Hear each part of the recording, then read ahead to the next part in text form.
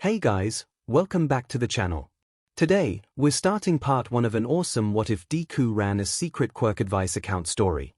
If you want to see part 2, drop a comment below and tell me what you think. Don't forget to like, subscribe, and share. Now let's jump into the story. Mom was the only nice one. This was one of the few things that Izuku knew for sure, and it was the reason why he was currently curled in the bathroom with the door locked, struggling not to let out a wince as he wrapped the burns and cuts spanning the length of his arms. It wasn't that he didn't trust Mom to help him, she always tried her best, but her best would never be enough to make it better for him, and only made it worse for her. He heard the pain in her voice back when he showed her the injuries, when she would plead at the nearby hospitals to take him, yell at the principal to punish the kids that did it to him, only for all attempts to fail, simply because he was quirkless. Sometimes the tears Mom cried after the failures hurt more than the injuries themselves, so by the time he was 7, he stopped hiding them and started looking up first aid online. He didn't think he was convincing Mom that it stopped, though. The flash of sadness in her gaze when she asked how his day at school was and the cabinet that was always packed with more stuff for injuries than any normal person had said that much, but there was no point in dropping the act. Even if he still caused her pain, her not seeing the injury made it hurt less for her, and what right did he have to make her hurt more for something that was his fault anyway? He loved Mom, he didn't want her to hurt, and if this was really about wanting the pain to stop, he wouldn't have been so weak. He wouldn't have been quirkless. The point was that he had gotten used to hiding things, even from the people that, for whatever reason, cared about him. That, coupled with the fact that he knew that Mom would always be the only one not to hurt him or treat him like glass once they knew what he was, is what led him to where he was now. Staring at Mom's computer with the big add account button on it. He had been thinking about it for a while, but soon decided that there was no reason to give up because people didn't like them once they knew he was quirkless, but instead make a version of himself people didn't know was quirkless. Soon enough he was browsing forums, looking at videos, and liking posts under the new name 𝐼𝐺. The extent of most of his actions were comments, and even those got 50 likes at most. It was fun and relaxing, having a space where he could explore what he wanted, and express himself without being rejected for it. He had even gained some followers, and found a couple users he liked the content of and related to. He was by no means confident, but it was moving that way now that there were accepting people too. Maybe it was that boost that gave him the nerve to do what he did one fateful afternoon. It was a normal visit to the website, a lot of posts, the occasional meme of advertisement. That is, until he saw a post on an Ask the Internet thread. He usually wasn't very good at helping with those, but there was no harm in trying, especially since he was going to become a hero. This post in particular caught his eye though. Like most of the others, this was a post asking for advice, but it was the nature of the advice that he found interesting.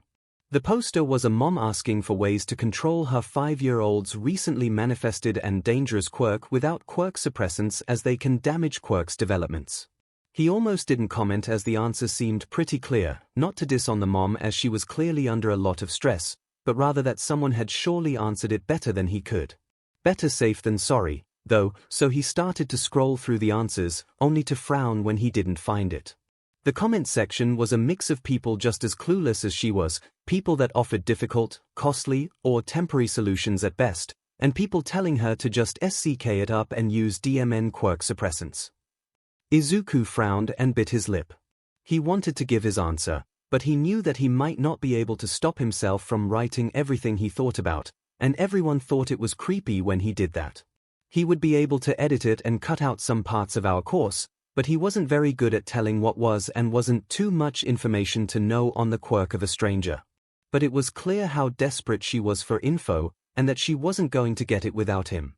How selfish would he be if he allowed his fear of rejection and being called a creep or stalker get in the way of helping someone? Didn't he say he wanted to become a hero to help, not to be liked? In the end he ended up writing the comment, with a few different solutions based on the specific workings of the quirk. He shut the tab, and then the computer as soon as it was confirmed to go through, not wanting to see the backlash any sooner than he was ready to. Izuku took deep steadying breaths while looking at the computer in his shaking hands. It had been 3 days since he sent out the response, and he had yet to check his account for notifications in fear of what he may find. But he was ready now. He would just read the comments, and sleep off whatever negative emotions clawed at him. Sure, he felt a little guilty for sneaking his mom's computer into his room right before she sent him to bed, but he'd rather not have this weighing down on him a whole day when he was finally ready. The first mini heart attack came when he clicked on his account to see that he had 1K notifications. Over 2,000 people responded to him. Why would they dash? What were they saying? Did they think he was being creepy? Did they find out he was useless? What if Kaken or someone else from school had found his account and dash? No, panicking wasn't going to do anyone any good right now. He just had to read the notifications and hope he didn't just get bullied by more people than had even talked to him in real life. Just open the notifications, what? Izuku sat there in shock for several moments, rereading the reply, but it didn't change. Akio antics. Reply to @smallmight, oh my god, thank you, you are a lifesaver. I'm so glad you included the option for general skin-to-skin contact, because most people assume that it's 5-point contact if I don't specify beyond when she touches someone. I was just so tired that I forgot to include it in my panic, dash. Anyways, thank you again so much. Are you training to be a professional analyst? Because your work seems really good if a bit unstructured. If so, I hope you don't mind that I recommended you to a couple of my friends, no pressure to accept, but it would be good practice and they're more than willing to pay fair rates. Starboy26, reply to @smallmight, dude. I am a hero student, and I could totally use some of your analysis. HMU, if you take commissions, I sent in some quirk details under this account. Read more replies 242. Izuku was in shock. What had he done to fool these people into thinking that he was competent? Was he actually competent? No, people wouldn't have made fun of him for his analysis if he was any good at it. But the internet seemed to think dash. He glanced back up at the number of likes and comments, his brain mentally adding them together. And then doing it again. And again. It didn't add up. He had 1K notifications, but these only added up to 9K. Where were the extra?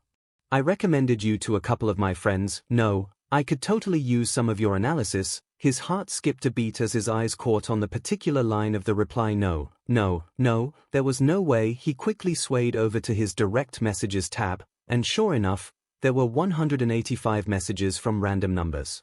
He didn't read through them all, but from what he could see, they all started out with asking him for his analysis and telling him generally who they were. Hero student and parent of a volatile quirk were the most common, but there were some teachers, and even people who had recently gone through quirk evolutions, or even just civilians with difficult powers. The rest of the messages, however, were full of lines of text explaining everything the people knew about their quirks, some even including photo and video examples of the wielders using them. He was so excited that he didn't even let himself worry about what would happen to him if all these people found out he was just a quirkless 9-year-old, and certainly not a professional, as he dived into the familiar comfort of dissecting quirks. 30 minutes later, and he felt like he had a sufficient amount of tips and tricks for his first client, the boy in Skiketsu whose comment was near the top of the list. He had a super cool metal manipulation quirk that allowed him to basically take any metal he touched and form it as though it was clay, and with concentration, warm it up and cool it down. He could use it to make weapons, or even make it molten in. And he was getting off track again. No, he had just spent the last half hour geeking out over this guy's quirk, and if he could use it to make more intricate things like keys, or was it limited to, not right now. Izuku, what had made him freeze in his tracks was at the bottom of the page. What's a PayPal, Venmo, Motro etc. account I can send the money to? You didn't give me a rate, so I was just going to go with the standard for whatever length of analysis you sent me at semi-professional quality. I'm willing to negotiate if you want more though, just make it reasonable. What? He didn't need payment, it was only 30 minutes. Besides, he enjoyed analyzing more than almost anything else in his life. There was no way that the first time someone wanted him to do it they would also pay him for it. He felt like he was scamming someone. Was this some sort of test? He decided the best thing to do right now was just look at what this person wanted to pay him so he could reassure himself it wasn't that bad.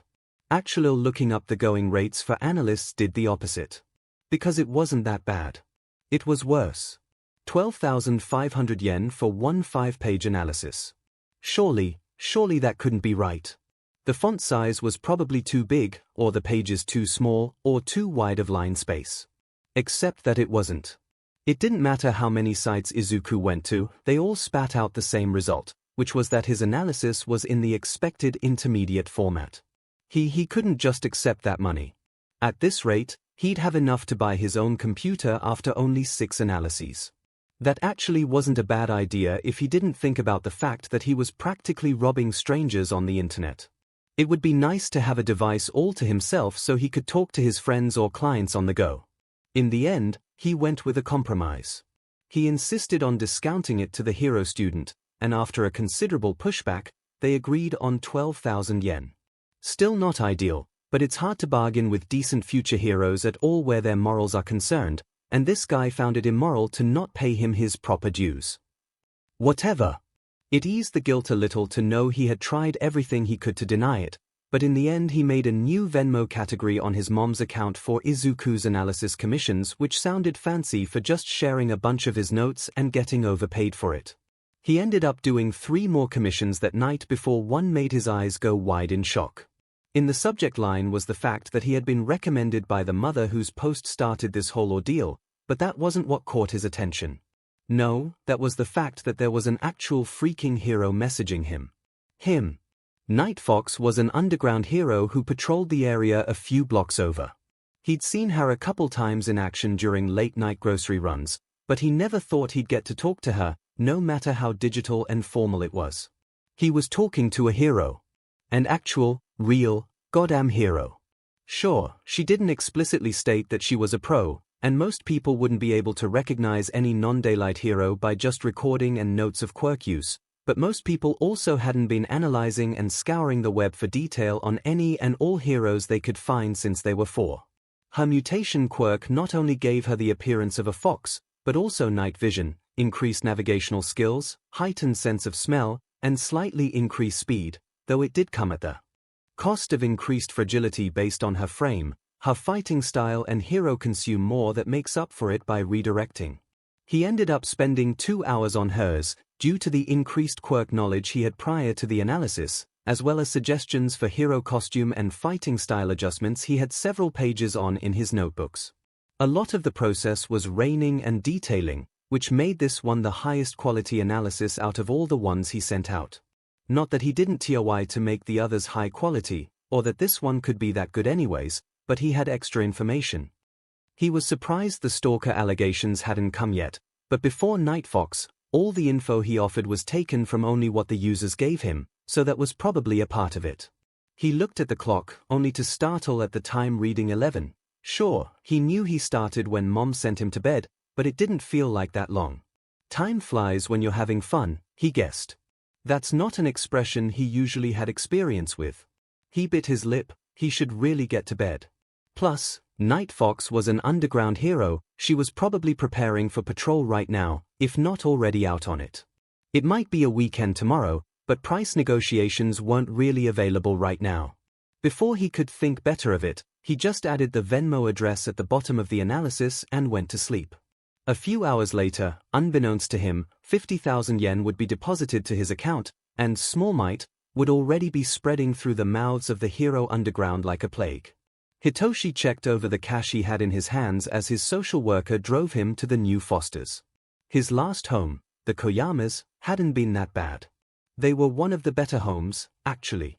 They didn't hit him, or even make him wear the muzzle, aside from when he accidentally spoke. They also had enough money and mess that they didn't notice him squirreling away what he found on the ground like the little villain you are, stealing from the only people who treat you better than how you deserve to add to his stock in saving up for a phone. He had managed to sneak out to one of those places where you could exchange coins and small bills for larger bills, meaning he had 5,000 yen notes, a 2,000 yen note, and a 500 yen note. He should be able to buy one second-hand within a year, if things continued going the way they were. Of course they will, how can you expect someone to not get tired of you after living together? Sneaking out also had its drawbacks, though. Namely that Mr. Koyama had caught his empty bed on that night, and decided that was the final straw in not being able to handle him. He was brought back to reality by the gruff voice of his social worker, Mr. Fujuta. Surprised you lasted that long with nice honest folk like them. The barley-veiled insult hit like a brick, but he knew better than to argue it. Talking never made it better. Honestly, what were you thinking? Sneaking out to, what, mug someone? As a 9-year-old at dusk. You always tell me you're not using that DMN quirk, but then how the hell did you get that money? It's not like a scrawny thing like you is intimidating without it.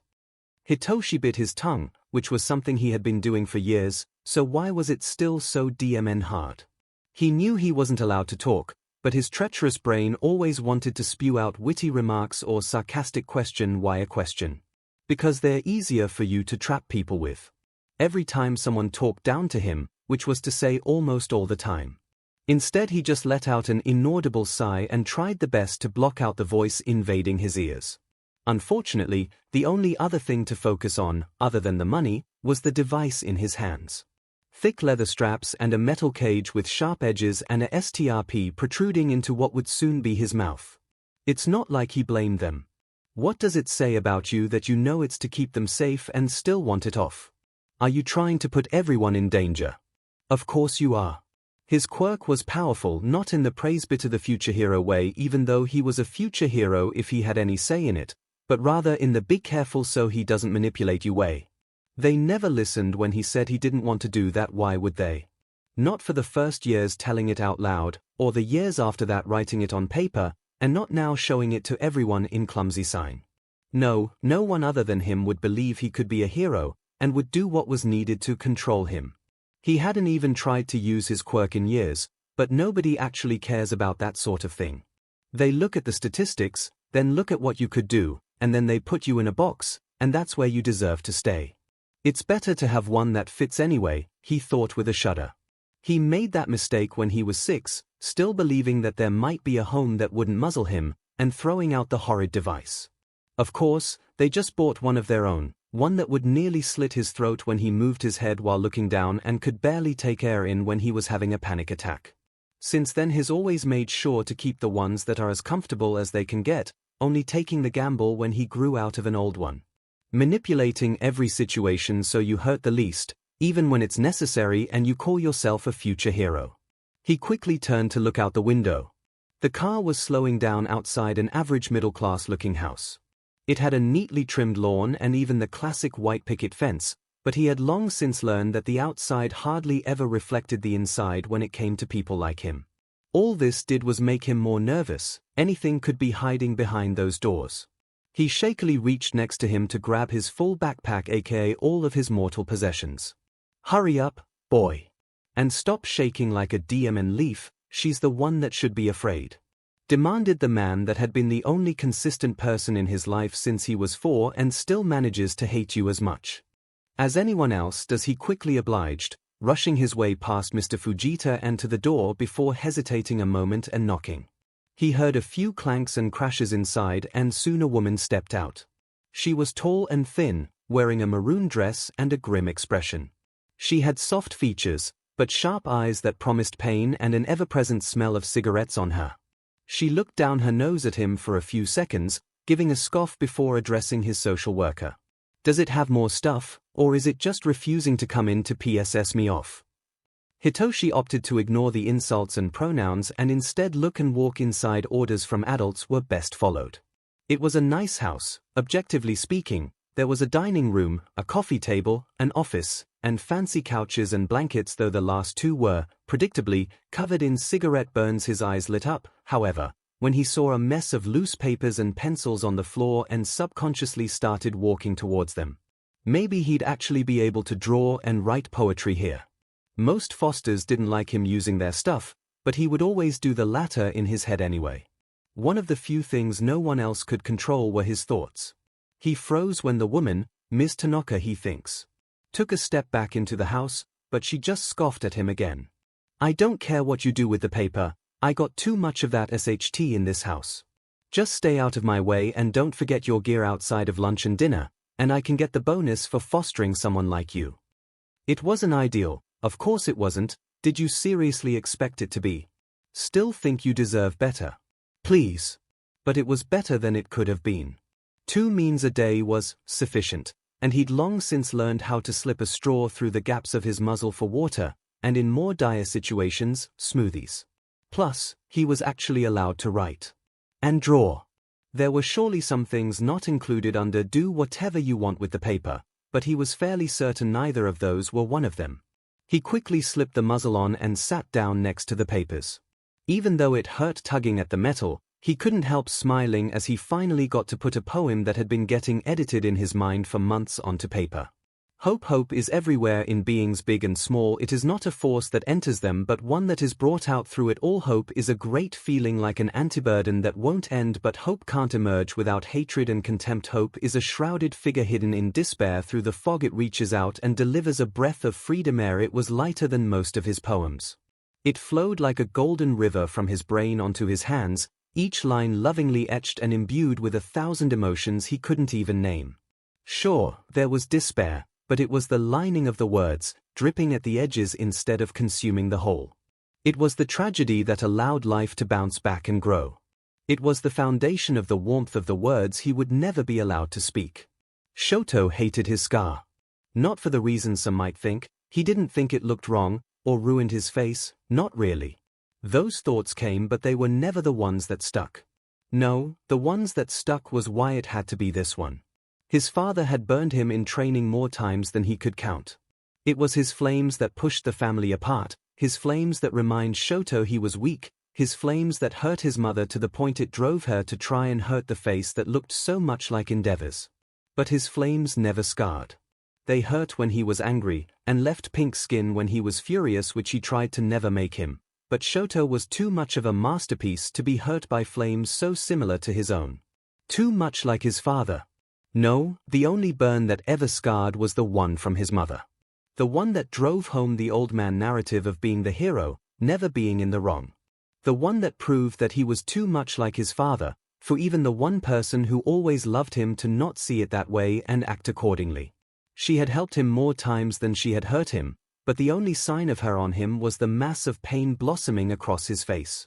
That and his quirk, the half he would use, the only way to prove to the world who the true hero of the family was without using the power that ruined both of their lives. He was angry.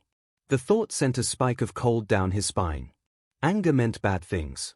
No matter which of his parents he followed, anger meant hurting people or getting hurt.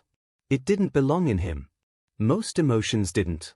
Sadness and fear led to lashing out. Weakness led to longer training sessions and hotter fire.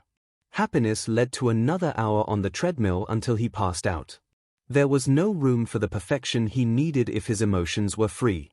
He learned the best way to make it to the top, whether the way his father wanted it, or the way he wanted it, was to put those emotions in a box.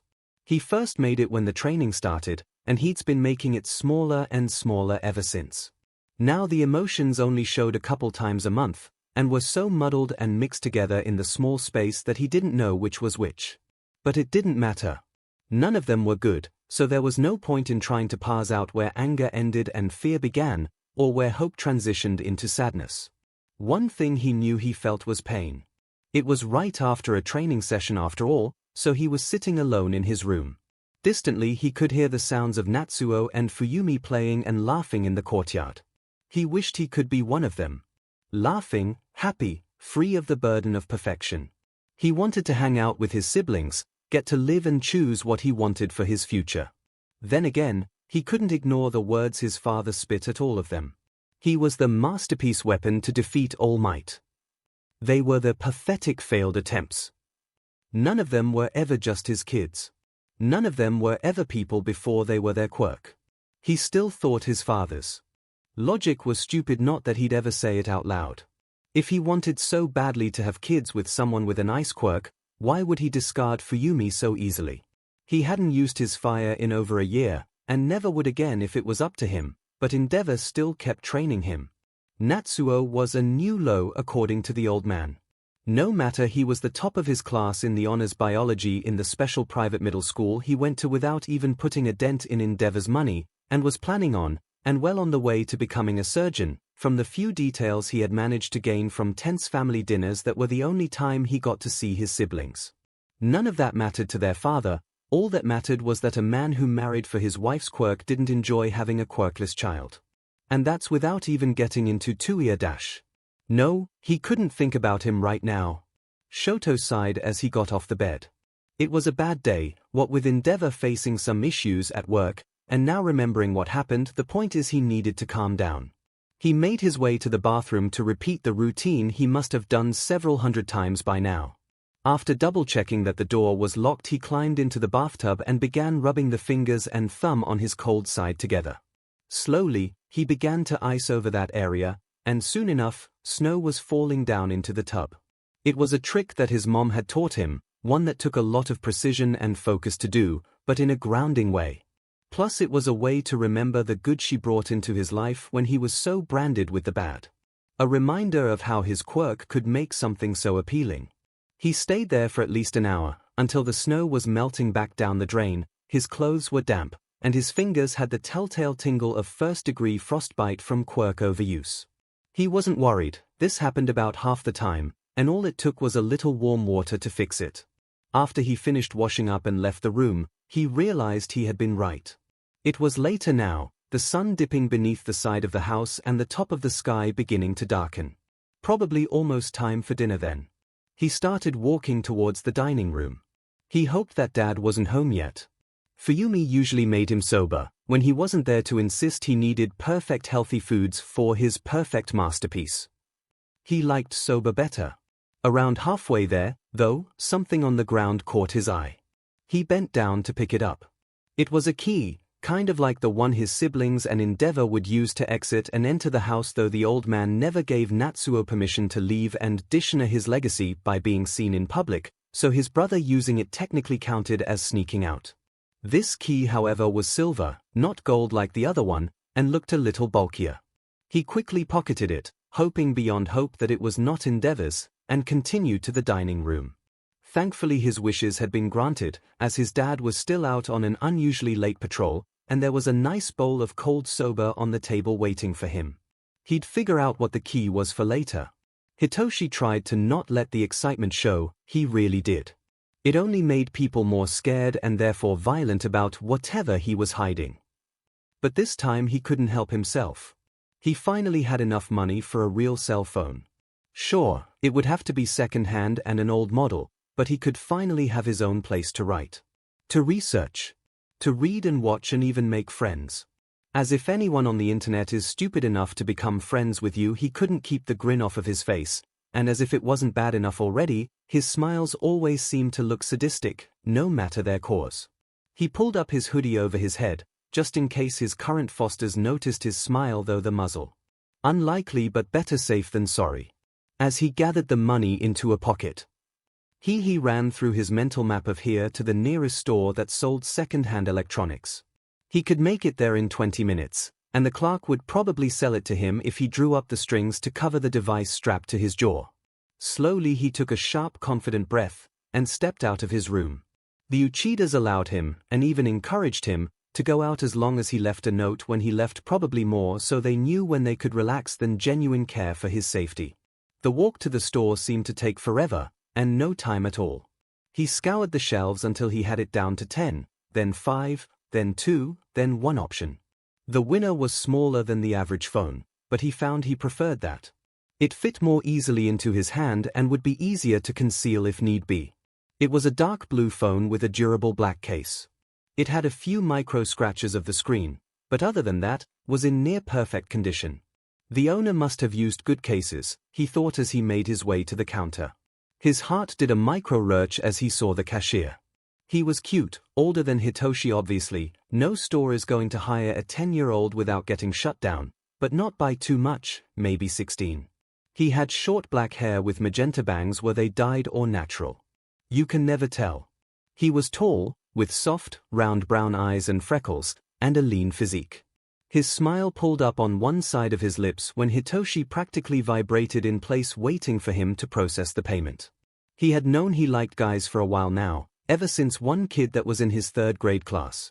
He had orange hair and a passion for art. Hitoshi couldn't remember his name, but he remembered his bright laugh and brighter smile, neither ever directed at him. Why would they be? But that never made it any easier. He didn't tell anyone, of course, that there was yet another thing about himself outside of his control that made the people at his schools and foster homes see him as a freak.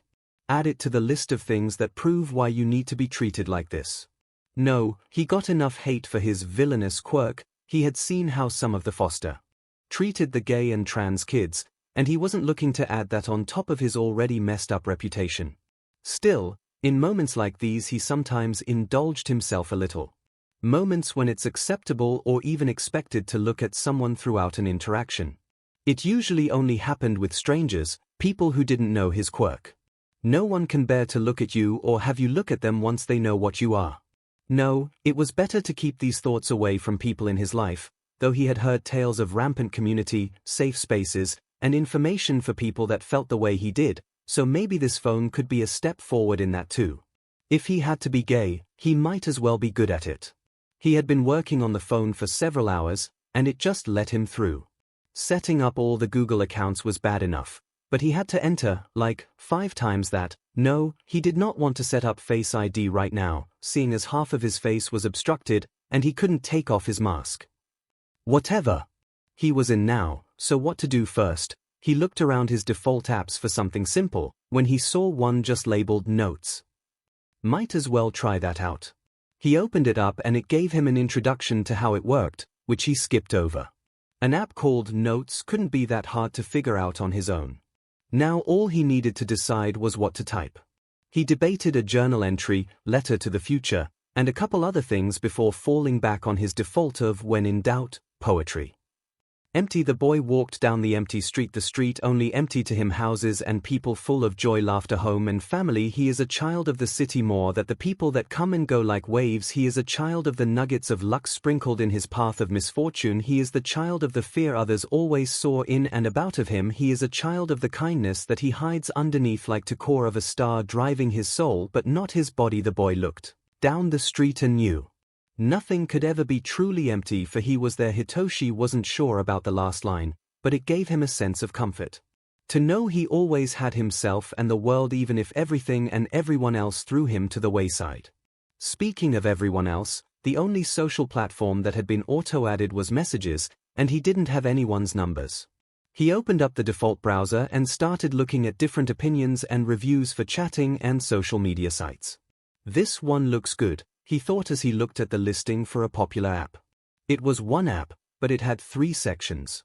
A posts section, where you could post, repost, share, comment, and like what you and others put out, and groups and requests section where you could join a group chat of sorts with others with the same interests, or make chat requests, aka individual messages with someone whose post or comment you saw, or were in a group with. Both these sections were overseen by moderators, who also approved anyone you wanted to add to the final section, Friends, which was where you could privately 2-person or group chat with people that you met in other places, either on the app or in person, and had been requested and approved as additions to your friends list. Generally it seemed pretty friendly to both old and new users, and it would be a good place to find everything he was looking for: information, a place to share his experiences, and potential friends, so he clicked the download button. By the time he got back home, the download was completed, so he grabs the note from the door and rushed to his room to start making his account. He paused before the username section and looked up username ideas. Most of them seemed too complex, cheesy, or boring, but the one that mentioned an adjective and favorite noun had potential. In the end, he went with 𝐼nsomnicat. As far as he could remember, he hadn't gotten a proper night's sleep since his quirk came in, though he didn't know if that was a side effect of the mental aspect or his treatment, as well as the few foster homes with cats being some of his favorite, alongside the alleys that always had strays to feed and pet, and always warmed up to him if he stayed within walking distance of them long enough. So, yeah, the name seemed fitting. After adding a few more details into his bio, like his favorite color purple, convenient given his hair, his favorite hobby poetry, and his status as a hero hopeful, though not the part about hoping to attend UA in a few years. Even he knew it was a bad idea to disclose your age as a minor on the internet. Once he got on, he started browsing. It had been several days, and Hitoshi was starting to get used to this. By now he had made many comments, some sparking conversations, and even made several posts. He had also joined 3 groups, one writing group where he shared his poems, and 2 safe space and information groups, one for LGBTQIA+ people. He was still learning the terms okay. and another for victims of quirk discrimination. He often scrolled through one or the other, offering or receiving advice and comfort, or even just looking at memes. The latter group, however, kept bringing up this one user, and his interest piqued more and more by the day. He went by 𝐼, and was relatively new, having only had an account for a little under a year. His name, age, and quirk were all unknown, though the latter two had sparked some controversy and debate, given the fact that he gave near-professional level analysis that would take years of experience without a really powerful intelligence or analysis quirk, but delivered them in an unprofessional format and schedule, and all his other posts and comments sounded like they were made by a child who read books instead of sleeping. The most common conclusion was that he was a teen with a rare quirk, but there were always outliers to that. From what he'd seen, the only things everyone knew for sure were that he went by he/him, he was both talented and passionate about quirk and hero analysis, he was a hero fanboy and hero hopeful, and that he always stood up against any sort of discrimination he came across. That last one was one of the main reasons he was so prevalent in this server despite hardly ever logging on. He thinks the guy mentioned something about feeling like he was invading, whatever that meant, as there were many people in the group that had villainous or difficult or scary quirks that he had explained how to help them control in a way that didn't condescend the users or make them feel like their powers were shameful. Don't expect it to be the same with you, yours is shameful. In fact, more often than not, he did the exact opposite, blabbering on about how amazing they were.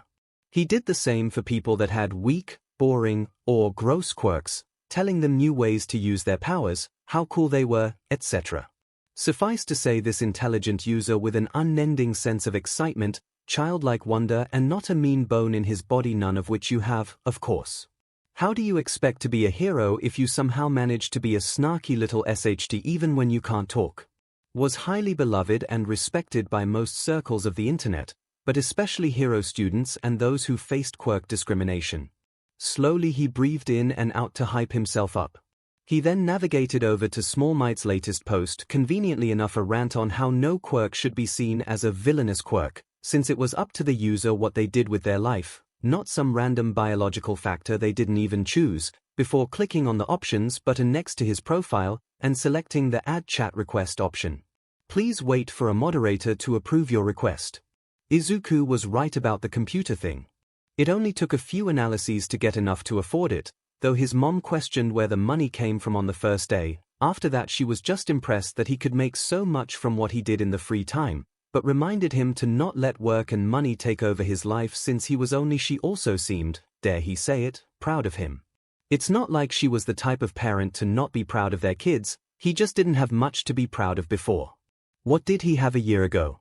Near constant injuries, chasing dangerous villain fights, purposefully sabotaging his grades so as to not get accused of and punished for cheating when he outperformed the quirked kids. Yeah, no.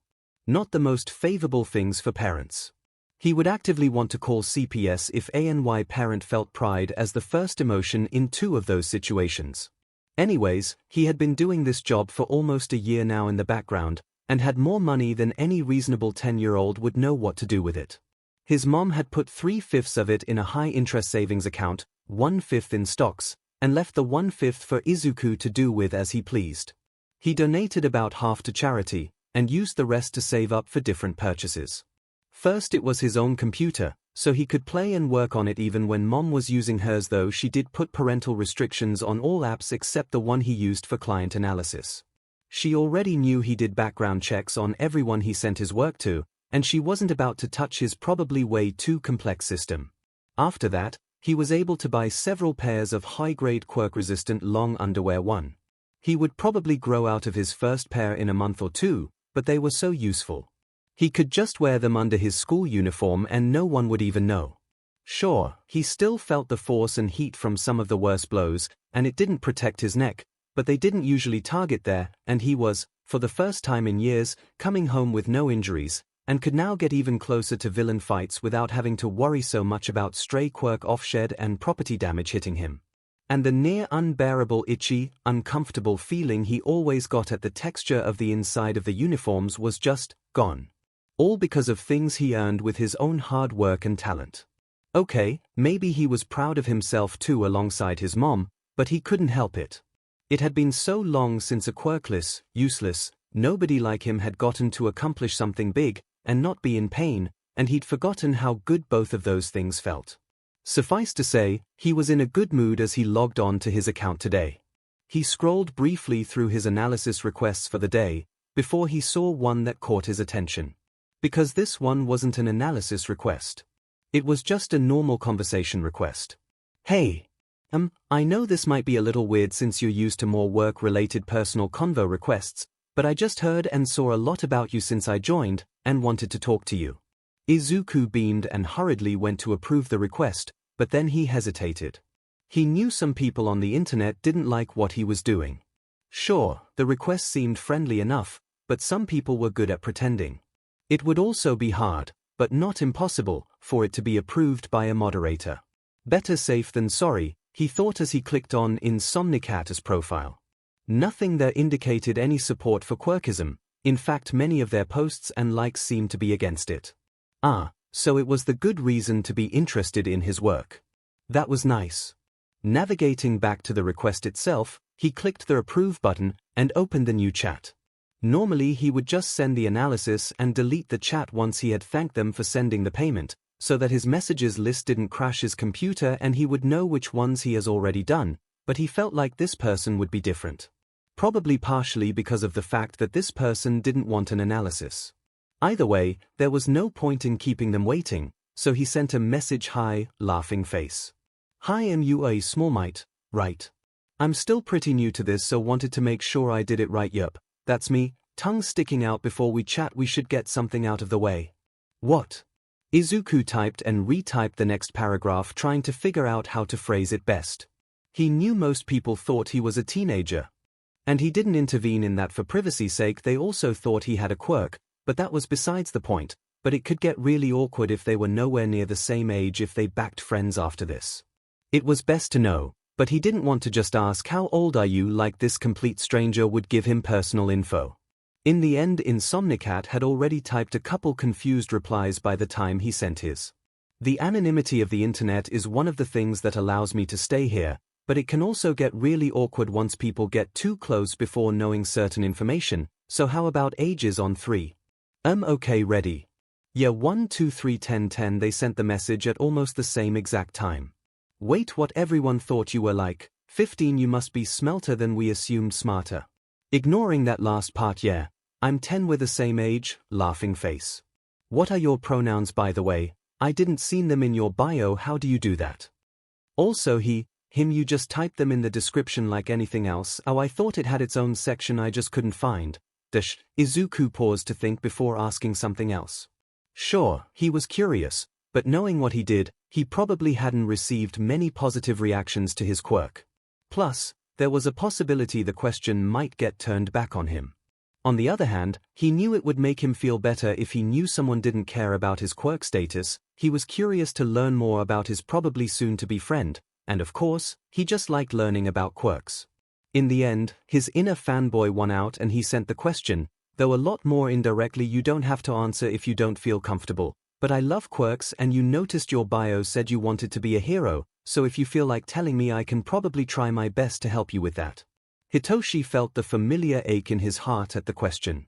Sure, 𝐒𝐿 had said that he would be fine if he didn't want to share, but that was probably just a formality. Even if 𝐒𝐿 thought his quirk was good, why would he? You know you deserve to be the only one who he doesn't accept. There was still no way it wouldn't change the way the boy saw him. No matter how supportive, people never saw the person first. They were their quirk, their gender, their sexuality, their race, their social class, before they were a person, and those things tended to determine how much they were treated like a person. No, even if 𝐒𝐿 saw villainous quirks as equal, he would still see him as a villain quirked kid as soon as he typed those fateful words. Even if he still believed in his dream of being a hero, it would be despite him being a brainwasher, and despite him being in foster care, and despite him being gay. It would never be a because he was a good person, because he was a hard worker, because he didn't let everything life threw at him beat him down, and above all, it was never because he wanted to help people and ensure them a better life than his. He didn't know whether it was ironic or fitting that despite his bitter thoughts, he began to draft a response. Maybe it was the 6-year-old in him, clambering, hoping that if he just tried one more person, they would be the one who saw and accepted him for who he was. Maybe it was the 8-year-old in him who knew it was best to give people what they asked for or implied they wanted. Maybe it's just you wanting everyone to hate and abandon you. My quirk is called brainwashing. I say anything, and if I activate it I can control your body with commands upon getting a verbal response. Whoa, that's really cool, laughing face. I can already think of the applications in hostage situations. You don't think it makes me a villain? Of course not. Your quirk is nothing but a tool. What makes you a villain is using that tool for evil. Was he being stupid? Yes. Was this going to backfire? Probably. Was this way too much info to give to someone he just met? Definitely. But he just couldn't stomach not doing it. He couldn't imagine becoming friends with this boy, him being the only one to accept him despite his quirk, only to abandon him for one of the other unsavory things about himself he had no control over. Okay then. I'm also gay and in the foster system. Thanks for telling me, IG. My condolences. I know the foster system is less than stellar, especially for minorities. You read the words, but I'm not convinced you got what I was saying. Are you trying to drive me away? 'Cause if you are, you're not doing a very good job at it. Very honestly, you're just kinda doing the opposite, seeing as neither of those are your fault. If you wanted to get rid of me, just treat me like my classmates do and hope you leave less scars than most of them are. What? CRP, I did not mean to say that. What the hell would your class be giving you scars for? I gotta go now. So don't you dare. We may have just met, but I am not bi. Damn it. 𝐤𝐻𝑜𝐻 groaned as he looked at the analysis. At least a dozen of the third years he taught over his career had given him more information on his quirk than this, and this person was supposed to be a professional. It was the third one this week that hadn't given him any actually useful advice since he requested a thorough analysis for improvements after that failed drag ring bust a fortnight ago. He wasn't naive enough to think he was above improvement, especially after only being on the scene for 8 years. The same could not be said for many other pros his age, who not only tolerated the media, but seemed to prioritize pleasing the vultures above doing actual work, even when one got in the way of the other. Not having to deal with any of that was one of the advantages of being an underground hero, but one of the downsides was currently staring him in the face. Since undergrounds didn't have their own agencies, most worked with the police. This didn't, however, mean he worked for them. Nearly all job-related expenses were covered out of pocket rather than by an agency or the hero commission, which was not ideal when they already made significantly less than their limelight counterparts. Don't get him wrong, it was well above a livable salary still, but the truth was professional-level analysis, even by those rated lowest, was expensive, and he was one more incompetent person away from spending another month's rent on analysis that scared butt. Having friends in the force helped, but strings can only be pulled so far, and he was on his own after the first person. Honestly, how do these people keep business? No competent hero would settle for this, and there's not many other people who would need increased fighting and quirk strength and control for legal purposes. So now he was trying to decide whether it would be better just to take the gamble and go for an exceedingly expensive and hopefully high-quality analysis, or if he should try to find a cheaper option with credibility and a quality drop in organization or time rather than the actual information, which would take forever and cut into his exceedingly limited nap time. He had pulled all-nighters before over less. Zashi sure wasn't going to be happy about it, but his boyfriend could go pay for it himself if he was that concerned about 𝐤𝐻𝑜𝐻's unhealthy sleeping habits. He had been scouring Google and at least 20 other standard analysis websites for over 2 hours now. The closest he had found was someone who was cheap and of fairly decent quality, but the wait list was longer than 𝐤𝐻𝑜𝐻's expulsion history. He ran his hands over his face in frustration. Maybe he was looking in the wrong place. No harm in checking, he thought as he logged on to the platform. It was intended as a simple social media app, but had a high presence of people doing online jobs due to how interconnected it was with the majority of people and demographics. He went to the search feature and typed in quirk analysis. Hopefully he would able to find someone who could actually teach him SHT from the file he provided here, if not anywhere else. Small might.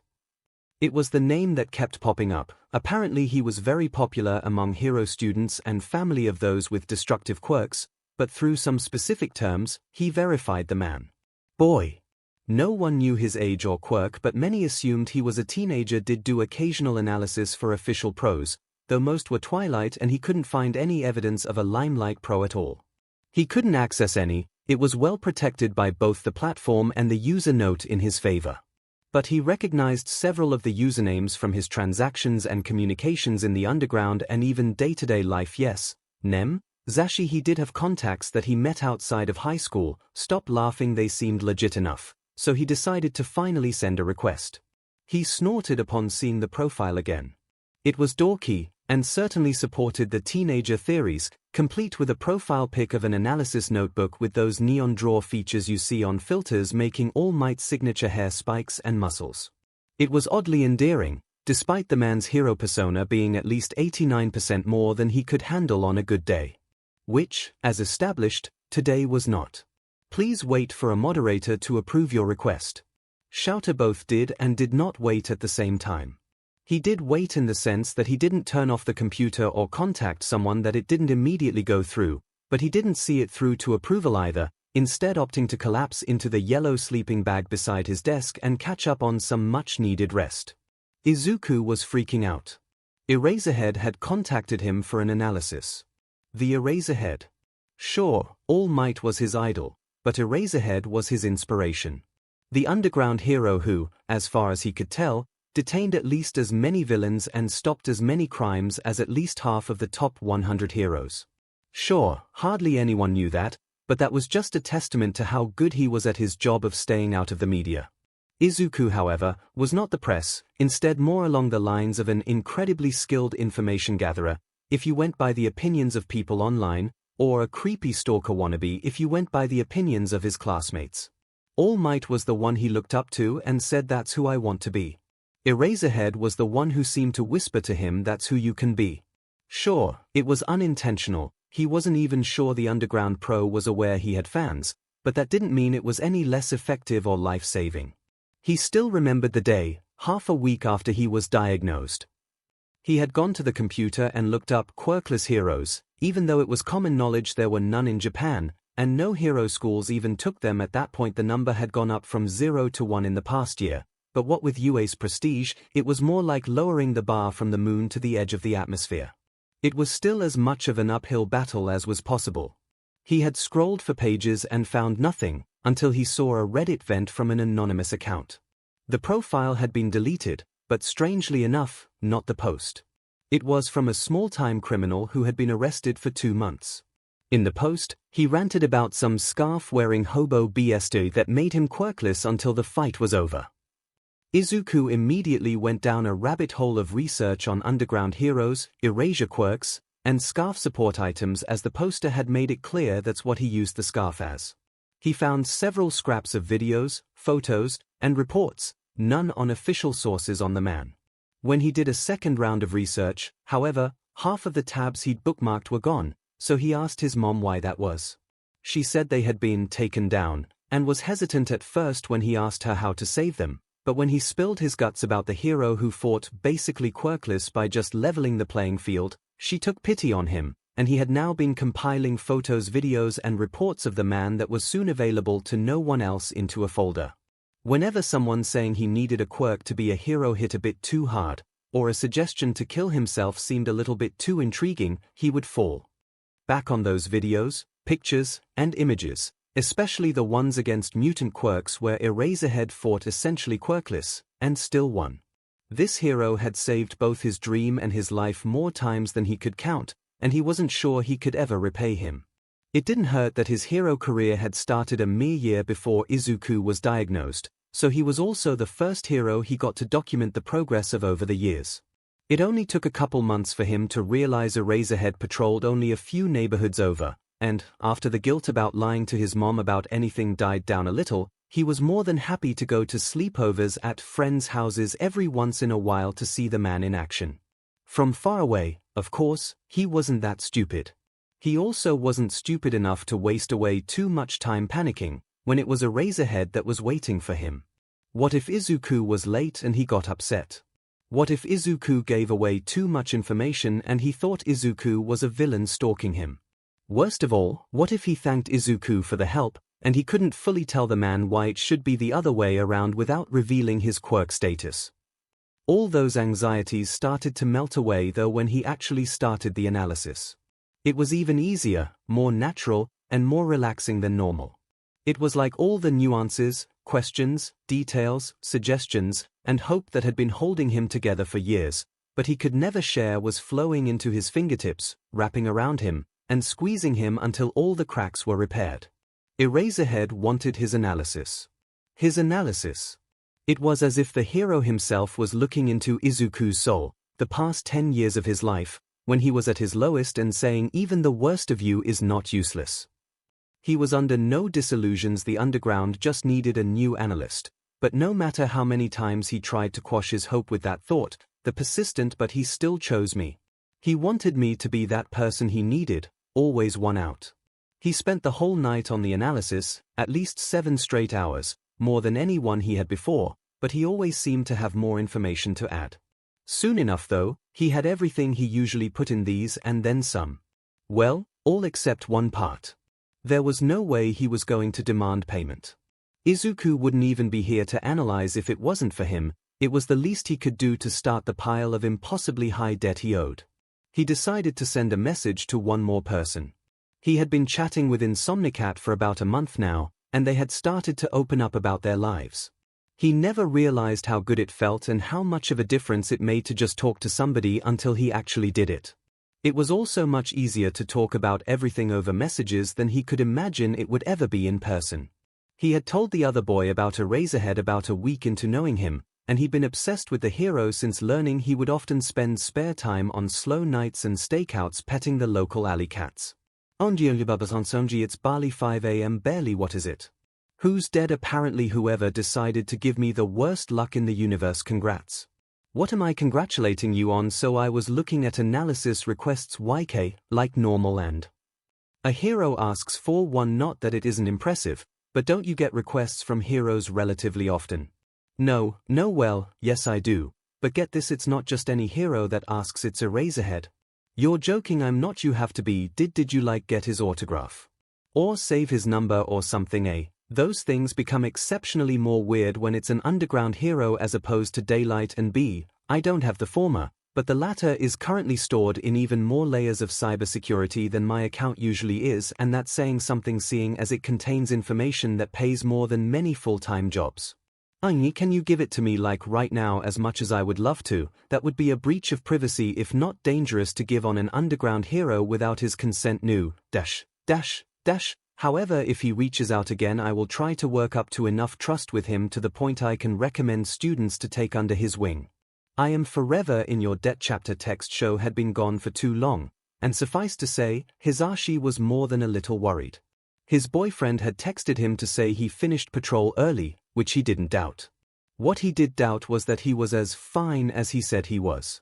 Sho was the type of person to reply with "I'm fine" while in the hospital for 2 bullet wounds and a broken leg, so honestly Hisashi would have been less worried if he was just working an unhealthy amount of overtime again.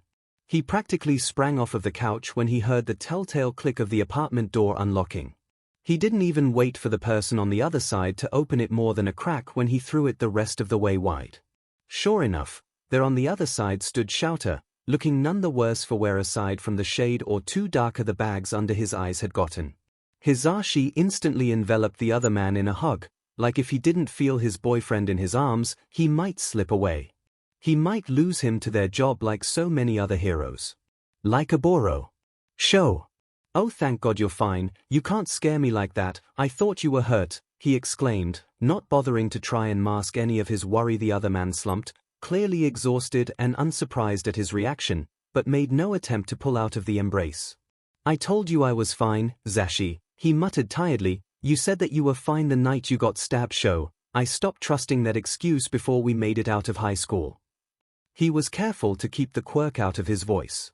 Despite his emotions, the entire apartment complex did not need to hear his fretting, and Shouter definitely didn't need to use his quirk on him. Tsukochi had already drove me halfway to Recovery Girl at that point. Besides, the knife didn't even puncture anything.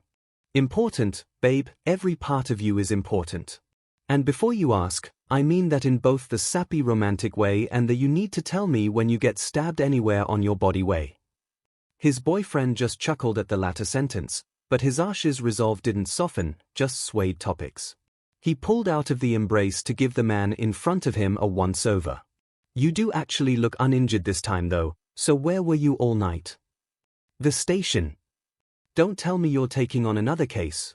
We both already do the work of an average hero, and that's without our other full-time job at the most prestigious school in the country," he said indignantly, and he saw 𝐲 wince a bit. "SHT too loud. Gotta calm down." "No, nothing like that. I just spent last night trying to find an analyst that wasn't utter garbage and/or unaffordable." They flopped down next to each other on the couch, and 𝐲's head flopped lazily onto 𝐒𝐻𝐼's left shoulder as his other shoulder was occupied by the man's arms slung around it. No matter how long they had been together, subtle shows of affection like this still sometimes made his heart leap. The underground pro continued though, so 𝐒𝐻𝐼 shifted his focus onto what he was saying. "And I spent the half hour after I woke up convincing said analyst that yes, he did need to be paid for giving 25 pages of quirk and fighting style analysis to a pro. He wouldn't listen until I mentioned I could get in moral and legal trouble for it. I had checked with some other clients before requesting, and apparently this hasn't been a problem since his first few weeks, over a year ago. I could just tell something was different with me, but he wouldn't tell me what." He was ranting, but there was one detail in it that caught 𝐒𝐻𝐼's attention. Wait, did you say 25 pages?" He got a small nod and a half-exasperated, half-impressed look. "What the hell is this guy's quirk? Because that's seriously some near-Nedzu level SHT. That's the problem. I don't know, nobody knows. The common opinion is that he's a teenager with a high-power intelligence quirk, but he refuses to confirm or deny either of those. He also has remarkably secure data protection, all of which are good from an internet privacy standpoint, but bad from keeping him safe from villains' standpoint, especially if he really is a kid and/or they can get him to join them. I don't want to think about the consequences of any of those scenarios." 𝐲 replied with a shudder at the end. 𝐒𝐻𝐼 also didn't want to think about the consequences, so he opted to shift the conversation slightly. Putting aside the fact that he wrote 25 pages of anything in, like, 7.5 hours, how did he even manage to get that much information on you? You're scarily good at keeping yourself off the news and internet. Honestly, the only way I could think of is either it being part of his quirk, or him gathering literally every scrap of info he could find on me for years before this, and I don't want to touch the possibility of the second one with a 10-foot pole, so we're going with the former for my own mental stability." There was a tense pause as 𝐒𝐻𝐼 tried to focus on what to say rather than the why and how of the kid. Getting that information in the unlikely event that it wasn't part of his quirk. One thing was for sure, this analyst was powerful, and getting more information to protect him would be crucial for the safety of himself and others. "So," he asked slowly, "what else do you know about the little listener? Other than his intelligence, we know that he is passionate about heroes, quirks, and equality. Many of his public posts are about the good and bad of hero society, and I've seen him present more sympathy, sensitivity, and understanding of complexities than most of my ethics students, which he should hopefully be one of soon enough," he droned, succinct and tired with a hint of fondness. "What do you mean?" 𝐒𝐻𝐼 asked, because if 𝐲 meant what he thought he meant by that, it was surprising the solution hadn't worked. The kid's profile says he's a hero hopeful, and some posts suggest he's aiming for UA and he didn't want to train under 2 pro heroes that work there. That seems kinda counterproductive if he's hoping to have, almost all of his hero training there in the future. 𝐒𝐻𝐼 didn't bother to hide the bafflement in his voice, knowing it would either have 𝐲 agree with him or segue into the solution his sleep-deprived brain has missed. "What do you mean, 𝐒𝐻𝐼? There's no evidence of the kid refusing training, and it seems out of character," he answered, confirming 𝐒𝐻𝐼's suspicions that it was the latter option. He took a deep breath before responding so that he wouldn't yell at his boyfriend for the clear oversight in a delicate situation. "𝐲, baby, you can't just be looking for identification on a hero hopeful aiming for the school you work at and not offer to train them, thereby meeting them in person and gaining trust," he explained in what he hoped came off as a gentle but firm tone. 𝐲 just let out a heavy sigh and dropped his head to flop down even further. A facepalm movement started and aborted either from exhaustion or realization that it wouldn't help anyone. "I'm an idiot," the black-haired man muttered, voice now muffled in 𝐒𝐻𝐼's shirt. No, you're not," he quickly reassured, You were just sleep deprived. It's a wonder you managed to find out and remember everything you did manage while heavily exhausted. 𝐒𝐿 shifted in order to give him an unimpressed look. I'm always exhausted. That may be true, but there are consequences to willfully pushing back what little sleep you can get when you already have insomnia. Your body and mind might be used to a certain level of tired all the time, but that isn't infinite, he replied, careful to express his concerns without demeaning the man too much. 𝐒𝐿 didn't respond to that, just sitting in silence for several moments before letting out a sigh. So we're gonna message him and offer to train him, he said, with clear displeasure at the idea of doing any more work. Right now. Correction, Hisashi noted, because there was no way he was going to let that one slide. I'm going to message the little listener from your contact, you are going to sleep. He'll probably be more comfortable with training if is communicated with both of us beforehand. And don't even try to argue with me about you needing sleep, that part is non-negotiable. His boyfriend mulled it over for a considerably shorter time than normal. He must be really out of it. After a moment, he gave a nod before briskly walking to the bedroom and closing the door, presumably to collapse once again from spending all that time patrolling and reseating and barely getting enough sleep for one of them. He heavily doubted his husband got more than a total of 4 hours across the 7.5 he was attempting. In the meantime though, he had a little genius to message. Later usually constituted a few hours of days for Shoto. Minutes if it was talking about training. Never before had later been 19 months, but he had good reason this time, and it wasn't cowardice. Well, it wasn't entirely cowardice. He had to make sure the old man didn't notice the key was missing for about a month before he risked finding what it went to. After then, he would try it only when he both had free time and Endeavor was away, which wasn't often, and when it did occur, the free time was very short, and there were a lot of doors in the huge house. The last 2 months were cowardice, though. After he had found out that the key led to his father's office, he hadn't even dared to touch the thing for a week. Not even his mom had been allowed in there before his father sent her away. But he couldn't be intimidated by something as small as that forever if he was going to become a hero, so today was the day he was going to try it. Endeavor left for a 3-day business trip in an hour, and he was planning to take full advantage of that fact. Once the door had long since shut behind his old man and any threshold for him coming back because he forgot something had passed, Shoto finally made his way over to the door, careful and quiet on instinct, even with Endeavor out of the house. He slowly reached up towards the keyhole and began to insert and turn it. Sure enough, after a minute of struggling, the door locked clicked open, and he was able to turn the handle and step inside. He felt wrong, like this was some horrible sort of crime, and heroes and police would bust in at any moment to arrest him for so blatantly going against his father's wishes. For all he knew, the man could make it happen. Laws don't exactly work the same when you have enough money, fame, and influence. Nevertheless, he kept going. Running away out of fear of a possibility wasn't something a real hero did, and he was going to be a better hero than his dad could ever dream of being. Not by being the man's masterpiece though, no, he was doing this for himself, and other kids like him and Natsuo who had been failed by other heroes over something they didn't decide on having or not having. He was going to be the sort of hero that made people feel safe, a fear that Endeavor had always seen as inconsequential. Basically he couldn't be a coward anymore, so he hardly hesitated when he reached the huge computer screens in the room before inputting the password from a convenient sticky note. Was Endeavor really that forgetful, or was he just too prideful to think anyone could get in here? In its correct spot. What he did hesitate at though was opening the browser. His father probably wasn't the most tech-savvy, but even an idiot could tell if there was suddenly traffic that wasn't them or a brand new account. He eventually decided to give himself one search to find a way to hide his activity. After only a few minutes of searching, he found something called incognito mode. It wasn't foolproof, but going back to the password thing, whether it was incompetence or hubris, he knew Endeavor wouldn't check. He didn't really know what to write, so he just started looking up what apps were the most popular, and he came across one where you could basically digitally talk to other people by typing. He quickly created an account. Friends were never something he would be allowed, but he was curious to interact with people outside of his family and the occasional hero gala. When he reached the username stage, his heart fell for a minute. He didn't want to tell anyone his name, that would ruin the whole thing.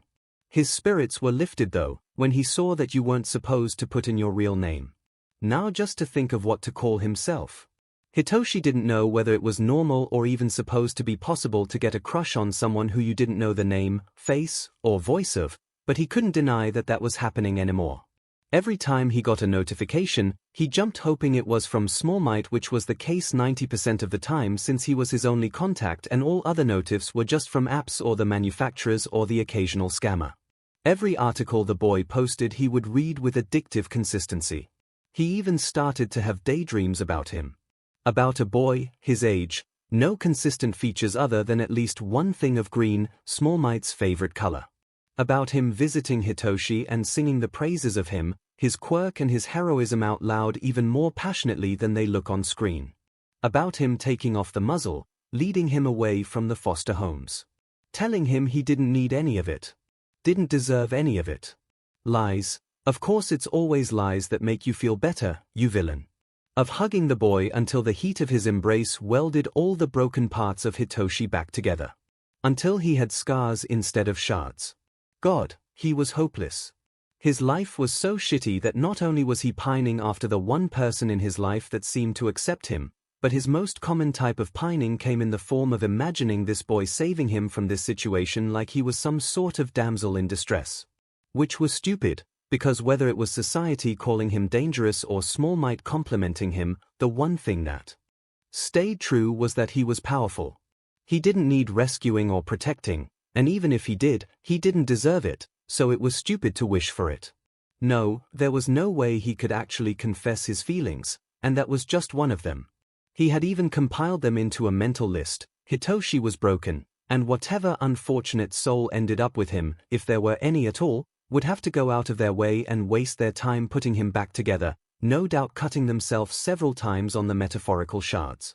No matter how hard he worked, he could never be a good partner, and 𝐼𝐺 deserved everything Hitoshi couldn't give him. He doesn't even know whether 𝐼𝐺 is straight or not, and odds are he is. Even if it turns out he's not straight, none of the possible scenarios result in a favorable outcome, which are as follows. He lies about being not straight in order to gain Hitoshi's trust so he could take advantage of it. Unlikely, given his personality and stance on bullying and discrimination. He is some sort of not straight where he doesn't like guys either. No idea, that's not something you can assume, but would still result in no relationship potential. He is attracted to at least guys, but is not interested in a relationship with Hitoshi. Same, can't really assume as the last one, but the strongest possibility for if he does like guys. 𝐼𝐺 was, for whatever reason, interested in him, and pursued it. Despite the fact he deserved way better and Hitoshi would probably just end up hurting him. Very unlikely, and selfish to pursue. Even so, it was stupid to start a relationship with someone who you didn't know the face or name of anyway, and there was no way Hitoshi would ask for that information just to justify his feelings. Speak of the devil, his phone buzzed from the beginning of a string of messages from 𝐼𝐺. Hey. Dude. Cat. Can I call you that? Envim doesn't matter. Guess what just happened? I sure hope it's something exciting, otherwise your tone's concerning, and IDC if you call me that. Oh really though, it's actually more like TWO things. Okay, so first of all, Hitoshi watched as a separate notification from the app pinged him. 𝐼𝐺 has created a group with Insomnicat and Frostbite. I met a new online friend, laughing face. Oh cool, guess I'll have to do that too now. Yeah. Anyways, second of all, we back to all caps YK how I analyzed Eraserhead. Well, apparently I not only impressed him but also present MIC Holy SHT who lives with him. And saw the messages and asked wait. If I wanted them to train me for FUA Holy SHT, what the A? That's what I've been saying for the past like hour and a half. So, yeah, healthy distraction time. Hop over to the new GC. Hitoshi proceeded to do just that. Truth be told, he was equal parts cautious and curious at how fast this new person managed to get in 𝐼𝐺's good graces. Then again, the last person to do that had been Hitoshi himself, so maybe the new friend was just another mentally unstable villain quirked kid with a shitty home life that 𝐼𝐺 had accepted. Or maybe he was just a normal preteen and Hitoshi was jumping to conclusions far too quickly. More like wishful thinking. Of course you're the kind of sicko that would want to see others suffer just so you wouldn't be alone. Whichever it was rude to leave them waiting for this long, so he looked down at his screen. There were already several messages from 𝐼𝐺 and the new guy waiting for him. At Frostbite, hello. At 𝐼𝐺, hi. Cat, this is my new friend. He sent a request after he saw my post on how typecasting based on quirks is really harmful for children even if it's a positive stereotype at Frostbite. That post changed my life. I grew up pretty sheltered, but something about how my dad viewed quirks always felt wrong. I didn't know others thought the same. He read over the messages a couple times to get a feel for the guy's personality before drafting his introduction. Later usually constituted a few hours of days for Shoto. Minutes if it was talking about training. Never before had later been 19 months, but he had good reason this time, and it wasn't cowardice. Well, it wasn't entirely cowardice. He had to make sure the old man didn't notice the key was missing for about a month before he risked finding what it went to. After then, he would try it only when he both had free time and Endeavor was away, which wasn't often, and when it did occur, the free time was very short, and there were a lot of doors in the huge house. The last 2 months were cowardice, though. After he had found out that the key led to his father's office, he hadn't even dared to touch the thing for a week. Not even his mom had been allowed in there before his father sent her away. But he couldn't be intimidated by something as small as that forever if he was going to become a hero, so today was the day he was going to try it. Endeavor left for a 3-day business trip in an hour, and he was planning to take full advantage of that fact. Once the door had long since shut behind his old man and any threshold for him coming back because he forgot something had passed, Shoto finally made his way over to the door, careful and quiet on instinct, even with Endeavor out of the house. He slowly reached up towards the keyhole and began to insert and turn it. Sure enough, after a minute of struggling, the door locked clicked open, and he was able to turn the handle and step inside. He felt wrong, like this was some horrible sort of crime, and heroes and police would bust in at any moment to arrest him for so blatantly going against his father's wishes. For all he knew, the man could make it happen. Laws don't exactly work the same when you have enough money, fame, and influence. Nevertheless, he kept going. Running away out of fear of a possibility wasn't something a real hero did, and he was going to be a better hero than his dad could ever dream of being. Not by being the man's masterpiece though, no, he was doing this for himself, and other kids like him and Natsuo who had been failed by other heroes over something they didn't decide on having or not having. He was going to be the sort of hero that made people feel safe, a fear that Endeavor had always seen as inconsequential. Basically he couldn't be a coward anymore, so he hardly hesitated when he reached the huge computer screens in the room before inputting the password from a convenient sticky note. Was Endeavor really that forgetful, or was he just too prideful to think anyone could get in here? In its correct spot. What he did hesitate at though was opening the browser. His father probably wasn't the most tech-savvy, but even an idiot could tell if there was suddenly traffic that wasn't them or a brand new account. He eventually decided to give himself one search to find a way to hide his activity. After only a few minutes of searching, he found something called incognito mode. It wasn't foolproof, but going back to the password thing, whether it was incompetence or hubris, he knew Endeavor wouldn't check. He didn't really know what to write, so he just started looking up what apps were the most popular, and he came across one where you could basically digitally talk to other people by typing. He quickly created an account. Friends were never something he would be allowed, but he was curious to interact with people outside of his family and the occasional hero gala. When he reached the username stage, his heart fell for a minute. He didn't want to tell anyone his name, that would ruin the whole thing. His spirits were lifted though, when he saw that you weren't supposed to put in your real name. Now just to think of what to call himself. Hitoshi didn't know whether it was normal or even supposed to be possible to get a crush on someone who you didn't know the name, face, or voice of, but he couldn't deny that that was happening anymore. Every time he got a notification, he jumped hoping it was from 𝐒𝐿, which was the case 90% of the time since he was his only contact and all other notifs were just from apps or the manufacturers or the occasional scammer. Every article the boy posted he would read with addictive consistency. He even started to have daydreams about him. About a boy, his age, no consistent features other than at least one thing of green, 𝐒𝐿's favorite color. About him visiting Hitoshi and singing the praises of him, his quirk and his heroism out loud even more passionately than they look on screen. About him taking off the muzzle, leading him away from the foster homes. Telling him he didn't need any of it. Didn't deserve any of it. Lies. Of course it's always lies that make you feel better, you villain.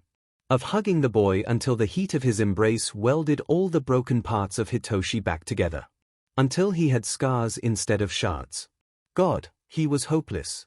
His life was so shitty that not only was he pining after the one person in his life that seemed to accept him, but his most common type of pining came in the form of imagining this boy saving him from this situation like he was some sort of damsel in distress.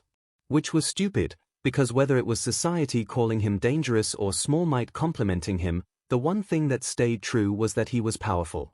He didn't need rescuing or protecting, and even if he did, he didn't deserve it, so it was stupid to wish for it. No, there was no way he could actually confess his feelings, and that was just one of them. He had even compiled them into a mental list. Hitoshi was broken, and whatever unfortunate soul ended up with him, if there were any at all, would have to go out of their way and waste their time putting him back together, no doubt cutting themselves several times on the metaphorical shards. No matter how hard he worked, he could never be a good partner, and Small Might deserved everything Hitoshi couldn't give him. He doesn't even know whether Small Might is straight or not, and odds are he is. Even if it turns out he's not straight, none of the possible scenarios result in a favorable outcome, which are as follows. He lies about being not straight in order to gain Hitoshi's trust so he could take advantage of it. Unlikely, given his personality and stance on bullying and discrimination. He is some sort of not straight where he doesn't like guys either. No idea, that's not something you can assume, but would still result in no relationship potential. He is attracted to at least guys, but is not interested in a relationship with Hitoshi. Same, can't really assume as the last one, but the strongest possibility for if he does like guys. Small Might was, for whatever reason, interested in him, and pursued it. Despite the fact he deserved way better and Hitoshi would probably just end up hurting him. Very unlikely, and selfish to pursue. Even so, it was stupid to start a relationship with someone who you didn't know the face or name of anyway, and there was no way Hitoshi would ask for that information just to justify his feelings. Speak of the devil, his phone buzzed from the beginning of a string of messages from Small Might. Hey. Dude. Cat. Can I call you that? Envim, doesn't matter. Guess what just happened? I sure hope it's something exciting, otherwise your tone's concerning, and IDC if you call me that. Oh really though, it's actually more like TWO things. Okay, so first of all, Hitoshi watched as a separate notification from the app pinged him. Small Might has created a group with 𝐼𝐶 and Frostbite. I met a new online friend, laughing face. Oh cool, guess I'll have to do that too now. Yeah. Anyways, second of all, we back to all caps YK how I analyzed Eraserhead. Well, apparently I not only impressed him but also present MIC Holy SHT who lives with him. And saw the messages and asked wait. If I wanted them to train me for FUA Holy SHT, what the A? That's what I've been saying for the past like hour and a half. So, yeah, healthy distraction time. Hop over to the new GC. Hitoshi proceeded to do just that. Truth be told, he was equal parts cautious and curious at how fast this new person managed to get in Small Might's good graces. Then again, the last person to do that had been Hitoshi himself, so maybe the new friend was just another mentally unstable villain quirked kid with a shitty home life that Small Might had accepted. Or maybe he was just a normal preteen and Hitoshi was jumping to conclusions far too quickly. More like wishful thinking. Of course, you're the kind of sicko that would want to see others suffer just so you wouldn't be alone. Whichever it was rude to leave them waiting for this long, so he looked down at his screen. There were already several messages from Small Might and the new guy waiting for him. At Frostbite, hello. At Small Might, hi. Cat, this is my new friend. He sent a request after he saw my post on how typecasting based on quirks is really harmful for children even if it's a positive stereotype. At Frostbite, that post changed my life. I grew up pretty sheltered, but something about how my dad viewed quirks always felt wrong. I didn't know others thought the same. He read over the messages a couple times to get a feel for the guy's personality before drafting his introduction. People tended to think that death was cruel, but in Hitoshi's opinion, life was crueler. The only people hurt by someone's death are those that are still alive. No one knows what happens after death, so you can imagine it to be anything you want and take solace in what you find. Life isn't like that. It is what it is, solid, in front of you, full of uncontrollable unfair rules and no escape. Hitoshi didn't want to die. He had hopes and dreams, but he wanted the world everyone described after death. Where you get good and bad karma for the person who you become, where even if he was suffering, everyone around him would be too, rather than him looking at everyone's perfect lives and knowing that he could never have that. Maybe it made him a bad person to want to see other people suffer, but he couldn't stop the clawing pit that burned away the edges of his personality. At every hit, at every lie, at every cold look or sneer, and at the device trapping his jaw and any words that could come out to defend himself or even just let anyone know he was in pain. And that was just his experience as someone with a villainous quirk. If anyone thought their statistics were bad, all they would have to do is take one look at the quirkless in Japan and their attention would immediately shift to the more pressing issue. On the days where he was at his worst, he read over the statistics for everyone. It probably wasn't healthy to ignore his feelings in order to put himself as a number in those statistics, but he could take solace in the fact that it could have been worse. What could someone take solace in when it couldn't have been worse? Either way, one thing was certain. It was several miracles that this happy, kind, smart, resilient, hardworking, and incredibly compassionate future hero was even alive today to tell him the truth. And he had accepted him with trembling open arms, desperate to hold on and not let the first person to ever accept him, the first person he truly let himself live and trust slip away. 𝐤𝐸 was an idiot, but he was also lucky his dad was still out of town until tomorrow. He would have hated it even more if he hadn't even been there until probably days after this confession. Not that him being there helped much, or even at all. "Cammy, how badly can you mess up comforting someone?" He called him a slur. Why? Because that's what he was used to hearing. He knew Endeavor was a quirkist, but he should have researched heavily before opening the mouth tainted by the home he lived in. He was supposed to be better than this. He was supposed to be kind.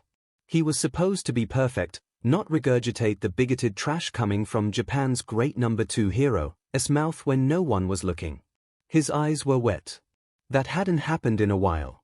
He needed to stop that. Crying didn't help anyone. His emotions weren't meant to be seen.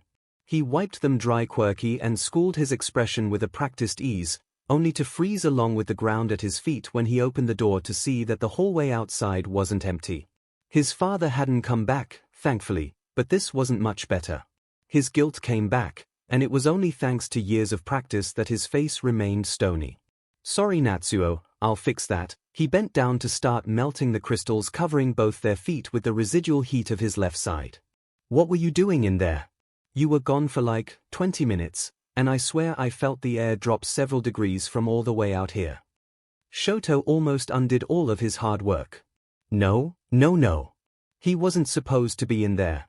Endeavor didn't let anyone in there.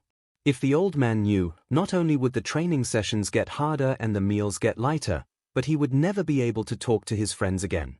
You never know, you needed something you never had before, but now that he had friends he couldn't lose them. "Whoa, calm down little bro, I'm just curious. I'm not gonna tell anyone, especially not him." The contempt in his elder brother's tone made even more sense than it already had given recent discoveries. "So what are you snooping around in?"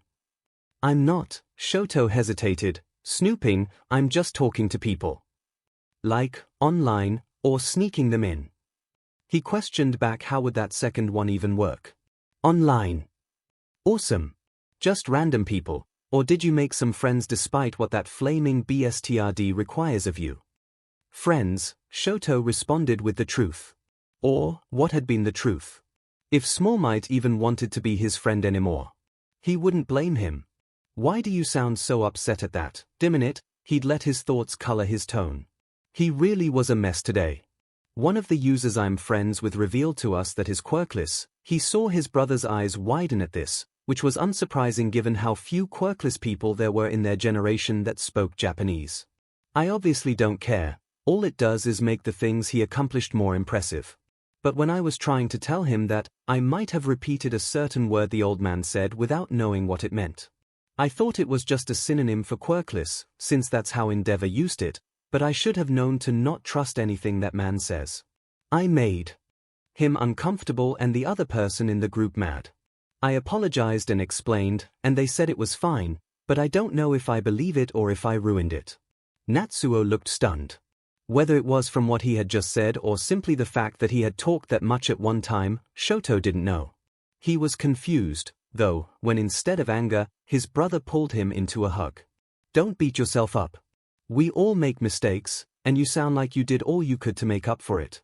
What you did was very much wrong, but you have literally been conditioned not to know any better, and you genuinely didn't let the hate penetrate any deeper than the surface.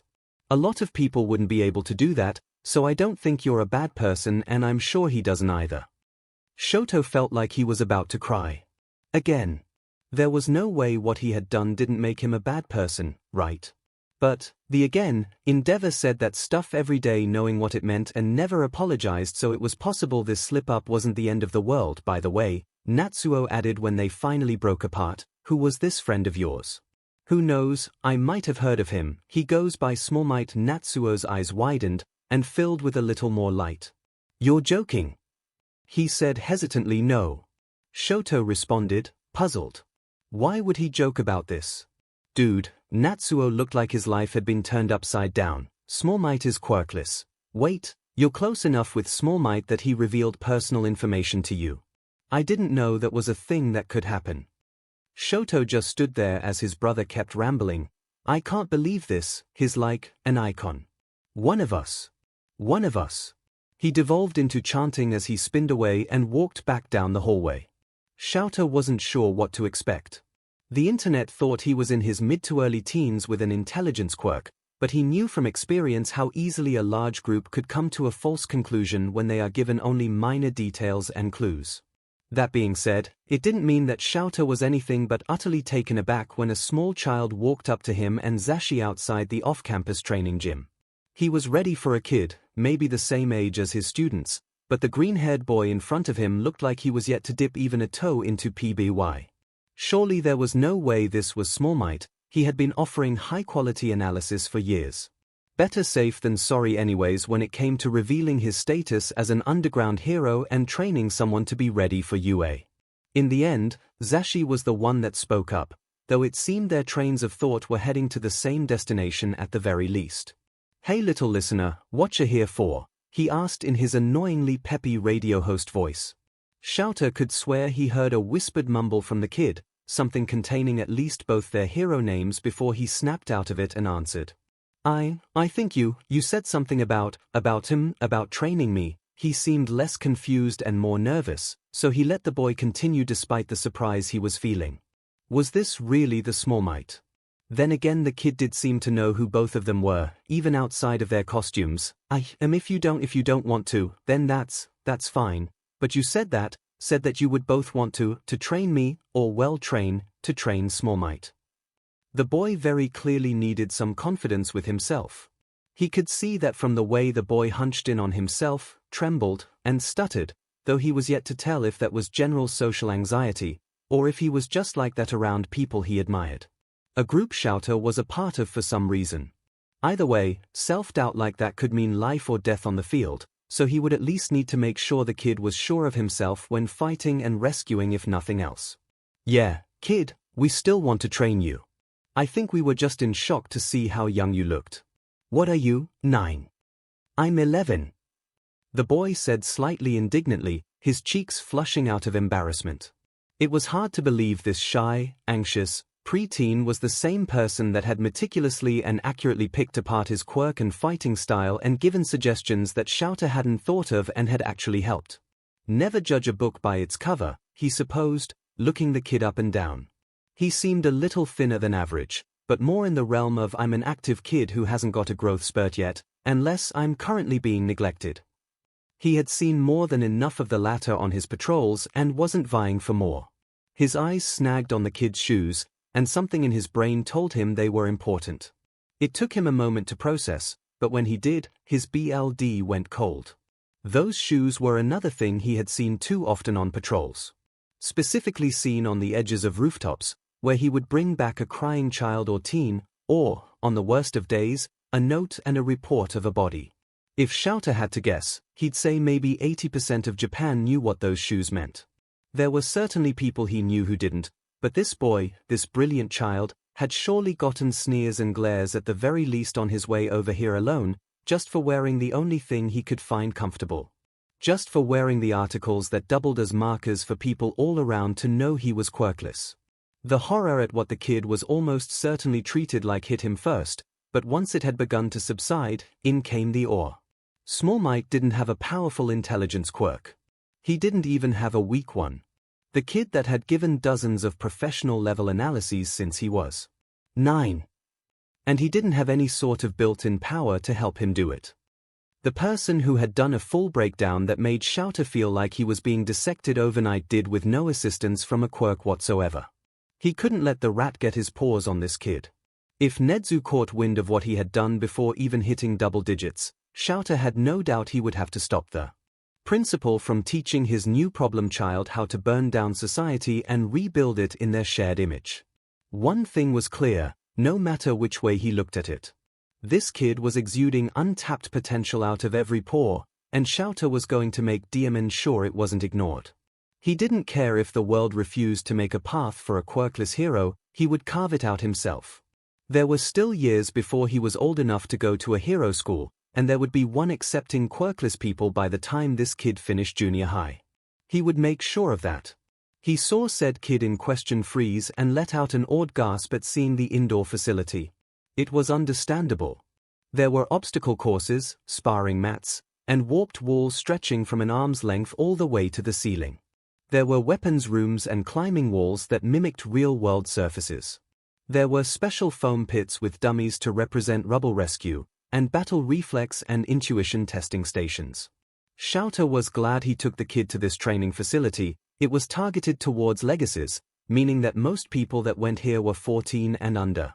This is where you took your child to prepare them to be a hero if you were one yourself. Izuku wasn't sure how to breach the topic. He was grateful for all the training today, and that would continue into the foreseeable future, and he couldn't dream of asking more of them for himself. But that's just the thing. It wasn't for himself. He had promised Insomnicat he would help him meet Eraserhead, but that would be suspicious to ask right away. He didn't want the hero to feel like he was forcing them to train his friend too. It was probably better to let it go slower, and simulate a natural progression of events. That, however, meant small talk, which Izuku wasn't very good at. So, what do you two do outside of your hero work? He asked, still easily fumbling with the nerves. He could all but hear Kaken's voice in his head, stupid Deku can't even talk right. If you want to chase your hopeless dream of being a hero, at least make it so you can communicate, dipshit. He was right, of course, but that didn't mean the words did anything but make the stuttering worse. It was Eraserhead that responded, surprisingly. We both have teaching jobs at 𝐒𝐻𝑜u. Also runs a radio show he started pre-graduation, he said matter-of-factly. Okay, that's cool. Do either of you have any pets or family that you live with? Izuku cringed as the line came out. Corny and invasive. Nice going, Deku. Neither me nor 𝐤𝐻𝑜u have any family living with us at the moment. It was present MIC that responded this time. We do live with our 2 cats though. Izuku let out a soft, confused wee, before Eraserhead smacked present MIC lightly on the arm and hissed. Zeshi, what did we say about letting the kids know? He looked annoyed at the worst, so Izuku assumed he was safe until further notice. Oh, sorry 𝐤𝐻𝑜u, I thought that was just for our classes. Present MIC responded in a similar tone, except apologetic rather than stern. It's fine, just don't regularly go revealing it to people we've known in person for less than a day, Eraser said.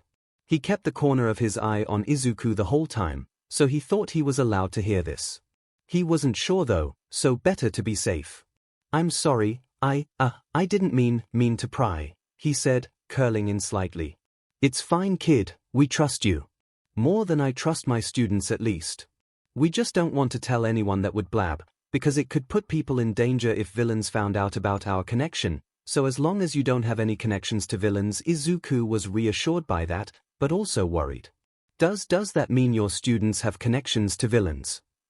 Eraserhead ran his hand over his face as MIC held in laughter. No, teens are just blabbermouths. I'm training them to be heroes, not poke into my love life. Eraserhead grumbled. Hitsuhi was feeling tense again, and it was getting old. Yesterday had actually been good, with Small Mike reporting on his training with Eraserhead and present MIC. He didn't know whether this was the crush, living vicariously, or both, but he couldn't stop leaving his body to imagine him training with them in the gym, which wasn't that hard given how detailed Small Mike's descriptions of it were. Of course the best day he had in weeks was imagining he wasn't living his life, and of course the universe had to get him back for it. You know, if it let you build that confidence it would only go to you being a villain. The foster home had kicked him out, not that that was bad in itself. It had been one of the worst ones, to the point of adding an additional scar to his elbow on top of deepening the ones on his face. Not to mention the ones in your mind. Face it, you're so messed up there you're beyond saving. It could always be worse, though. And he really wasn't looking forward to it getting worse, especially since he had run through all the foster homes in the area, and would now need to move somewhere entirely unfamiliar if a new spot for him didn't open within the week. Because it wasn't bad enough that he had to go to a new home where everyone knew him as difficult and volatile for something he couldn't control, he had to go to a whole new town. Which was really a shame, because that meant that he would already be out of a reasonable commute to UA, and probably only get further. His dream felt like it was melting though his fingers more every day, and he couldn't do anything to stop it. This was it. It was over, there was no opening, and he was moving a city over. Hitoshi had to fight off a panic attack every 5 seconds as the car rumbled along to their next destination, his nail beds raw and bleeding from the picking the nerves caused. At least this home had a cat, who knows, maybe he could have it raise him rather than the parents. Not that they would probably let that happen, let him do what he wanted or even needed. There were certainly homes that would deprive him of a roof, food, and sometimes he stopped his thoughts forcefully and moved his attention to the buzzing that was now coming out of his pocket. At small might know, but actually this training is insane. I feel like I'm dying and also alive for the first time simultaneously at Frostbite. That's interesting for me. Training just feels like I'm dying at small might. Wait. Is a pro training you for heroics too? At Frostbite, yeah, not my choice though my dad made me at small might. Oh, I'm sorry that is your dad a hero at Frostbite? He is not telling you which one though, he's the one training me. Legacy life at small might. 2 things. 1. The fact that your dad is a hero makes everything you told us he did like 10x worse, and 2. I will never understand the mentality of forcing your child into a highly dangerous career just because it's what you do, especially when a lack of commitment can lead to many, many deaths. At Frostbite, thanks. I appreciate it, even though you probably wouldn't be saying it if you knew who he was at small might. I sincerely doubt that. Try to take solace in the idea that I will forever hate bigots and abusers no matter how high in the rankings, either nationwide or personal they are. Sorry I'm late, just over here panicking about foster at small might. Damn, I'm sorry. You wanna talk about it or subject change please? At Frostbite, positive or negative? I can provide negative if we keep talking about my old man. I appreciate the offer, but I need positive, and at small might I can do that. So Razorhead said that he was planning to start weaponless sparring about a month after I started, but I'm getting a handle on skills really fast, so he's going to add it to my obstacle course, strength, and parkour training pretty soon. Laughing face. Wow, that does indeed fit the bill of positive at small might. Yeah, so if you don't hear from me in like a week or you hear from me way too much, it's because of that. At Frostbite, why would we not hear from you? You always tell us about your training at small might. Oh, that's just in case he kills me. Carrot at Frostbite. What? Sarcasm. That was sarcasm. No need to panic at small might. Yeah, sorry. You don't need to worry. Eraser and MIC are some of the few that don't try to hurt me. I should be hung up on the hurt, but we've established our lives are all SIT, so all I see is the try at small might. Well, thing is, explosions don't do too much on top of blast-proof clothing, so let's just say I've been gaining acting skills alongside analysis ones since I started here. Where TF did you even get those? At Frostbite? Probably an online store. They're counted as self-defense, so it's not illegal support gear. I mean, yeah, but the ones that actually do anything cost like IDK how much? But it's too much at small might. Yeah, I guess they are pretty expensive since I bought them myself. At Frostbite, I thought you lived in an average apartment. Yeah, you said you was born lower middle class. Where'd you get the money? At small might. Do neither of you know how much analysis costs? No, at small might. Well, let me preface this by saying I'm considered on the affordable end of analysts anyways. My current rates are 2,600 yen a page at Frostbite. I'm not the most financially literate, but that sounds like a lot. Dude, am I the only non-rich kid here? How many pages do you write at small might? Currently 5 to 10 on average, before training 15 to 25 of average, 40 on good days. And how much money do you have? At small might, about 80 million yen in my account plus the money I've used to buy stuff and giving the rest to charity. My mom insisted on keeping 3/5 in an account until I'm 16 or else there would be more to charity. Also, I think I may have planted the seed of a foster in present MIC's mind. There will probably be complications I can't go into detail about due to secrets, but there might be a chance that Cat can get a more permanent placement in the coming years. Why is no one responding? Izuku sighed and got up. Normal 11-year-olds probably didn't get this bad of a case of the Mondays, but normal 11-year-olds also weren't simultaneously covered head to toe in aches from his 5th weekend of sparring with Eraserhead. If this was what training under him was like for an 11-year-old, no wonder the UA graduates that he taught without expelling had a 37.9% lower chance of dying in the field within the first 3 years after graduation compared to students from other hero classes and schools. His brain knew he was incredibly lucky for having access to this high quality of hero training and education, not to mention free of charge. His heart was eternally grateful for all both Eraser and MIC had done for him, and was expressing that in whatever ways it could. He already knew Eraserhead's favorite coffee order by heart, and was beginning to pick up JSL just in case he ever came across present MIC without his hearing aids in when it wasn't freaking out over the fact that he was training under the hero that unknowingly saved his life more times than he could count. His body, on the other hand, was as much the traitor as it had been 7 years ago when it gave him the handicap of a lifetime on his dream. Not that he'd let that stop him, but his body still screamed and protested every movement, alongside what had given him the aches. He had told his mom where he went when she noticed he came back late after the second night of training, and she insisted on inviting them over to dinner. It had been incredibly awkward, but it made Mom more comfortable, and she was finally letting him train to be a hero, so it was already more than worth the struggle before it even started. He frowned as he put the school uniform on. It, as well as the protective undergarments, were digging uncomfortably in certain places, notably his armpits, thighs, and elbows. Was he getting a growth spurt? He frowned as he noticed he was barely a few millimeters past the previous height. But then he paused as he looked back down, before taking off the uniform. He examined the sleeve on his armor, and found that it indeed extended to where it had before. In fact, looking at his shoulder, it confirmed that it indeed wasn't his arms getting longer, but rather wider. This couldn't be right. Sure, he was ready that it took 4 to 6 weeks of significantly harder exercise to start seeing visible changes, but for some reason he hadn't thought that applied to him. He was just used to seeing himself as a twig for years that any progress seemed like an absurd hope. He couldn't deny it when he looked in the mirror again, though. He couldn't help it as a dopey beam spread across his face. He was getting stronger. He was getting better. And it was due to his own resolve. No one was dragging him to those training sessions. Eraser didn't force him on the obstacle course, and MIC didn't force him on the rock walls. They gave him guidance. They gave him advice, and instructions, and plans, but at the end of the day, it was Izuku's free will that allowed him to push through discomfort day after day to follow them, and it was Izuku's free will that led him to making real, visible, measurable changes. He hadn't been this proud of himself since the beginning of his analysis business. That happiness somewhat dimmed, however, as he looked back at the uniform of the bed in front of him and he remembered what day it was. Then he looked at the clock and scrambled to put it on before he was late for the train. He usually preferred to take a slightly earlier commute to avoid the majority of people, and then just wait the rest out in a tree or hidden cranny on school grounds, but it looked like he didn't have a choice today.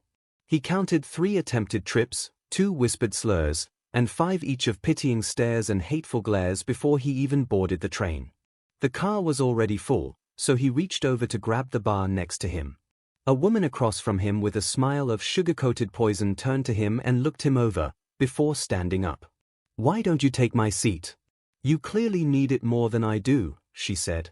"Oh, no, it's fine," Izuku reassured. "I started taking the train by myself at the beginning of this school year, and I went with my mom before that." "I'm not too young." He was interrupted by her with a somehow wider smile and even more condescending voice. "Oh, it's not that, sweetie. It's just that it must be hard for you to stand this whole time with such a debilitating physical disability." She hissed the last 3 words through shut teeth as she gestured towards his godforsaken red shoes. Izuku took a deep breath and clenched the pole only slightly harder. "I can assure you I'm capable of standing on the train without your assistance.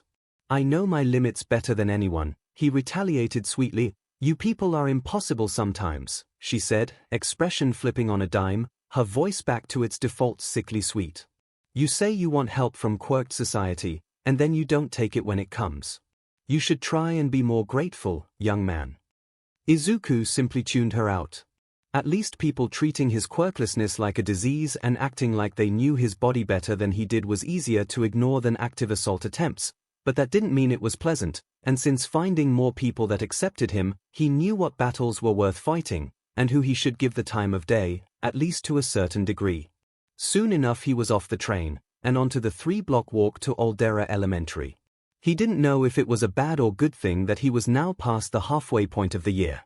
On the one hand, he would have a whole break with more time to hone his skills, and possibly even meet his online friends in person. On the other hand, next year was the start of junior high, and oi, Deku. Stop frickin' ignoring me, ya demon nerd.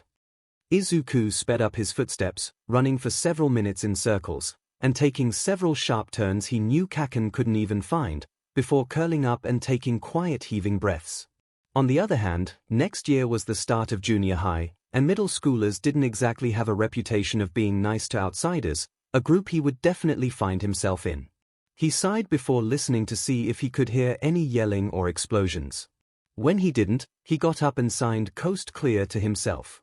Sure, it wouldn't communicate to anyone, but practice was the best way to learn things, especially if the expressions were ones he would use on the field. He checked his watch to see that he still had 7 minutes left before class, just enough time to take the longer, less popular route, and get there on time but not early. Alright class, for today's exercise, we'll be doing group posters. I will hand out one of these figurative language techniques, and you will design an explanation with pictures and words. Groups will be random. A collective groan resonated around the classroom. Yasuko-sensei simply rolled her eyes and began detailing the groups. Izuku's BLD ran cold when he heard that he would be in a group with 𝐭𝐻𝐿. It was a lose-lose of contributing vs not contributing. Would it be better to be accused of trying to look like he's better than him, or being lazy and useless to sabotage his grade? This was going to be a long day. Katsuki was fed up. The nerd had been looking down on him all day.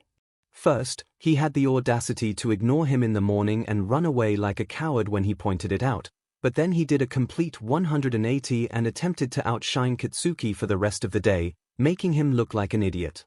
Needless to say, it seemed that Deku had forgotten his place, and it was Katsuki's job as a future hero to put the 𝐷MN back into it.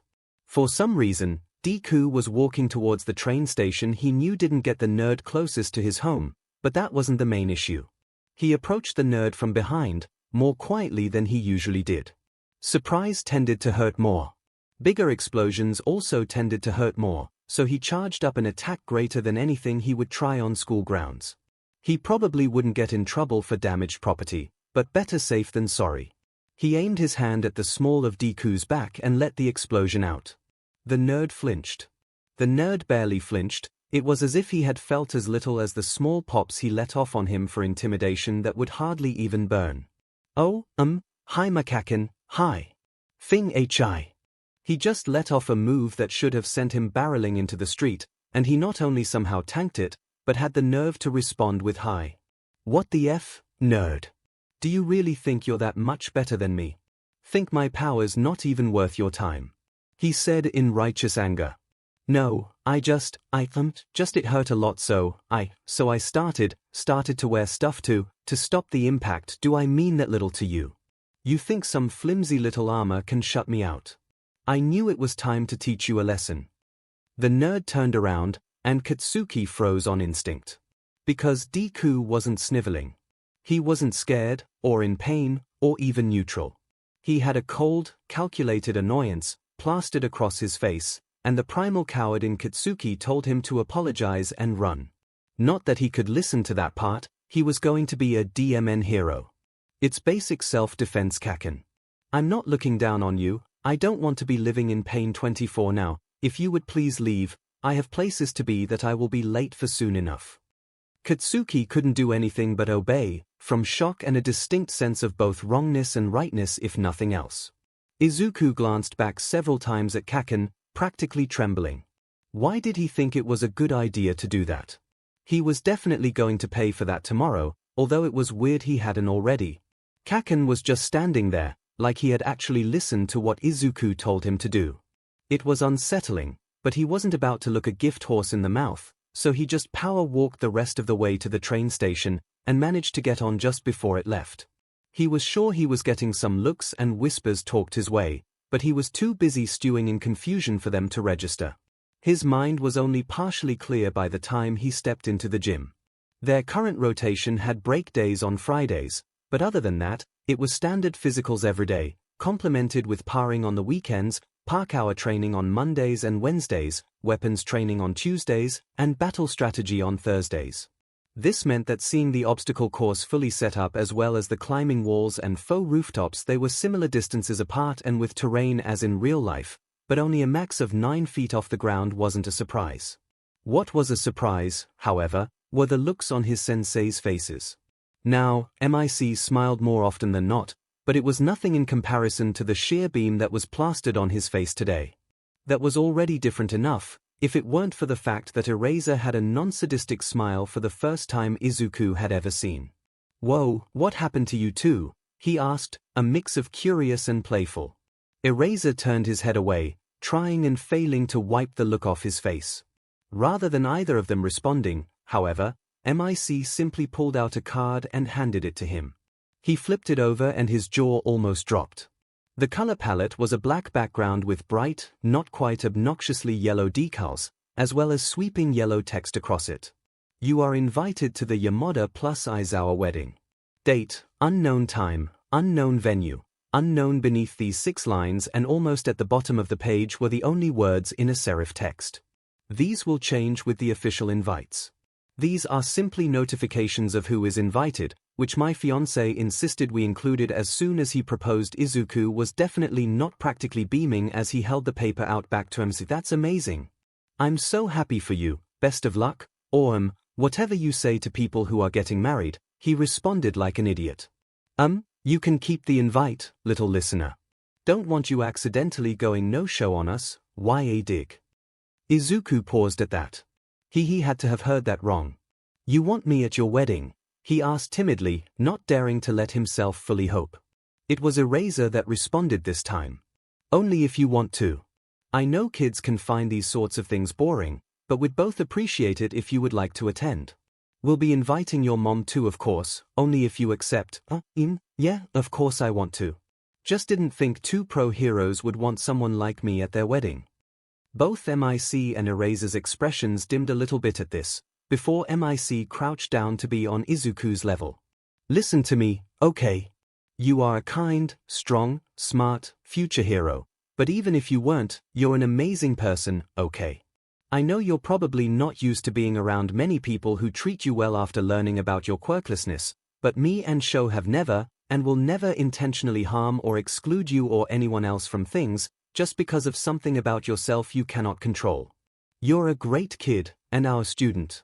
While we are training you to be a hero to save people, it's also to give you the life you deserve and are constantly working harder than anyone else to get to. We may sometimes be strict or upset with you, but we will never stop you from helping yourself along with others. We care about you, and if you think that only applies during training, you've got another thing coming." Izuku didn't know what to say to that. They were so nice. What did Izuku ever do to deserve this type of people in his life? He felt his dim and Midoriya tears well up in his eyes at that. Not now. He tried to force them down, but it of course didn't work. This was so embarrassing. These heroes were just being nice to him, and now he was acting like a crybaby. Why couldn't he just get his act together like everyone always told him? He really was pathetic, wasn't he? He felt arms wrap slowly and gently around him, giving comfort, but also more than enough time to pull away. A rougher voice responded this time. "I know that it's probably a lot to hear, but it is true. I'm not as good with emotions and stuff, but it's important that you hear from both of us that we'll always be here for you, no matter where the rest of the world is." That only made him sob harder. Why was 𝐸RAZER going outside of his comfort zone just to comfort him? He could handle his emotions on his own. Not that he wanted to, but he wasn't sure whether the want to be heard or the need not to be a burden was stronger at this point. I'm sorry. I just. Stupid. Didn't mean to, sorry I'm being a burden. You will never be a burden. I promise. Oh okay, they stood there for a couple more minutes before Izuku calmed down and reality caught up to him. I am sorry though, for bringing down the mood and everything. He said guiltily, it's fine. Eraser said, before his usual sadistic grin split across his face, we still have a whole day of training to bring up the mood, don't we? Now, why don't you get on the obstacle course, level 5? Izuku did just that. And then did it a second time. And a third. And a fourth. It wasn't for nothing, though, since he broke 5 minutes on both of the last two. He was also getting better at consistently running the first half of the rooftop section. With Eraser's instruction there, he could now easily use the fire escapes and uneven bricks to go to higher rooftops as well as lower ones. By the time these were done, both MIC and Eraser had long since gotten their original smiles back from his arrival. He was glad he hadn't messed up too badly, then. Soon enough, it was time for the climbing wall. It usually took about a week to get to the top of a wall twice in a row, and once that happened, he would be moved up a slight difficulty. It was just enough that he was always pushing himself. By the time the 3 hours were up for the day, he was sweating, with hands that felt somewhere between clay and sandpaper, and legs that felt like jello, but he was smiling. His sensei's positive energy had leached into him through the session, and the only thought running through his head was, I'm gonna be a hero. The best part was, for the first time in years, it didn't feel like a lie. Nezu twitched his tail in interest as he waited for Aizawa-kun to appear on the cameras. His staff member had requested this meeting about a month and a half ago, and the importance lacing every line of his email asking for it gave an interesting contradiction to the length of the timeline he said it needed to be accomplished within. The material itself had also piqued his interest. It was for a discrimination issue dealing with Aizawa's personal student. He was already passionate against discrimination due to his personal past experience, and was more than glad to help sort this out, but what his mind hadn't been able to stop mulling over was the personal part in the second half of the sentence. This was for 2 reasons. Number 1, Nezu had never before heard of Aizawa taking on a student outside his hero course classes, even before he became a teacher. Secondly, Nezu was curious on how he would fit into this equation if it wasn't a kid from Aizawa's homeroom. His current theories mostly surrounded the theory that he was hoping for the kid to join a certain course or club in his school, or even his school as a whole. Not to say that all his theories did. No, that would be simple-minded, which just wouldn't do.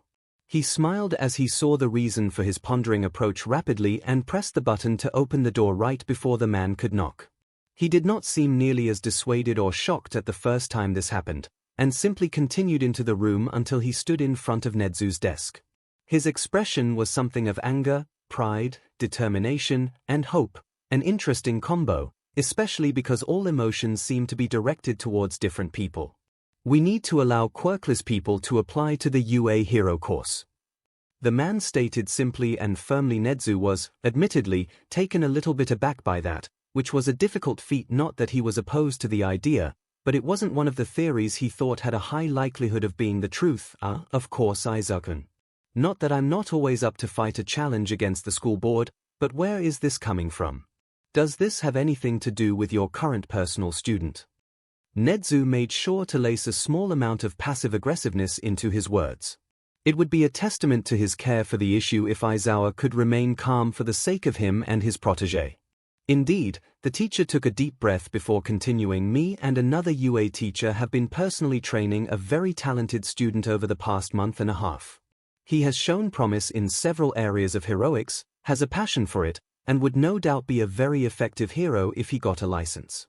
The issue, however, is that no hero school will currently take him due to his quirklessness. I therefore believe it is essential that we change our admission policy in order to be more inclusive, and not let potential like his slip through the cracks. Well, that does sound most interesting. If you could provide some examples of his potential, I believe that would be instrumental to our success, he chirped. Aizawa-kun sighed and reached into his pocket. After pulling out his phone, he scrolled for a minute before showing it to him. These are some videos we recorded with him to demonstrate his 1-month progress on skills. I also have a doc if you're looking for more concrete numbers.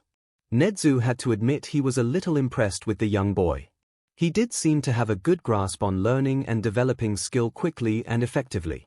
It clearly took him a lot of his free time and dedication to build up this arsenal, and even if this was it, it would probably be enough to fight for.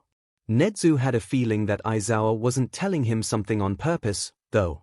Eraserhead had a non-combative quirk, and relied highly on logic, analysis, and battle strategy. Nezu and him were similar in that way, only Aizawa-kun working the streets, and him working behind the scenes. All the evidence, however, was purely physical. Aizawa-kun wasn't the type to keep someone with no brains and all brawn in his class, let alone under his wing, so this was an odd discrepancy. This is rather impressive indeed. However, I find it odd that you of all people would fail to include the logical side to a student's portfolio. Pure skills count for little if you don't have the intelligence to know when to use them, and I'm just not seeing that yet. He stated plainly. Nezu watched as Aizawa's whole body language slumped resignedly, and if he didn't know better, he would almost think the bags under his eyes got bigger. In reality, his eyelids just dropped, making them look bigger in comparison. I have more than enough evidence for that, but just please, the man stated wearily, promise you won't show this to the school board, as it's rather personal to him, and could ruin one of the few good things in his life if it gets out. Additionally, and I know I'm probably talking to a brick wall with this one, but please don't pull him out of classes to have lessons with you once he gets here. Now he was excited. If this boy's intelligence was good enough to have Aizawa-kun think that he would want to take him on as a personal student too, then he was sure to be in for a delight. I do believe that the first condition is more than endurable, he smiled. Aizawa waited for a minute for him to elaborate, and when he didn't, he seemingly resigned himself to answer without it. Good, he had been hoping for that. As often as he would bend his words to get the truth out of humans, he didn't like to outright break promises to the few that respected him. Have you ever heard of an online analyst that goes by 𝐼𝐺? Aizawa asked finally.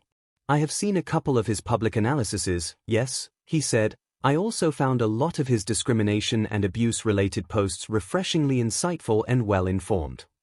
If Aizawa was trying to imply what he ended up implying, Nezu was very much glad he had not agreed to Aizawa's second promise. That was still an if though. People often said things without knowing or intending how others would take them. Midoriya, the kid by the way, probably should have said that earlier, is 𝐼𝐺. After these words he turned the phone to face Nezu again, this time with a document pulled up on it. And this is the analysis he gave me of my work and fighting style in one night when I sent a request. As Nezu read more and more of the pages, a grin split across his face. Not the carefully cultivated one for his interactions with humans, but a more natural, feral one. This boy was going to make quite the UA student. Hitoshi had typed, deleted, and retyped the last text at least 100 times in his private chat with 𝐼𝐺 over the past 2 weeks. His current fosters had the policy of the less time in the house, the better when it came to Hitoshi, so they wouldn't pose a problem. The distance might, but that would only get worse the longer he went, and the more homes he moved to. Hi hey. What's up? So I've known you on here for a while and you're like my best friend even though I never met you thanks. Love so I think that should change. Is there a park or something near your place we could meet at only if you want to? Shocked. OMG of course, laughing face. We can meet up here. 𝐼𝐺 shared a destination Hitoshi's heart kept at that moment. 𝐼𝐺 trusted him, point blank, and he didn't think he'd ever get tired of that feeling. That's just because it makes him seem easier to manipulate. The trust never really stopped, but every reminder was like a warm summer breeze, fanning the fires of his soul, but snuffing out the candles of self-loathing that stick like wax, melted into his mind. The park wasn't even too far away. He could get there by the nearest train in under an hour. He immediately started walking there. No point going home if there was nothing to get, and checked the train schedule on the app on his phone. He sped up a bit at seeing it. He should be able to make it onto the 4 o'clock train if he hurried. As soon as he got onto the train, he swayed back over to the chat. Okay, sounds good. I'm in the train now. Be there in like 45 minutes. Just told my mom where I'll be going. See you in a bit. Literally this time, shocked. Hitoshi snorted at the last line. Or at least made an attempt at it, with the muzzle F. He felt his BLD run cold. Over 2 years of online friendship, and of course he ruined it as soon as he tried to take the next step. It was already asking for too much the first day they met. He was already asking for acceptance despite the nature of his quirk, and he had gotten it with more than full open arms. Now though, he didn't just have to accept the idea of Hitoshi's quirk. He had to accept the reality of it. The reality that he was dangerous. The reality that he needed to physically and metaphorically be chained up like a rabid animal who would bite anyone who got too close out of instinct. The reality that no matter who he wanted to be, he couldn't escape who, or what, he was born as. It was too late now. As bad as this was, he couldn't imagine abandoning Small Might when he was the one that asked them to meet, let alone continuing to string him along, because Hitoshi was a coward who wanted a friend even though he didn't deserve one. No, it was time to face the music. This felt like a big occasion, he should try to write some poetry about it. He glanced at the time on his phone. He had about 30 minutes left on the train ride. That was more than enough to write a decent length poem. Usually more than enough time. He used poetry to escape, but for some reason, right now it just felt like running full force at a glass wall. He could see what was on the other side but he couldn't reach it, and all it did was exhaust and hurt his brain. Eventually, he ended up just setting into a trance somewhere between awake and asleep, ignoring the rattling of the train car, the disgusted and terrified looks shot not so subtly his way, and his own mind, body, and thoughts. He would only tune in when he heard a new stop being announced, and it repeated until he reached the stop that was closest to where he was supposed to go. He took a deep breath and stepped out of the train, mentally running through all the different scenarios that could play out in a feedback loop through his brain. This was going to hurt. And unless Small Might somehow knew sign language, he wouldn't even be able to try to explain himself. Izuku waited inside the tube thing on the play structure 2 for Insomnicat to arrive. Sure, it might have seemed weird or creepy, and it would definitely be harder to spot his friend through the holes in the side versus if he was on something like the swings, but it also made Izuku harder to spot. So far he had looked out 4 times and not seen Cat, but he did arrive 20 minutes early. One of the people had stayed for about 10 minutes, but the other 3 had simply been passing through. He had chosen an unpopular park for a reason, after all. That reason being, that at the time Cat arrived, the park would hopefully be empty. He heard a crunch on the wood chips, more subtle than he was used to, but not in a way that seemed purposeful. No, it was like a toned-down version of how Eraser walked when not trying to be stealthy, the sound of someone who had the quieter the better as a subconscious mantra. Knowing what he did about Cat's home life, that would seem like a fit in a really disturbing way. Sure enough, when he peeked out of the slide again, he saw a kid who looked around his age, though considerably taller, with fluffy purple hair, a plain outfit, and a black something covering the bottom half of his face. Was that a mask? It was hard to tell at this distance, but he was pretty sure this was the right kid. Just to be safe though, I see you, I think, are you here yet? Yes. Where are you? Just in my usual don't get spotted, spot guess it still works. Grinning at the confirmation, Izuku steps out of the tube. To his credit, Insomnicat only jumps a little when he sees him emerge and start walking over. Hi, I guess. God, it's weird putting a face to the name, not that it's your real name, but, he trails off as he gets closer. Something feels off. He finally reaches him, and the feeling only gets worse. Cat is hunched over and fidgeting, but that can be dismissed as regular nerves or anxiety. You okay? He only gets a slow nod and a suspicious glance in response. The reaction reeks of uncanny valley. He still hasn't spoken, but that could be the same, or just being a quiet person. What really gets him is every noise that should be coming from him, every breath, every grunt, grumble, or sigh either is non-existent or muffled, like trying to heat something through a layer of cotton. His eyes turn in confusion back down to his mask. Ice suddenly floods his veins. No, he has to be wrong about this, right? Surely no one would do that to a kid, no matter what happened. Especially if nothing happened. Cat had mentioned foster parents, including his current ones, putting him in quirk-canceling devices in several of his rants, but he had assumed they were the standard bracelets, HNDCFFS at worst.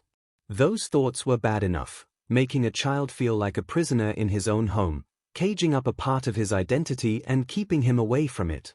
But if he was right about the device on his friend's face, even his horror stories had been the sanitized version. His voice came out stuttery at the terrifying revelation of what people might have done to this boy. Is that a muzzle? Cat didn't respond with words obviously, Izuku, but what happened enough was more than a simple yes or no could map out anyway. He curled in a little bit where he stood, and his eyes went blank. His body tensed up as if preparing for a verbal or physical beating, and he gave a slow, microscopic nod. Izuku's stomach fully plummeted now. Oh, no, shit. What was he supposed to do? He couldn't just stand there while Cat was waiting for a reaction. He could just talk in sign language, but he was still a beginner and probably really bad at it, plus it would reinforce the idea that Izuku thought he needed it. He really was an idiot. It was the obvious first step. Can you turn around please?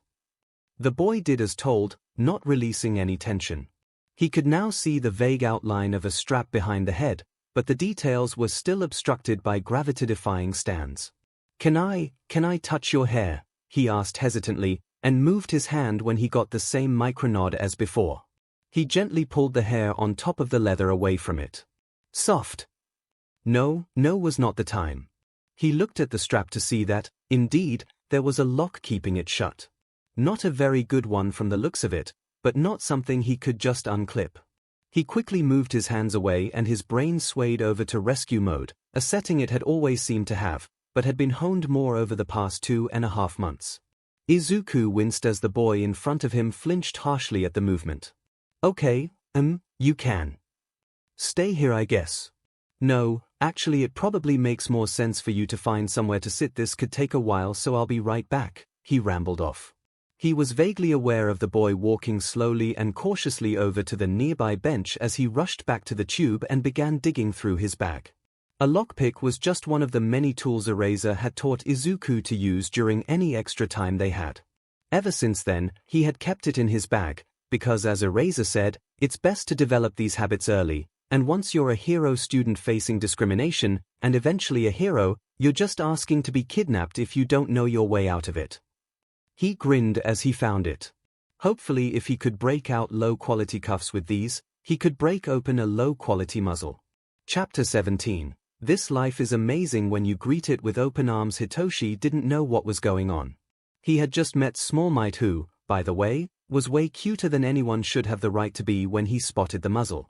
Not like that was exactly hard, he hadn't even remembered to wear his scarf. He had been ready for the boy to run in fear. To call him a monster, a villain. To beat him down and prove once and for all he was where he was meant to be in the world. That was proven a long time ago, you sick, villainous bastard. Instead he was sitting here, watching a pair of bright red shoes sticking out of the playground tube. What was he even doing in there? If he was getting a weapon, he would have dragged Hitoshi with him, not whatever this was. Eventually, he saw Small Might running back towards him holding a small, black case. What? He was at the bench in seconds, before asking Hitoshi to turn to the side, and sitting behind him. I'm gonna try my best to get this off you, is that okay? Hitoshi froze at the question. Why would he do that? Was this a trick? What was going on? This was probably a bad idea, but any sense and logic felt like nothing in comparison to the overwhelming urge to get out of the device holding his head prisoner. He found himself nodding almost before he knew it. He stayed as still as he could, but the natural jostling during the process caused several flinches. He tried to keep his visible pain to a minimum though. Every time he showed, Small Might apologized, which just made him feel worse. He didn't have anything to apologize for. He treated Hitoshi better than he deserved, and unless this was a trick, it just proved Hitoshi was seemingly the only one on this planet who couldn't save anyone. And then it made him feel guilty for being bitter at someone for helping him when they probably had an even worse life than he did. Every minute under the slightly increased and more varied pressure was like 10 normal minutes, but after what felt like an hour 5.5 minutes, he heard the click and felt all the pressure release. There we go. Sorry it took so long, I'm still pretty new at this. Hitoshi focused on removing the muzzle from his face. Several places were cut, and the metal did not feel good coming out of or rubbing against those. Once he had it out, he placed it in his lap, and his hands started to shake. He was free. For how long he didn't know, but the fact was that he wasn't eating and yet his jaw was free to move. He stretched and shifted it, and despite the pain of the cuts, scabs, and scars, it felt good. He looked next to him to 𝐼𝐼, who was now staring in utter horror. Of course it only dawned on him now. When Hitoshi was without the only thing that made people feel safe around him. Would 𝐼𝐼 think he forced him to set him free? He had to know Hitoshi's quirk didn't work like that, right? Or there would be no point for the muzzle. It's not just your quirk. You manipulate anyone who has an ounce of trust in you without it. That's why you need to stop trying to get people to see you as trustable. Then again, you've always put your happiness above others' safety, you selfish, but villain.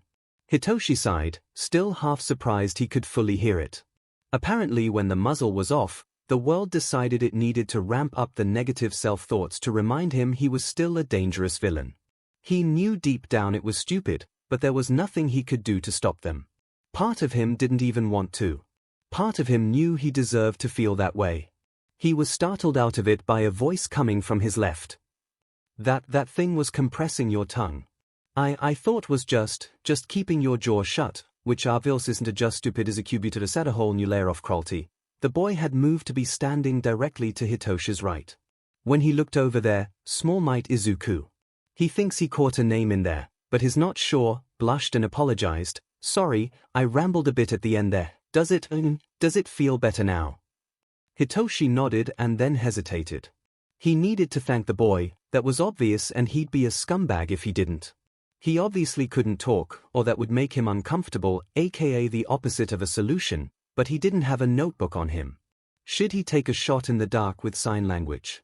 If he got it, and if he didn't, no harm no foul, right? Thank you. To his slight surprise, the boy actually responded, looking quite excited. Welcome. You sign. Bit. Mic barely gift I'm Shinsu. I can help teach, Hitoshi offered immediately. This was perfect. He could still communicate with his friend in real life, side by side. It was more than he allowed himself to hope for. Really? Thanks. 𝐼𝐼. Respond out loud in his excitement, before blushing and looking down. Unfortunately, down happened to be the muzzle still in Hitoshi's lap, and 𝐼𝐼 grimaced. You know you're allowed to talk out loud, right? Hitoshi tensed at this, and then relaxed. He had already flinched, tensed, and worried several dozen times over the course of their friendship, even digitally, and it never even showed to be worth it. Maybe, just maybe he could trust this boy, and only this boy in this way. He took a deep breath and let the first words that wanted to spill out of his mouth. So, your special heroes ready to foster yet or what? He snarked. 𝐒𝐿 was washing the dishes with a smile on her face. 𝐼𝐿 was going to the park to meet up with a friend, and she couldn't get over it. Most parents wouldn't see this as too big of a deal, but friendships had been hard for 𝐒𝐿. Her son was such an amazing outgoing person, and it broke her heart to see time after time of 𝐒𝐿 being excited to bring a new friend over, or to hang out with them elsewhere, only for them to completely stand her poor boy up. Even when they did show up, he always got a beating rather than the fun he deserved. She ached to try and make it better, but she couldn't change other people's minds if they didn't want to change.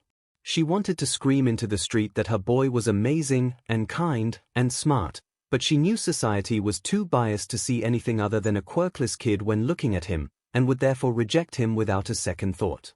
She was prepared for this to be another one of those situations, even though they hadn't come in years, so imagine her surprise and joy when 𝐒𝐿 texted her back to let her know that not only had he actually met this insomniac in person, but that they got along, and 𝐒𝐿 had invited him over. There were obviously still warning bells going off in her mind, flooded with whatifs and horror stories of meeting internet friends but she tried to calm down. She couldn't help but worry as someone who loved 𝐒𝐿, but she also knew 𝐒𝐿. He was overly trusting, but not naive. He often wore his heart on his sleeve when meeting someone, but also knew how to retract it for his own safety. Which happened more times than it ever should have, especially for someone not even in their teen years yet. So, yeah, she was brimming with both excited and nervous energy, and needed something to do, and the dishes combined with her music was a good enough combination to keep her thoughts at bay but still be ready to greet 𝐒𝐿 and his new friend when they came through the door. It was about 2 songs later when she heard a noise from the Gen Con and hurriedly turned off the album and water, before rushing over. She opened the door to see Izuku smiling next to a boy with gravity-defying purple hair. He was a few inches taller than both of them, though his posture seemed to be trying to hide it.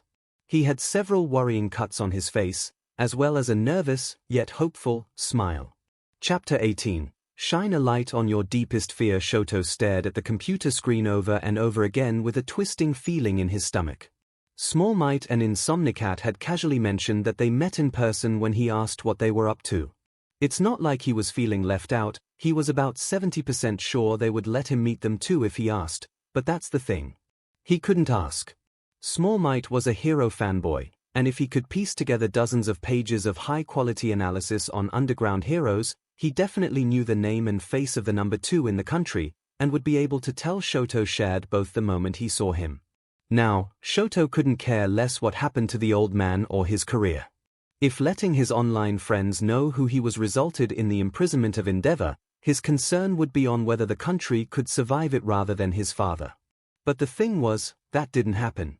That was the sort of thing reserved for ordinary men, having their crimes persecuted by victims speaking up. He had gotten closer to Natsuo in the past few months, contrary to his father's wishes, and learned that Endeavor's abuse was never really a tight-lipped secret. Natsuo told him, in full bitterness, about all the times he had gone to the police to file a report, and they took him seriously until the point of seeing either his family name or quirk status, and scoff and dismiss him. He talked about the time he brought up Mom screaming with the school counselor, and she had scolded him on how much bad rumors could ruin the reputation of a hero, before calling said hero to inform him. That was one of the few nights where Natsuo had more bruises on his body than Shoto did. Men like his father were the scariest, not because of what they could do, but because of what they could get away with. Buying a wife for her quirk, and forcing her to have his kids until they produced one to be the perfect successor to his messed-up legacy. Tossing aside the other kids without a second thought, like discarded goods worth less than the money he took out of his pocket to put food on their plates. Abusing his wife to the point of psychosis for trying to put herself between him and a 5-year-old Shoto, already training to be nothing more than a weapon, and shipping her off to the mental hospital for hurting his masterpiece in the breaking point he led her to. Raising kids in an echo chamber of such hate, violence, and poison that they can't know what is wrong until they've already broken something unfixable. It wasn't that no one was willing to speak. There were, but the power, influence, fame, and money Endeavor had made it so that it didn't matter. Because nobody was willing to listen. So sure, in theory meeting his friends in real life was great, but in practice it would result in looks of betrayal, accusations of faking the abuse, and loss of them online as well as in person. He couldn't do the first to them, and he couldn't do the second to himself. Seems Endeavor was right about one thing after all. He really was that much of a coward. Hisashi suppressed a grimace alongside the bitter anger and sadness that was clawing at his stomach and heart. That goddamned school board. Both half of them and the principal had to agree to any changes whatsoever on the school rules. This usually meant that one of the board members or Nedzu would send a request for a small alteration, and the rest would simply put their signature on an online document to get it amended. This, however, was not a usual situation. It happened sometimes, where the needed number of people had not been met, but the person who presented the change insisted upon it, which was how you got to these meetings. Apparently, according to UA's elite board, who hadn't even taken a day of heroics training in their lives, it was obvious that there was no way someone who happened to be quirkless should be allowed to attend school to be a hero, regardless of their other skills.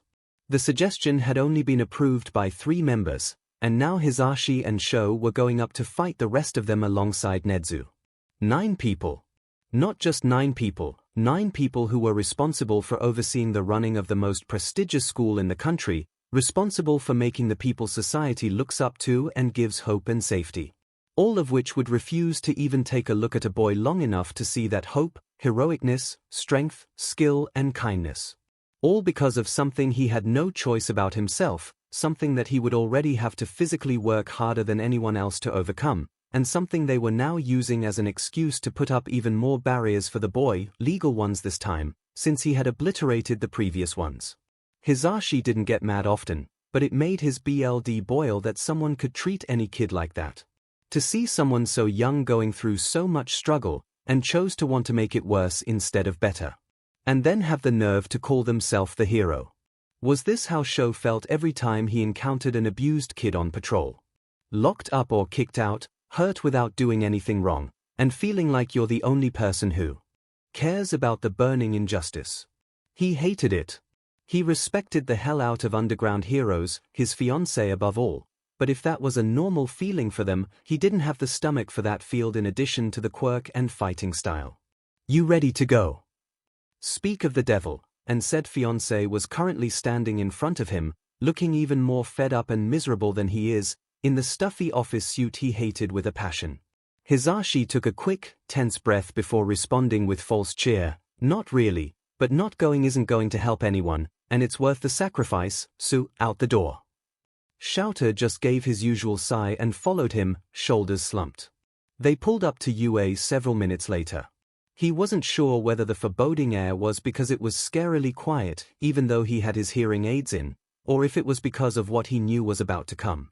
Either way, he fought the urge to turn back. This was for Midoriya. This was for the kid who had blown him away with his intelligence before they even met. This was the kid who fought tooth and nail to get better every day, progressing faster than most kids in the hero course despite society trying to beat him down. This was the boy who deserved so much in the world and got almost none of it. And there was close to nothing he wouldn't do to make life even a little more kind to him. 𝐿𝐴 had apparently committed such a grave sin in his past life that he was being sent to hell before he even left work. The hour of the day. Hell. The uncomfortable and impractical clothing. Hell. The people he had to meet with. Hell. The subject of the meeting. Lost somewhere in Tartarus. He sighed and looked over at Zashi, who gave him a half-hearted shrug and smile before moving his hand to the doorknob only for it to open to Nezu on the other side. Ah, Yamada, Aizawa, how kind of you to join us. This would certainly be a lot more difficult if I needed to do it alone, the principal replies succinctly. There was one long curved desk with the members of the school board along it, with a smaller rectangular table opposite it with seats for the three arguing against them. He was exhausted. He knew the meeting would be difficult, but it felt like he had just gone through 2 consecutive 10-hour patrols instead of sat in a room for 6 hours. All his brain could comprehend was 2 things. They had technically won, and the board had weaved in as many loopholes as they could to try and keep it a nearly impossible technicality. If there was one person who had to defy the odds though, he was glad it was the problem child. His last thought was that he was glad he called Tsukochi to announce that he might have to miss a couple patrols today and tomorrow, before he collapsed on the bed and let his mind go blank. Chapter 19. I'd like to show my friend that kindness is brave. Izuku walked onto the train back home from the gym in a state of shock. He had been having a relatively normal day, when his mentors had decided to drop the horde of bombshells that was the fact that a couple days ago they assisted Nezu in getting the UA school board to change the policy on quirkless students. This meant that he had a possibility of actually going to a hero school instead of just getting a license through internships. That possibility was at the highest level, most prestigious high school for heroics in all of Japan. His mentors were willing to fight for hours in an uncomfortable meeting for no reason other than to make another path for his future that he might not even be good enough to follow. Nezu, the Nezu, apparently not only agreed with this decision, but led it. He now had the approval of 3 pro heroes, even though he had just started junior high a few weeks ago. In summary, it was insane, and way too much for him to deal with right now, so he needed a distraction. He had hung out with him a few times on the other boy's request in the past few weeks, so it was probably socially acceptable to ask for one himself. Unless he was already supposed to have scheduled something, and now Shinsu felt like he was being a lazy friend, or he was supposed to never schedule anything to not be a burden. And then what if Shinsu thought he was just using him since the first time he asked was when he needed a distraction? But what if he felt betrayed if Izuku didn't tell him the reason? The point was he didn't know. He was never intuitively good at people like everyone around him. Through years of trial and painful error, he had learned methods and strategies of how best to act to minimize the anger people that didn't like him directed towards him. But aside from his mom, who didn't really count, he had only had 2 weeks to start learning the social methods of what to do with people who did like him in real life. He should probably just tell Shinsu the truth, right? No offense to his friend, but he didn't seem to have a lot of social experience either, so he would be lenient when Izuku made a mistake. Probably. Hopefully. Hey, I just learned some wild stuff, you wanna come over? I need a healthy distraction from my thoughts before I explode. I'm okay, kinda wanna ask, but not going to. Where's your apartment again? I keep forgetting it's #XXX at XXXX, XX Avenue. Does a train near you go by there? Hang on, gotta check. Yeah, I should be there in like 20. This new school's a lot closer. See you 3. That didn't seem angry. Maybe he was right and Shinsu really didn't care. Either that or he didn't notice. Or he was just good at hiding how much he hated Izuku. Or no one cared and his anxiety was making a big deal of nothing again. That was probably the most likely answer, but all the others seemed so much more tempting that it was probably best to just not think about it. He stepped out of the train barely more aware of the world around him than when he went in. He numbly texted his mom about the plans, and before he knew it he was sitting on the living room couch. Now came the question of what they were going to do today. There was a quiet knocking at the door, and Izuku scrambled to get it. It was, indeed, Shinsu waiting there for him. He looked less tense than the first time they met, but more so than the latest visit to the park. His chest also ached when his eyes reached the other boy's face again. He would like to say that after their first meeting, Shinsu was finally free from the social and physical confines the world had unfairly put on him, but that wasn't the truth. The world didn't work like that. Shinsu hadn't even met Erasa and MIC yet. Izuku didn't know if they wanted to foster, and any other home they couldn't trust to not be worse than what he was already at. He wanted so badly to just finally be a hero and save his friend, but he knew firsthand societal prejudice wasn't some enemy you could just punch down. It required years of blood, sweat and tears, of speaking up even when silenced, of being unafraid of being hated or even killed just to make it a little better. All he could do for now was provide a safe person and space for him to escape to. He could practice lockpicking and remove tongue compresses all he wanted, but that didn't change the fact that Shinsu had to sacrifice the mental and physical torture of the muzzle every day, just so the world would have less of a chance of killing him because of their fear of what they can't control. He hated how he felt horrible and weak and useless at not being able to help more, and then he felt guilty about pitying himself when it was someone else's suffering. 37 seconds. A new record, he thought dully as the lock let out its usual soft click. So, the first word out of the boy's mouth was dry and scratchy, so he hurriedly passed over his water bottle to him. You said you wanted a distraction. What, do you wanna do? Izuku hesitated. What did he wanna do? He had really just spent time being overwhelmed, panicked, and stressed. His overfilled brain couldn't muster up enough extra energy to decide what he needed to distract himself from being overwhelmed. He just wanted a break from his thoughts to turn his mind off and do a hard reset. Well, that thought brought up one possibility of a potential distraction, and it would either make things way better or way worse. Normally his attention would be focused on which of those two possibilities was more likely, but right now, his brain was so goddamn filled with cement that his only thoughts were how to best word it to get to his goal. Because it was a goal now, he needed a break from his brain. Well, I have one idea, but it might well, you know how I like to do quirk analysis a lot. He asked eloquently. Yeah. Shinsu sounded hesitant, but he couldn't tell if it was nervousness or suspending hope. Could I do one of your quirk? He pushed out finally. Like, you wanna ask me questions about how it works and stuff? He sounded a little less hesitant now, so that was probably good. I mean, yeah, as part of it, but my mind's too clogged for analyzing at the moment, and I can get an even more detailed picture of the quirk if I feel the quirk firsthand, like with MIC's or 𝐂𝐩𝐽𝐻, yeah, like MIC's quirk. He pushed tensely. You want me to brainwash you? Shinsu responded with some mix of emotions he couldn't decipher. Yeah, only if you want to. He asked more than responded. Shinsu's eyebrows creased at this. If I want to? Why in the world would you want to? Izuku wasn't naive enough to wonder why Shinsu seemed so utterly baffled by his words. He was, however, either passionate or delusional enough to show him why said bafflement was unnecessary.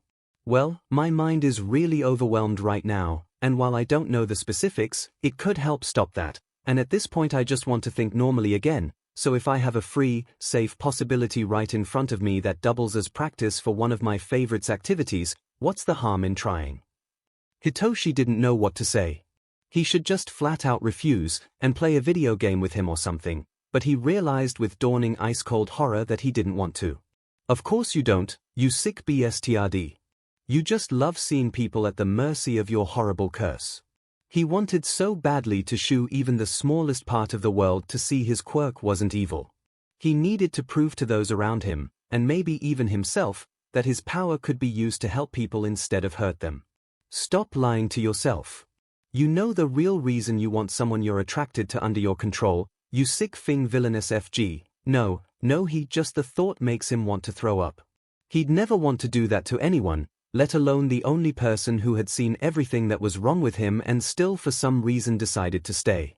Still, he couldn't help the voices of old classmates, foster parents, teachers melding together and suffocating him with the horror of what everyone always reminded him he could do. I just don't want to hurt you, he answered honestly. Oh, is that a possible complication? I guess that makes sense if you haven't had too much practice. How about we do it in the living room so my mom can make sure there aren't any accidents, or at least try her best? Midoriya suggested. Hitoshi hesitated again.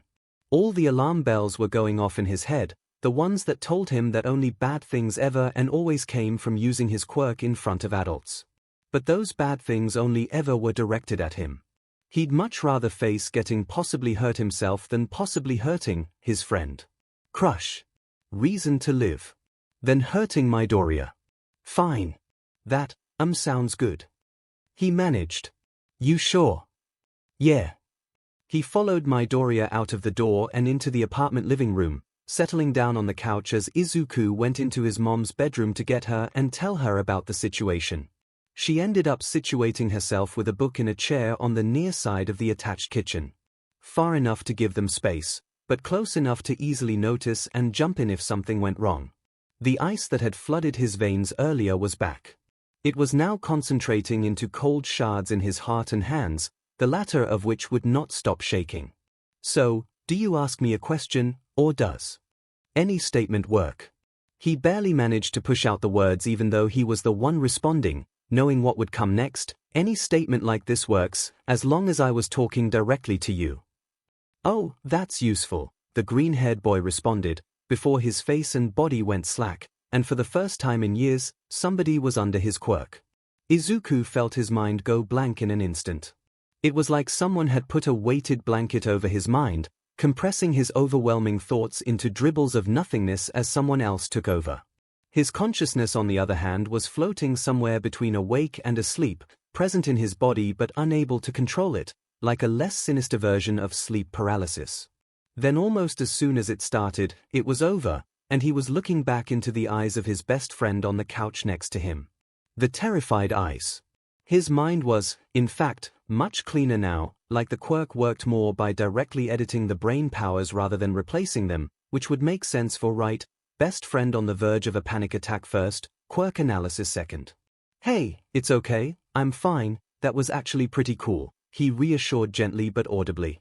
No, I'm sorry, he started hyperventilating even worse, and curled in on himself, one hand rooted in his hair. It's fine, Shinsu, do you want my hand? It was grabbed almost as soon as it was in range, and through the slightly uncomfortably tight grip Shinsu gave, though not as uncomfortable as any of the rock walls or dead hangs from training, he could feel him vibrating. Slowly and deliberately choreographing his movements, Izuku shifted himself to put a hand on Shinsu's back.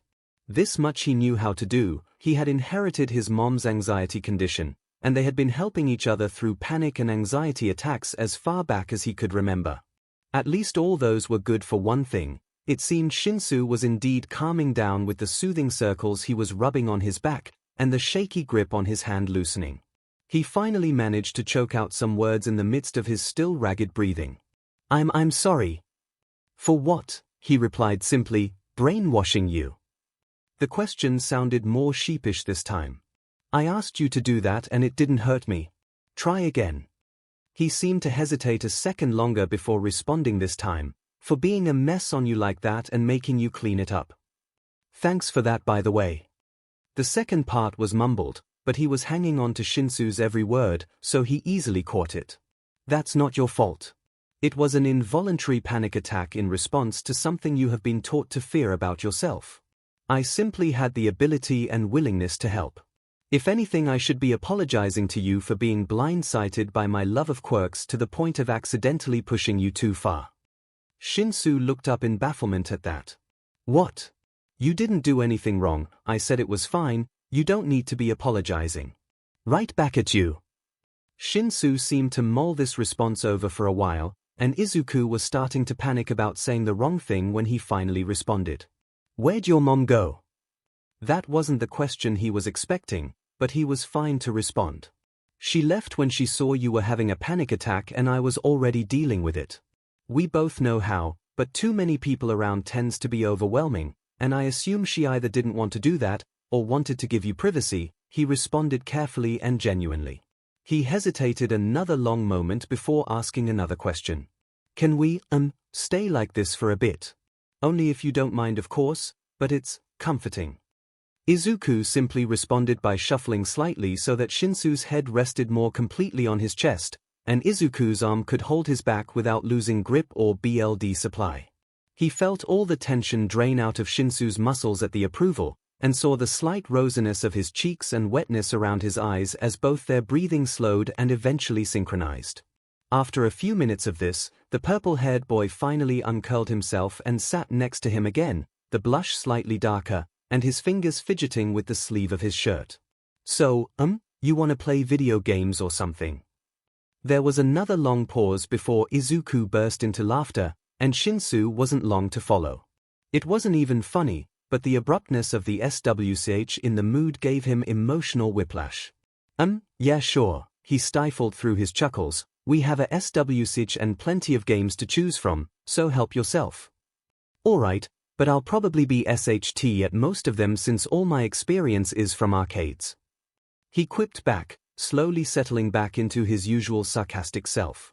Shouter reran his fingers through his hair for what felt like the millionth time as he looked over all the loopholes, buts, and ands in the school board's ruling, to make it an easier to understand, and therefore easier to combat list.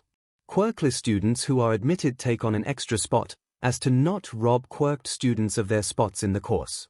There will always be 20 quirked students per class at the beginning of the year, regardless of the amount of quirkless students.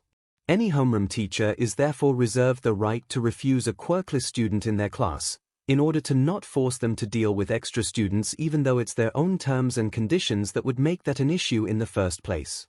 They can't be denied any UA Hero course resources, but they also can't enforce the policy on companies and agencies separate for UA, even if they are required to have adequate UA Hero course experience.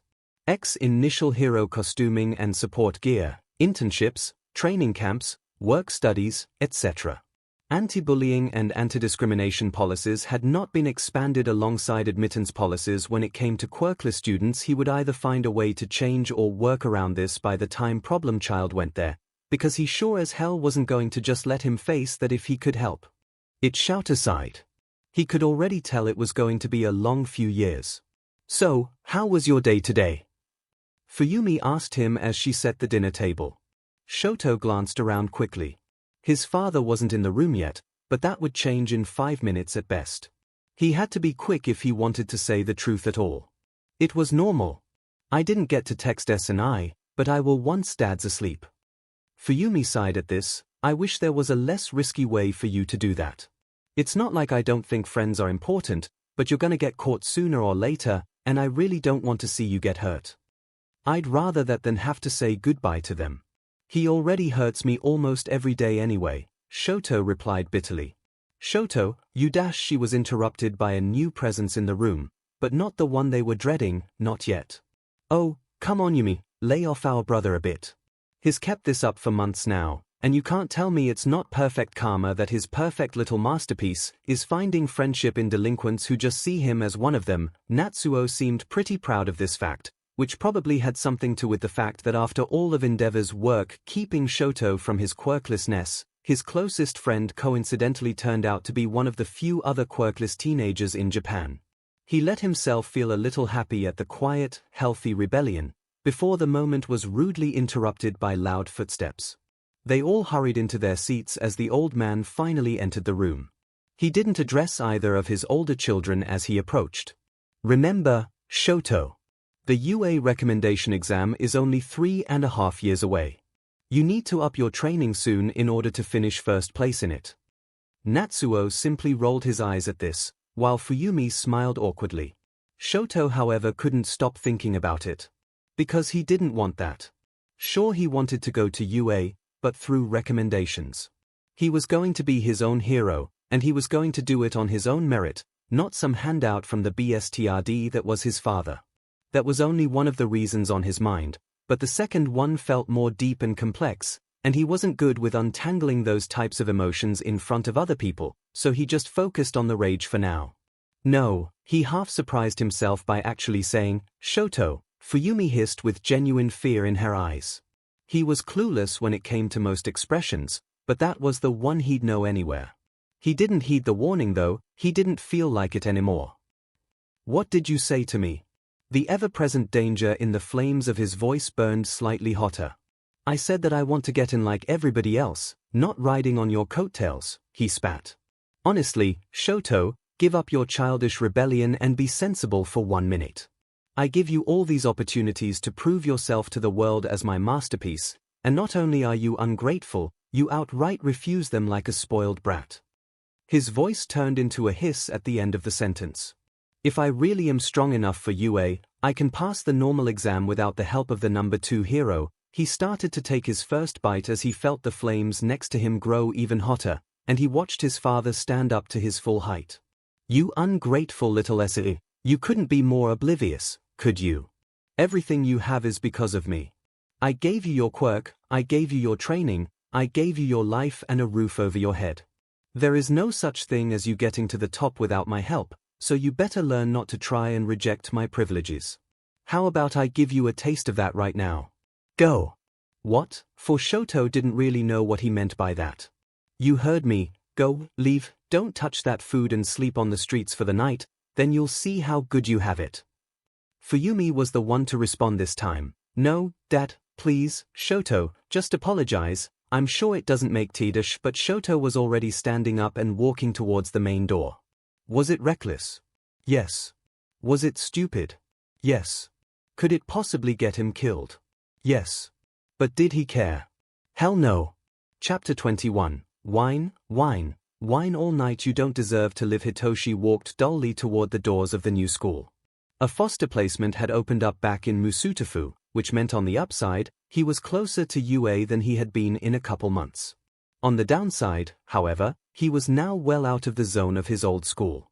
He had only started his old one a couple months ago, but he moved this weekend, so today, Monday, was the first day at Old Dera Junior High.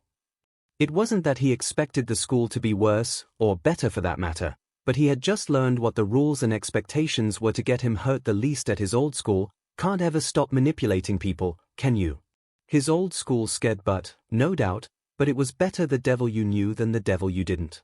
He stepped dully towards the doors to the campus, trying to appear as nonchalant as possible while also checking his surroundings for mood and threats. There were many different people scattered around in the courtyard, waiting for the gates to open. He would have preferred to get here early in order to scope out hiding spots, but he got delayed by, "Where are you going, Deku?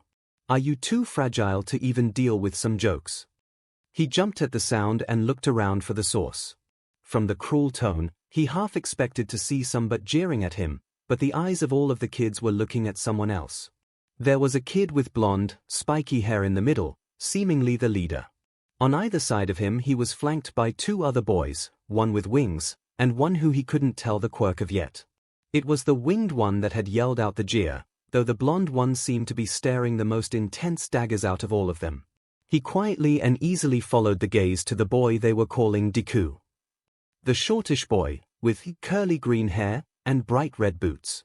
Midoriya. He felt his heart somehow simultaneously sink and flutter at the realization. What was he doing here? Well, going to school, obviously, dumbass, but how the hell did he just so happen to get transferred to the same school as his friend?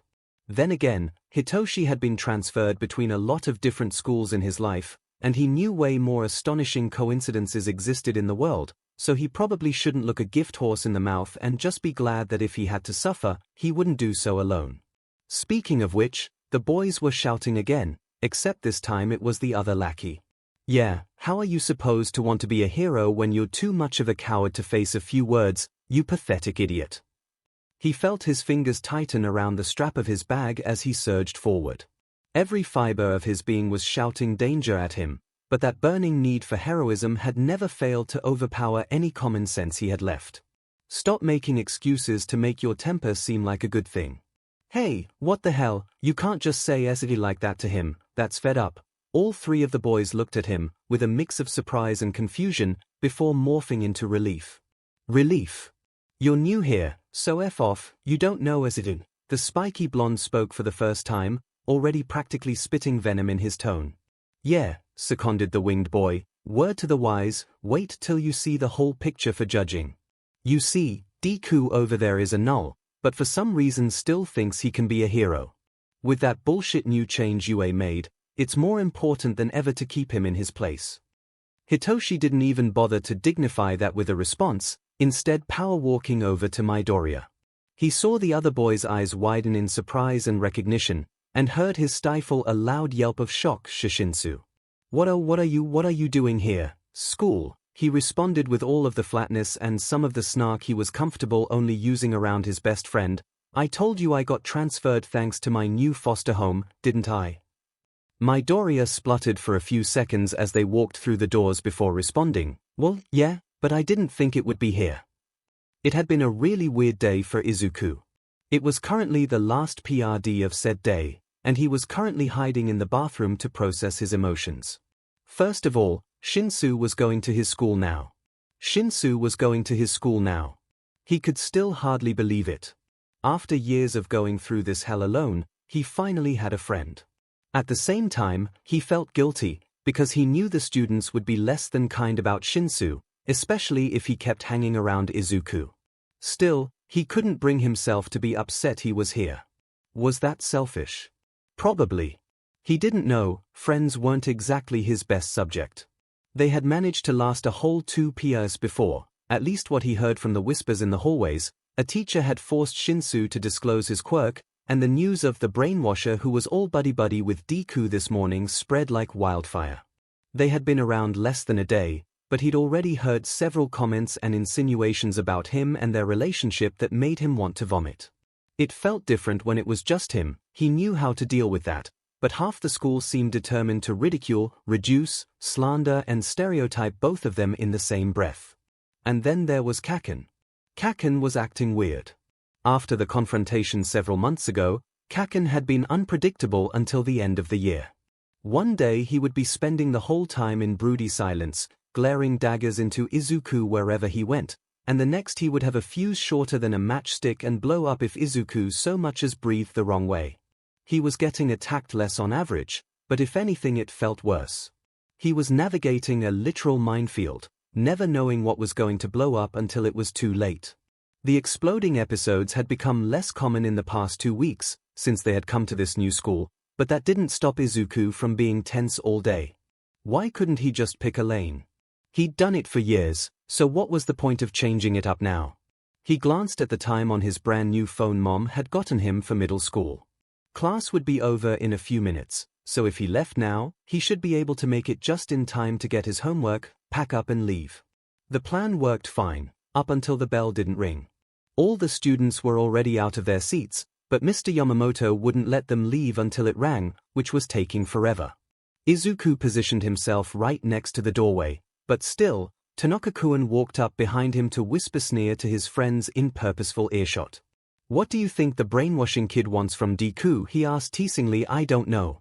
With a quirk like that, he's probably whoring him out or something.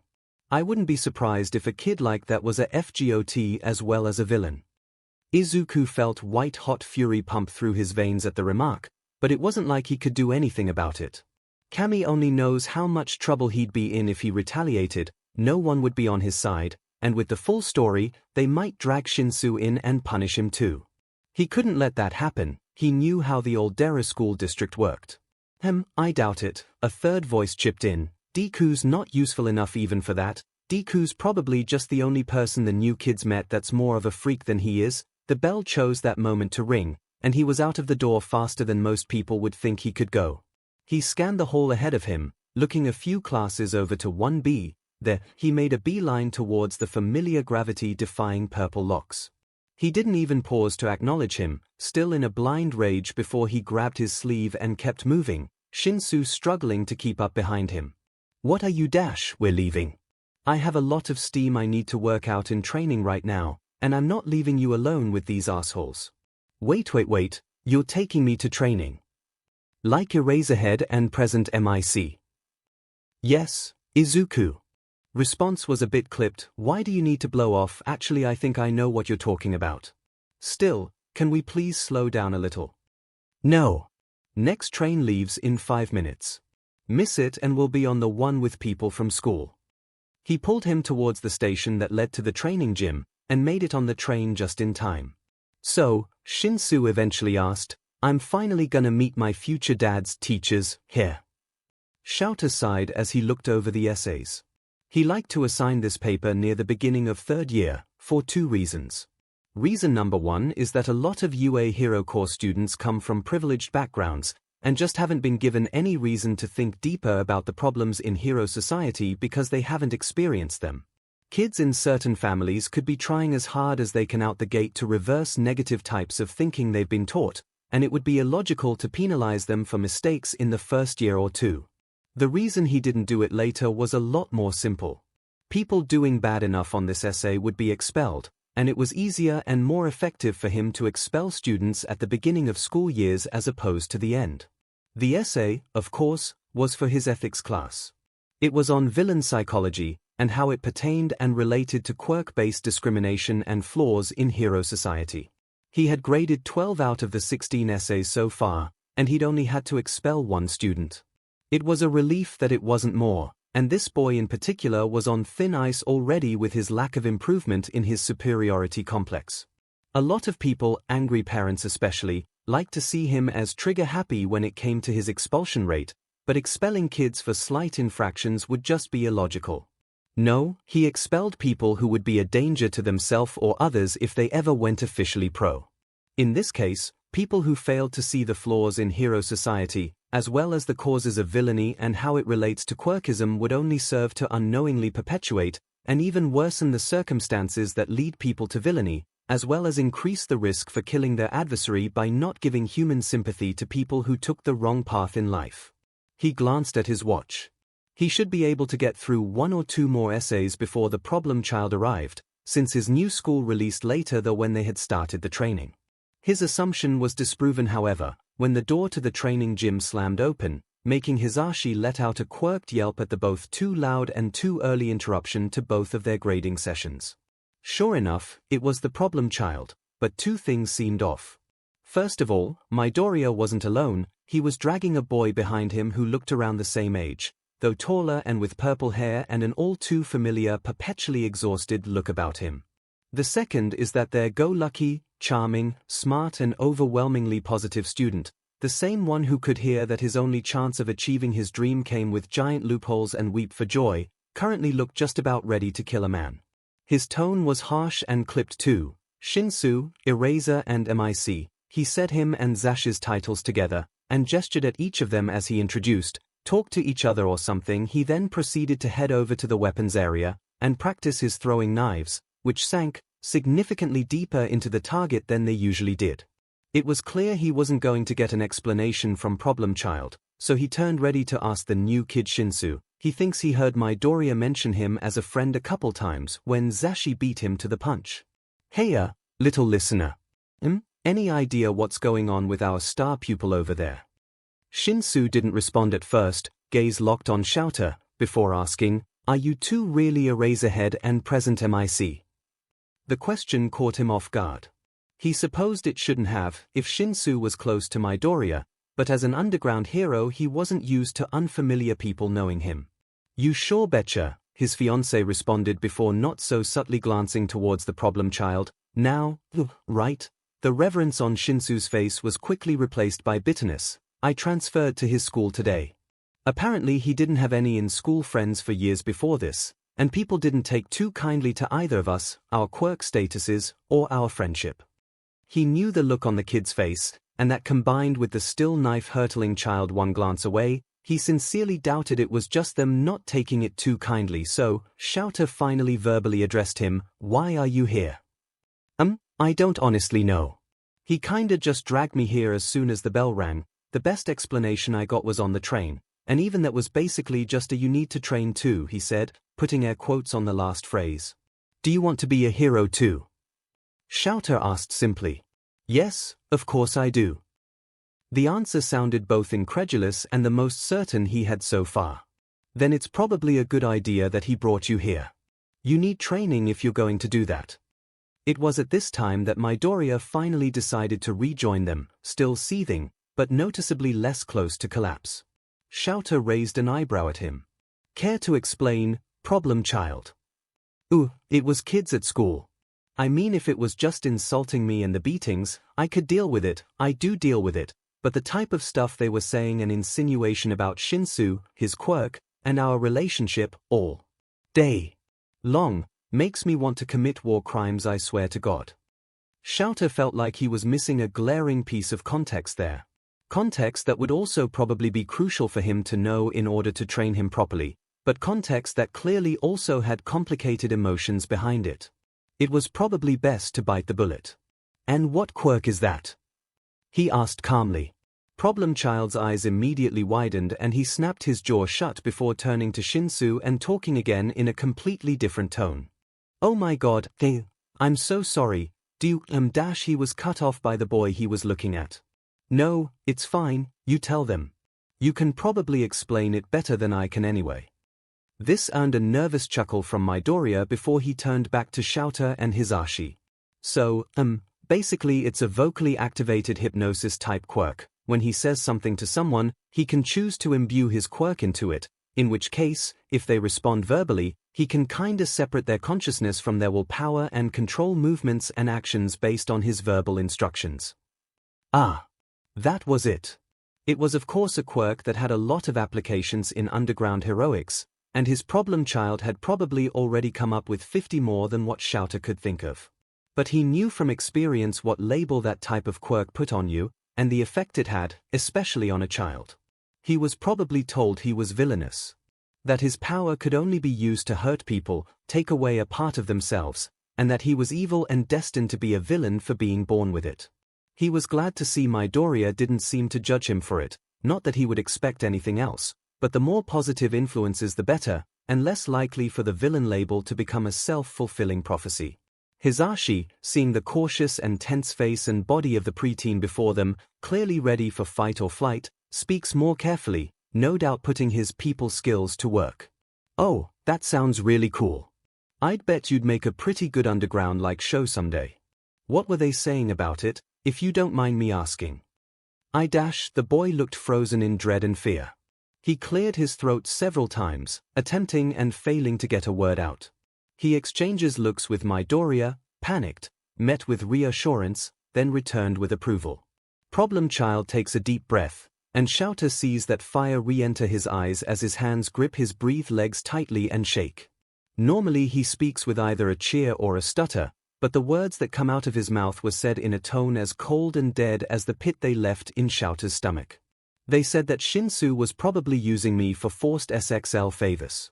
The only objection anyone had was that I wouldn't be useful enough even for that. Hitoshi looked up apprehensively at Eraserhead as the news was dropped. Both literal and metaphorical red-hot anger awoke in his eyes, and Hitoshi couldn't breathe. He had to know those kids were lying, right? More like predicting the future. Hitoshi would never dream of that, and Izuku had clearly been directing the anger at their classmates, hadn't he? Had he? It had been clear to Hitoshi, but what if it wasn't to these heroes? What if they thought it was true? What if they didn't but realized that he easily could, and punished him anyways? He knew that look. The burning, passionate hatred that promised pain, and suffering, deserved, hurt, muzzles, silent, villain. He felt a warm hand pressed to his back, and he slowly breathed back his grip on reality. Midoriya was sitting next to him as the source of the hand, with an adorably concerned look on his face. The anger in Eraser's eyes had dimmed, or more accurately, put on the back burner to be replaced by a look of worry, with some panic and guilt mixed in. Hey, kid, I'm not mad at you.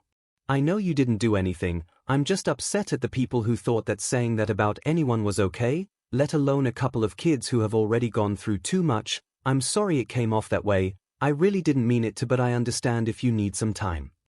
Hitoshi felt like all the air had been put back in his lungs, and he didn't try to fight it when he stood up and walked towards Eraserhead. His voice was smaller than he wanted it to be, but he could at least talk now. Thank you. I know adults ever said any of that to me before. Can you dash? He lifted up his arms weakly and Eraserhead complied, pulling him into a hug. Of course, kid. You've gotten worse than you deserve, you know that, right? This just made the feeling more intense and he squeezed harder, trying to stop the tears threatening to well in his eyes. The hug felt safe. Not in the way Midoriya felt safe, like two sheets of broken glass coming together in a appealing mosaic, like someone he shared armor with and ensured that he would never be alone. Eraserhead felt safe like a weighted blanket. Heavy and mysterious, but undoubtedly there to protect him and keep him warm at his worst. Those metaphors would be good in a poem, he thought dully, and let out a wet chuckle. Sure, he had been moved to a new foster house, parents, and siblings this weekend, but he had a feeling this was the second step in finding his real home. Hitoshi, to put it lightly, had been put on the most intense emotional roller coaster since his quirk came in. Exhaustion, dread, happiness, sadness, anger, relief, bitterness, confusion, awe, fear, and relief again all decided to put into his life in their most intense forms in one day. Let's just hope that's the end of it. So, he startled slightly and turned around quickly, not having seen or heard Midoriya behind him in his rather dazed state.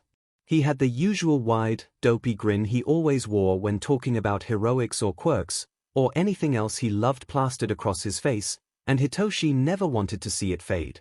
Are you ready for your first ever park hour class?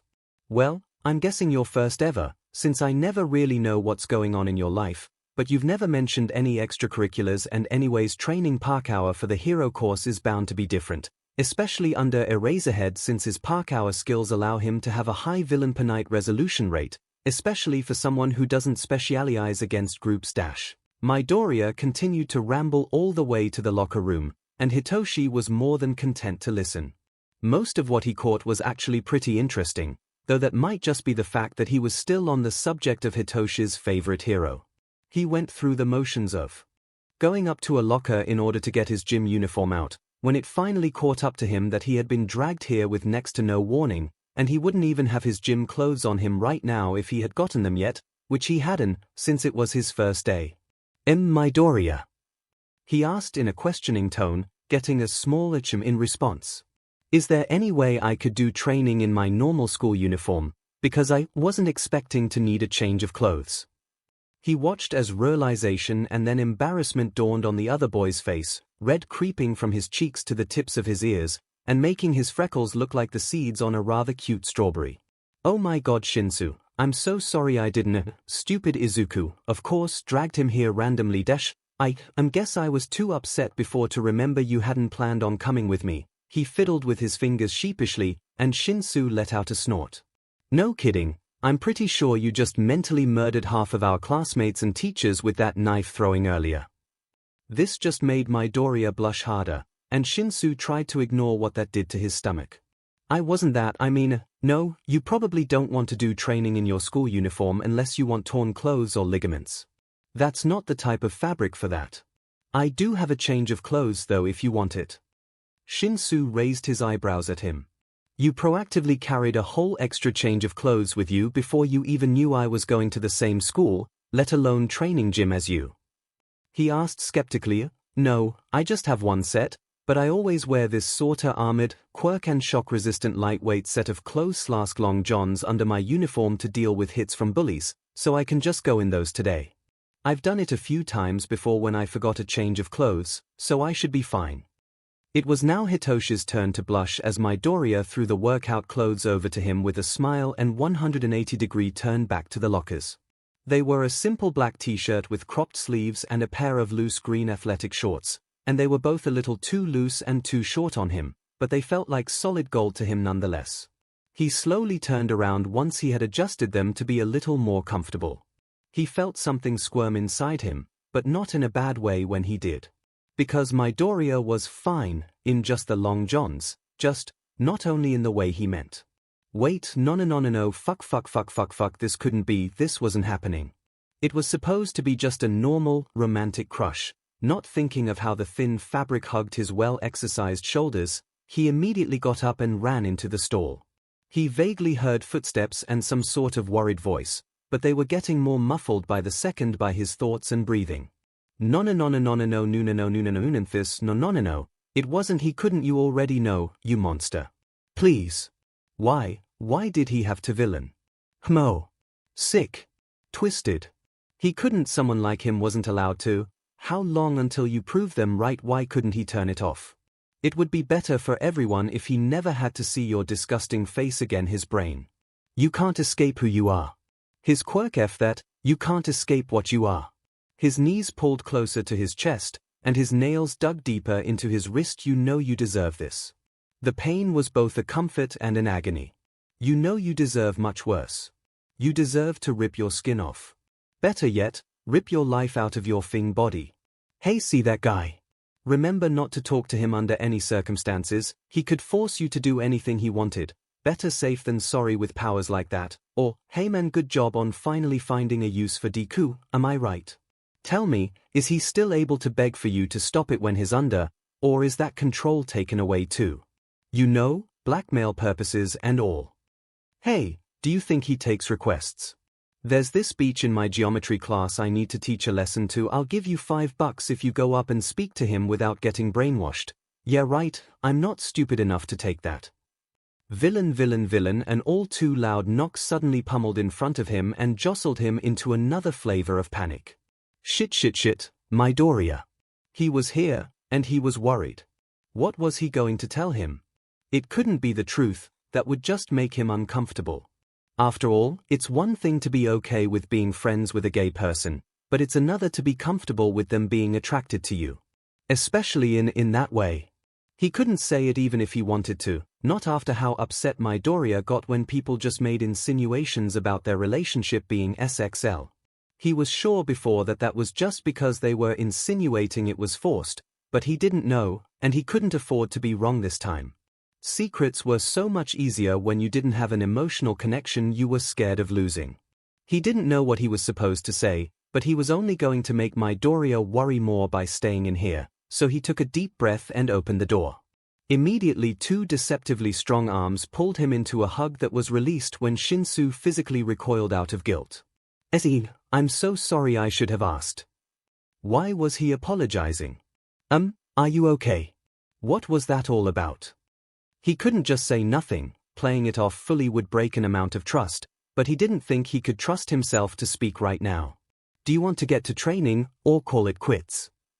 Hitoshi really needed to respond, but his brain-to-mouth filter was clogged, so he opted to skip it entirely and see what happened. What's your sexuality? Midoriya looked taken aback, because of course he did. That's not the sort of question you just ask someone after panicking, and he looked down at his wrist, which was still bleeding sluggishly, self-harming in a locker room bathroom stall. Stupid thing, villain. Do you just want to feel better about yourself by saying he could have wanted it when you become what everyone knows you're gonna be? He also said that entire thing out loud, and as a question no less. You can't even help it, can you? SHT, he needed to save this. If I can ask you that, if you're uncomfortable with saying it, I totally get it. He signed quickly.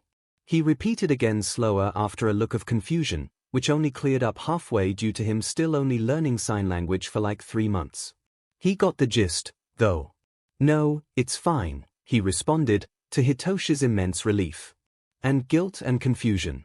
He couldn't be trusted with this information. I don't really know, to be honest. I did a lot of research a few months ago when I started PBRTY, but I'm a lot better at textbook definitions than my own emotions and attraction. I know I found some classmates and heroes hot, all genders included, but I've never really felt a crush, so I don't think Pan or Omni alone covers it, or even which of the two it is. I think I'm RO. I mean, I could be Demi or Grey or something, but I haven't felt anything yet. Like I said, I don't know. Sorry, he signed, and at yet another look of confusion, for being so bad at this at what? Midoriya asked slowly.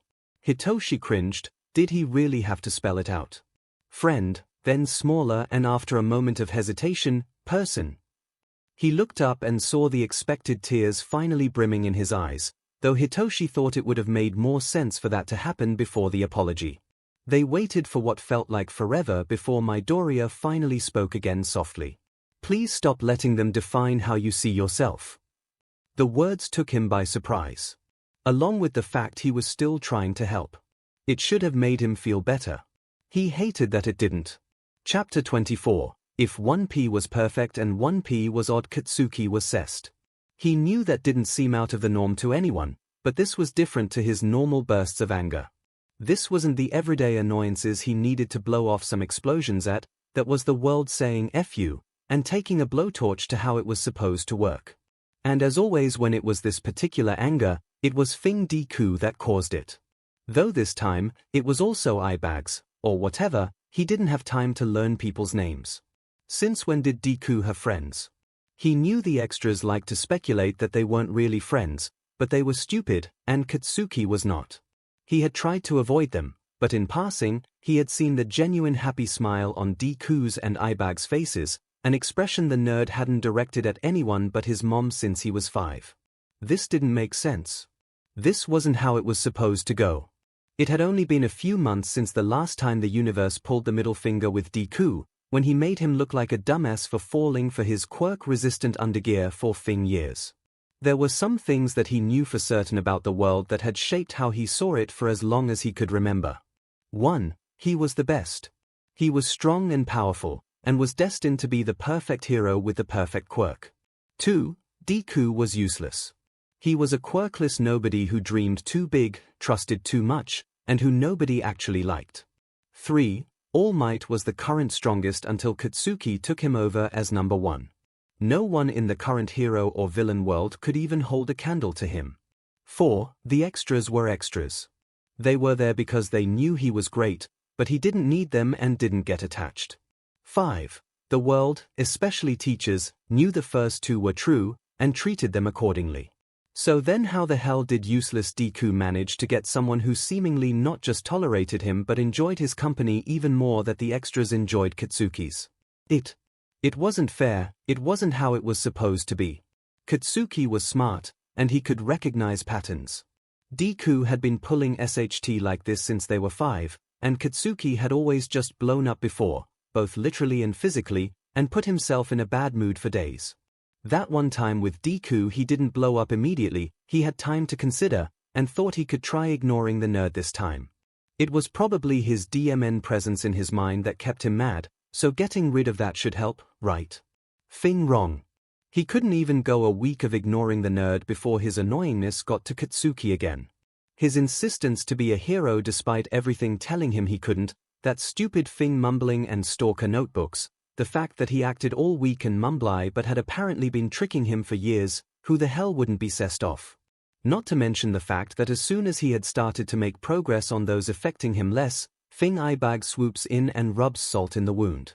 This wasn't how it went. Deku was weak, Katsuki was strong. Deku was stupid, Katsuki was smart. Deku was unlikable, Katsuki was popular. If none of those things were true about Deku anymore, what did that say about the ones about himself? Was he just as brat?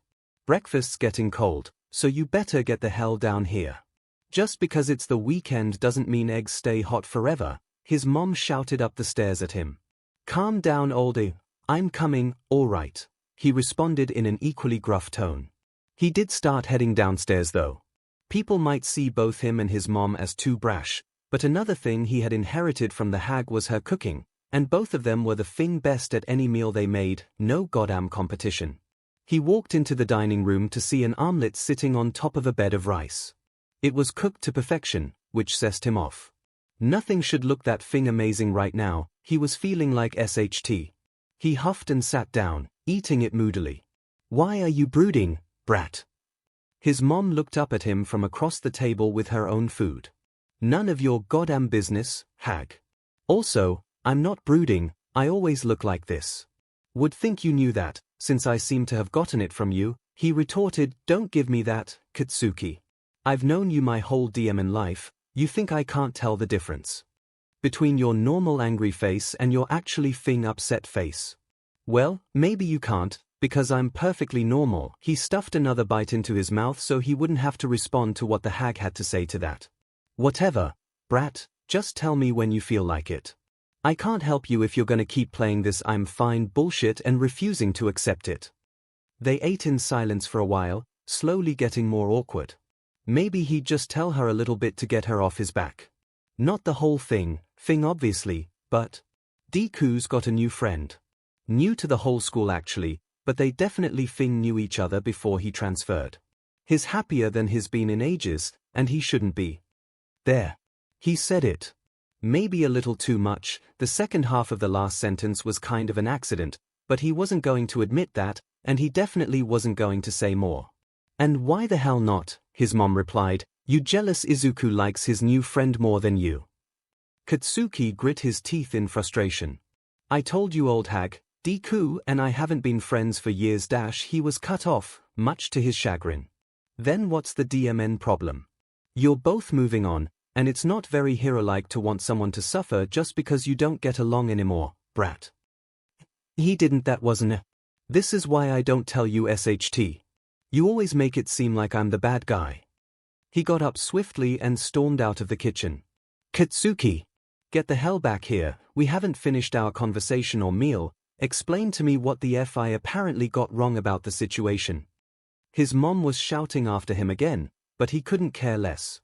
Stupid hag, stupid eyebags, stupid Deku. Why would she side with them over him when he'd barely said one DMN sentence? He couldn't, it made no DMN sense. He grabbed the nearest sheet of paper, an old English assignment, and exploded it until it was nothing more than fine ash. He still didn't feel any better though, not even after screaming into his pillow for 𝐤𝐻 minutes. Maybe some internet time would help. Maybe he could find someone who shared his struggles. He tried keyword searching with Quirk-Advice and friend, but for a solid few minutes, he only found the positive embrace yourself bullshit, and he was just about to click off when he saw something promising. At 𝐒𝐽𝐽 407 in advice, not going to give away too much, but I started second year of high school this year, and am on the advanced biomedics course. Almost everyone else here is also a second year, but there are a few third years, and only one first year. Now, at first I thought this kid was just smart, right? He stays on top of the work, he shows up on time, and he even has apparently made friends with a couple of people in the class. So imagine my surprise when I find out that this kid is quirkless. This whole time not only has he been in my class without my knowledge, but he apparently did something to trick everyone else into thinking he's smart enough to be here. I swear, me and my best friend are the only sane ones in this class, so any advice on how to get rid of him, I tried and failed with asking the teacher. Katsuki paused after reading it. It wasn't exactly the same, obviously. Him and Deku were the same age, and in junior high, the teachers were on his side here. And Deku just had a friend now instead of also apparently being smart, but the comments could offer him some help. Or so he thought. Much to his shock, most of the comments were calling out the original poster. Some in nicer ways than others, but nearly everyone seemed to think the student who had asked for the advice needed help with their way of thinking rather than the situation. Name me one good reason why someone quirkless is automatically dumber than someone who has a minor physical quirk. Well, that was a stupid ask. Almost laughable. They just were. That's how all the schools had taught them. They were less evolved, so they were less intelligent. Was that not obvious to some people? He scrolled down to the next comment. If you genuinely think like this, you might need to spend a session here. Katsuki hesitated before clicking on the link. It took him to a page for discrimination sensitivity training. Bullshit, he didn't need to be trained. He knew how the world worked when it came to quirks. But, did he? He thought he did, but then eyebags and Deku had turned that knowledge on its head. He'd just go for a week. And why so he could see how messed up their view of the world is and laugh at it while gaining back confidence on his own way of seeing it. Definitely. Not that he needed affirmation, he didn't, but it could help solidify the fact that this was just unfairly good luck on Deku's part. He smiled. Those counselors wouldn't know what hit them. Shoto had been doing this whole thing for a couple months now. He knew most people wouldn't consider getting kicked out for the night routine, but it had become that rather quickly for him. After the first Saturday, Shoto happened to set Endeavor off a week after that. It happened on a third Saturday too, and by the time a fourth one rolled around and he got through dinner civilized, it felt weird and uncomfortable to almost be going to his bed on the last day of the week. He knew it was self-destructive, but he got this itching feeling of wrongness at the CYCL being broken, like something trying to crawl out of him, and as little sense as it made, sleeping on the grass in the park weekly was less uncomfortable than the change. As long as none of his skin actually touched the grass, of course. He didn't know what was wrong with him, and he didn't have the time to learn, as he was now walking back home for the dreaded extra-long training session that came after each of his escapades. Despite everything, Endeavor had still failed at scaring his son into taking the recommendation exam rather than the normal one. If anything, he now had two concrete reasons to avoid it. The first was the same as before: he wanted to get in on his own merit, on his own power, his own influence. If he got in through recommendations, his schooling at UA, and his subsequent hero career, would be undeniably tied to his father. The second was Small Might and Insomnicat. They had gotten more comfortable in just their little group chat, and though the names were still unknown, they were clear that they were both shooting for UA. With their quirks or lack thereof, they were already at a disadvantage, and Shoto wasn't going to take a possible path to UA from someone who needed it more. And that brought him to what he was worried about. Insomnicat and Small Might were probably going to be in the same school as him in a few years, 50/50ths each for the same class. How was he going to be able to interact with them without revealing who he was? Would he have to watch his friends have fun and not join in because they didn't know he knew them? Was that creepy? Was that okay? Shoto didn't know. All he knew about how people worked came from his family, and no offense to them, but the majority of that seemed contradictory and incomplete at best. Were heroes defined by saving people or defeating villains? Should you make yourself look smaller than someone else when talking to them? Do you talk straightforward and businesslike to family, or casually? All these and more had seemingly a simple answer, but had been contrasted a million times over by the different people in his house, and it was confusing as hell. Even if, when they finally got to UA, he could get close to his friends without them knowing who he was, there was no way they would want to continue to interact with someone as clueless as him. He sighed as he finally reached the door, knocking on it and listening for whose footfalls would come to greet him. He was of course met with those of Endeavor himself, heavy steps and a heavier glare that sent the most primal part of his brain he had long since learned to repress into fight or flight. He didn't even greet him. Just grabbed him by the wrist and started heading towards the training room. It was a rarity for his anger to be cold like this. He didn't know how to handle that. It was going to be a long night. Did I say lie on the ground like a pathetic little coward? No, I said to get up and fight. Do you think real villains will go easy on you? Either get back up and spar, or get on the treadmill. I'm not raising a weakling. Shoto shook involuntarily, though his mind was too exhausted to tell if it was from fear or overexertion. His muscles felt liquidy, his skin felt tender all over, and his BLD felt heavy, but he dragged himself up with his dregs of effort to move over to the treadmill.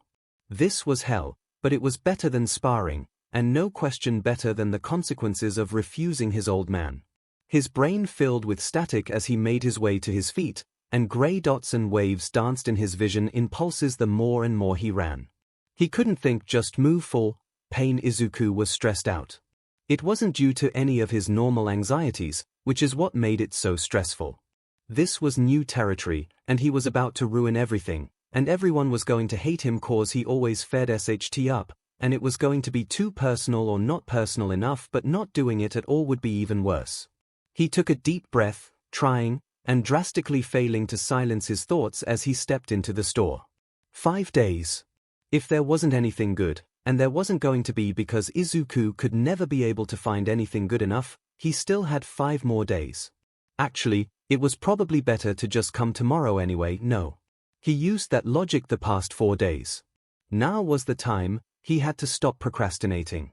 This was supposed to be fun and thoughtful. This wasn't fun or thoughtful.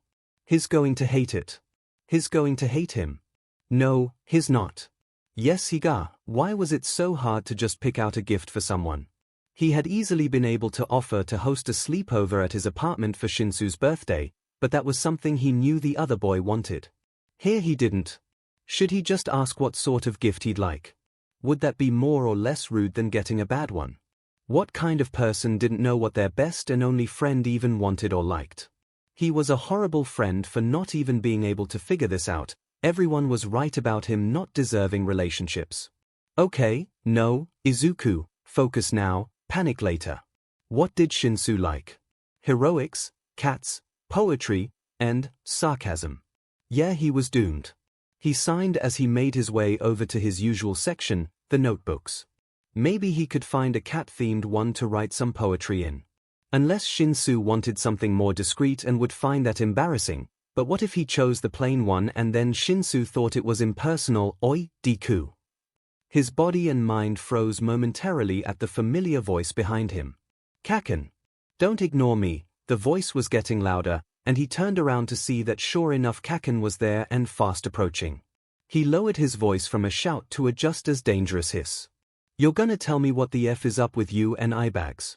You think you can just show up to school one day all bright-eyed and bushy-tailed at the new transfer student, here? Izuku opened his mouth to respond but was interrupted before he could even make a sound. And don't even effing pretend like you didn't know eyebags before all of this, I'm not stupid. What, were you laughing behind my back with him every time I called you friendless? I swear Kaken I wasn't trying to trick you or anything. He made the mistake of glancing down where he was still holding both the solid dark purple and cat-covered notebooks, and Kaken's eyes followed him. Don't tell me you're effing here for him too. I thought you were just in this row to buy yourself a birthday gift since no one else wants to, but you've been using plain-ass black ones for your stalker notebook since you were 4. God, are you really such a selfish friend that you only care about what you'd like to get? At this point, Izuku could feel the edges of a panic attack coming on. He didn't have his protective gear on, so he could feel the metal of the wall-mounted shelf biting into his shoulder, a sensation that did not bring back good memories. Making a split-second decision before he lost himself fully, he let himself fall into his spars with eraser just long enough to jab an elbow into his ribs and knock his knees out from under him, before booking it to the checkout. He'd just buy them both, more was better, right? For once the world seemed in his favor as the self-checkout processed quickly with no complaints, and he proceeded to run out of the door and onto a path he knew would lose Kaken if he decided he wanted to chase him again. No such thing happened, so he ended up just making it to the apartment out of breath, and took some extra time outside the door to make it look like he had walked back like a normal person. After a couple minutes, he opened the door and greeted his mom before heading to his room. There was still a very high chance 𝐿 would hate everything, and he knew it made him a bad friend to choose to not go back to the store and try again, but his danger mode mind was selfish. He got out the wrapping paper and slowly and carefully wrapped it around his gifts, one sheet on the 2 notebooks he had just got, one around the brand new pairs of the Quirk-enhanced clothing he had ordered a size up for him. Hopefully it would be enough, hopefully he would like them, and hopefully Izuku didn't just F up the only friendship he had with someone who'd met him and not hurt him. Chapter 26, 2 Friends. On a perfect day, Hitoshi fiddled nervously with his sheets as he waited for it to be an appropriate time to get up. He had always struggled with insomnia, but it was worse before and after big events. It had been a while, though, since one of those events was good. Unlike some kids in the system whose fosters neglected to celebrate it, 𝐿 had never once forgotten his birthday. As long as he could remember, he would be the only one celebrating it, but he would allow himself to indulge in his dreams without consequence for one time out of the year, as well as writing himself a birthday poem to start off each new year. Speaking of which, now that he was bored was probably a good time to start on that. The last thing he wanted was to have nothing to do and focus on the sores on his jaw. The point was poetry was a good distraction. A place for his mind to delve and seek comfort, whether affirmations for the good or condolences for the bad. And he felt light as a feather knowing already that today's was going to be the former. 12a warm buzz drifts through my soul, a soft medicine numbing the pain of everyday and washing it away. Happiness is hard to explain, it's hard to come across, easy to break and essential to keep, a warm embrace feeling vaguely of a promise that things will get better. Sheltering it from the world only goes to starve it, putting it out there harms it until it finds the place it can be safe. He smiled gently as he quickly grabbed some clear tape from the junk drawer in his current room and carefully laid pieces of it to laminate the page. This was one he was going to want to keep. Izuku was as nervous as he was excited. This was his first sleepover since, actually, Kaken only stayed for dinner when they were younger, so this was his first sleepover ever. He was so looking forward to getting to play games with, chat, and hang out with Shinsu the whole night. If he actually wanted to do that and wasn't just faking it to go along with Izuku's suggestion, or he really did want it but Izuku was being a terrible host. He could give his friend the benefit of the doubt and trust him to be honest and upfront. Probably. He hated how people were almost never upfront about what they wanted and then looked at him like he was weird for just saying it. Not that he could say much upfront anymore when he was nervous, that conditioning had left him with an anxious stutter anytime he tried to share a truth that could be judged. Which was pretty much everything when he wasn't around Mom, Shinsu, or his mentors. He was so distracted by his thoughts that he didn't notice his brain was going autopilot answering the biology questionnaire. It was a mindless background task, since most of these were common sense anyways. What causes a select handful of non-mutation quirks to develop at birth rather than the usual 4 to 5 age range? A. A random outside factor. B. The presence of an extra gene in quirk DNA. C. The absence of a certain gene in quirk DNA. D. An unusual genetic quirk combination. E. Unsure. The full answer was that a rare random or inherited mutation caused an absence of the gene that told the body to produce the proteins that acted as safeguards, blocking neural signals from being able to interact with quirk factors until a safe age, thereby causing the quirk to activate at the first moment of extreme distress, which tends to be at or around BH. C was basically a summary of that, so he selected it before moving on. Yeah, all the questions were about as base level as that, and he was so lost in his thoughts that he entirely forgot to change some of his answers to false ones when he turned it in. He didn't realize his mistake, or rather lack of a mistake, until his teacher called him up to the front. As soon as he heard the first few words, he knew what it was about, and set his mind into an in-between, drifting from the following afternoon to the current moment and back. Honestly thought you would have learned your lesson about cheating. You're too old for thigh. I wonder what Shinsu would want for dessert. Is he more of a cake person or ice cream person? From your previous teachers I should have suspected it, but I wasn't ready this early in the year. I should probably get a movie ready. Should we go with a newer one, or one of the classics like Nimona? Policy to give zeros when students are academically dishonest, so I hope you know what effect this is going to have on your overall grade.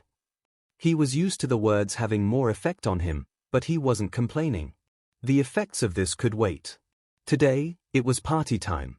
Hitoshi tapped his foot on the ground, nervousness and excitement pooling in his gut in equal measure as he waited for the bell to ring. He and Midoriya were meeting up as usual, but for once they were taking the closer train back to Midoriya's apartment rather than the training gym. Fridays were already their usual break days, so neither of them even needed to take a day off of training for them, which were, funnily enough, exactly 14 days apart. He heard the telltale shuffle of people putting their things back into their bags and hurriedly followed, done almost immediately despite being one of the later ones to start.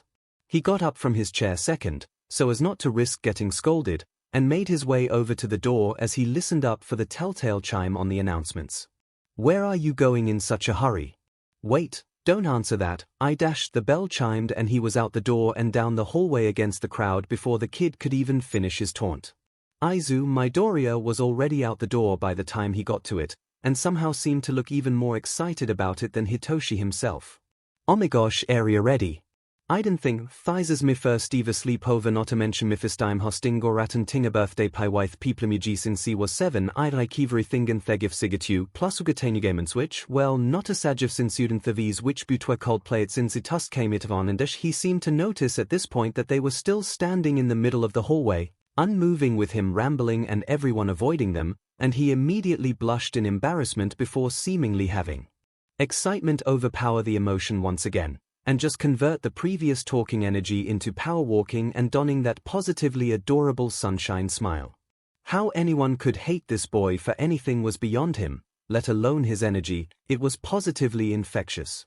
He found himself grinning too as they steadily began picking up speed until they were running around to the pavement outside, backpacks banging their shoulders and laughter filling the air.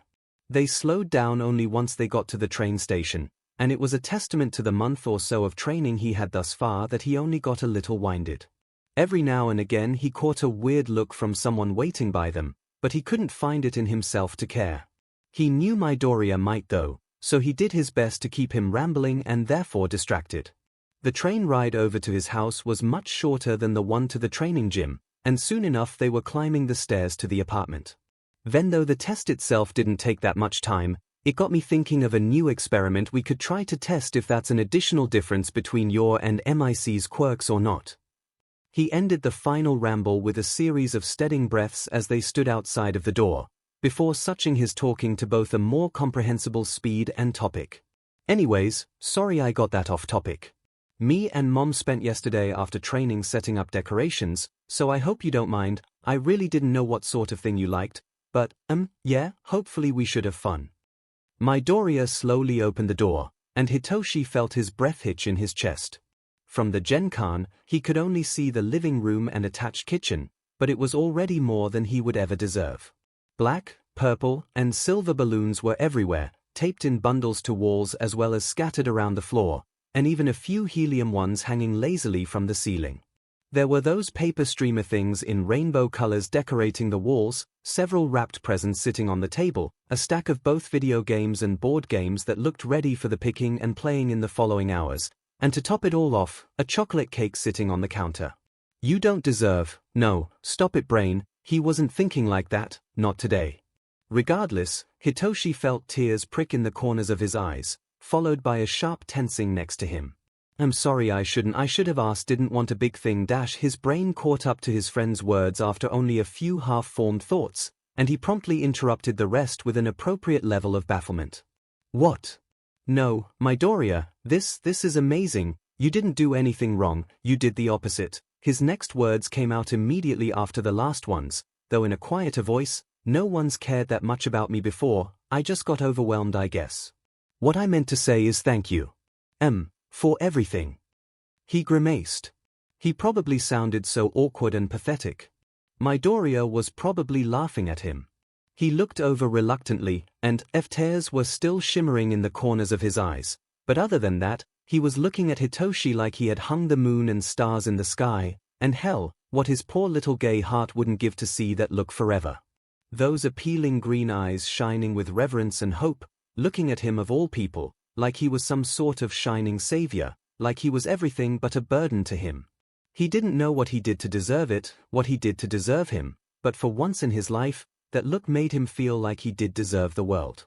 Said world, however, seemingly though pretty different, as what felt like a second and an eternity later, Izuku turned back away from him with all aspects of the scene dissipating into a whispered welcome.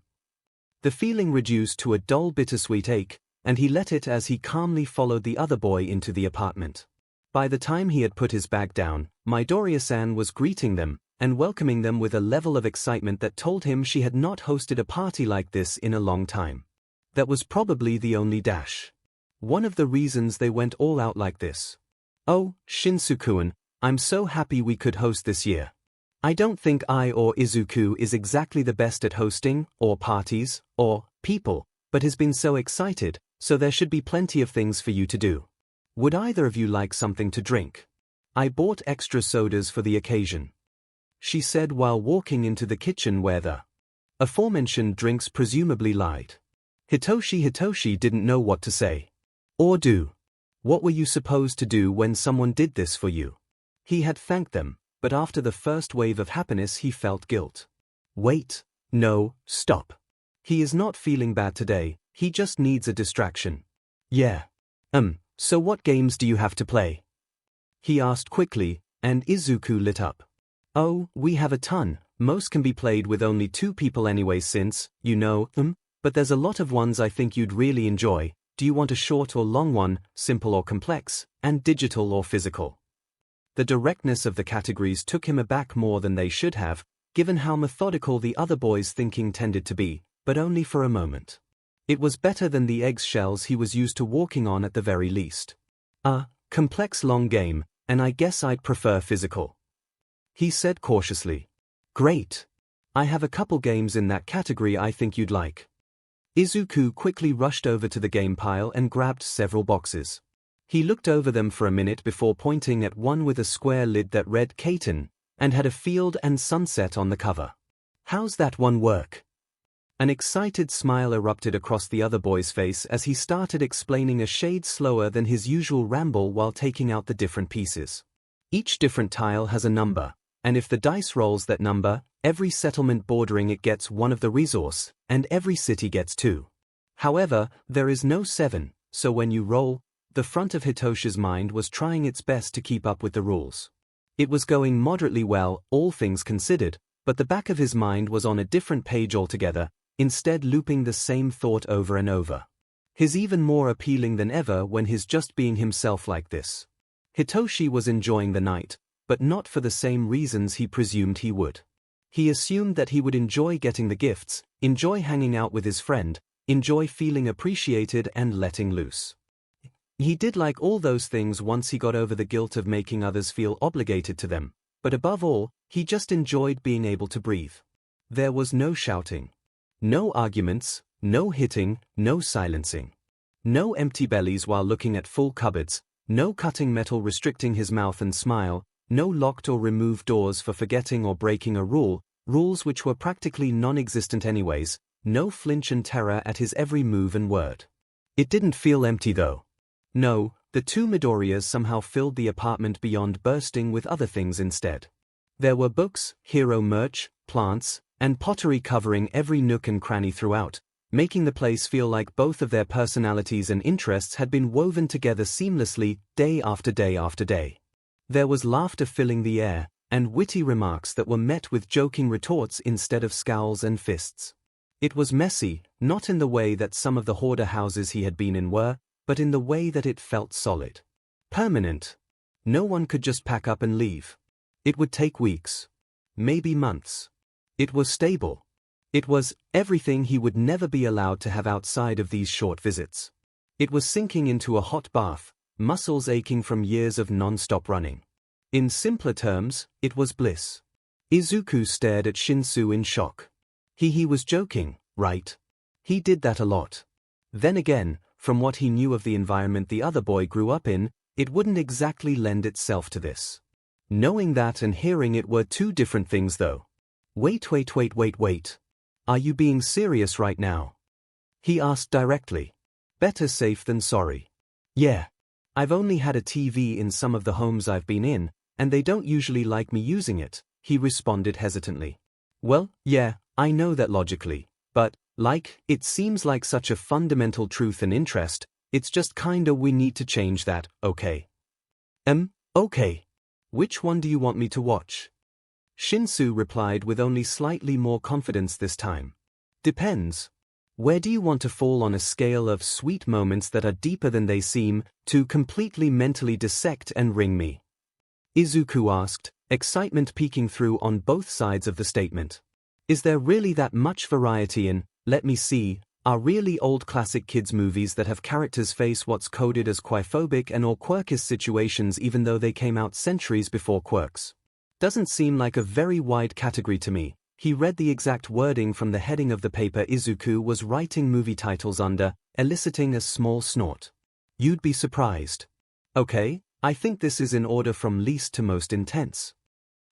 They're kids' movies. Or am I missing something? Shinsu responded dryly. Just read and pick, okay, he responded in mock frustration. Okay. I want to feel something for once, so how about Nimona, since you put that near the top and the name sounds cool. He eventually decided, yeah, okay, that will definitely be, relatable to you, yeah, he replied with clear hesitance. Is it, no good? Or XPLCT or something? He asked, confusedly. Did he choose wrong? He thought all the options given were on the table. No, and definitely no, I wouldn't. It's just, a lot, It might be a bit too relatable, he said, fidgeting with his fingers as he spoke. He did that a lot, it couldn't be good for them. I think I can handle a movie in favor of freaks like me. I've already been through enough that villainize us, so some sympathy can't be that bad, if you say so. And the kingdom will change forever because of one man. Balestier, the street kid with the impossible dream of being a knight, I'm here to slay monsters. And defend our kingdom.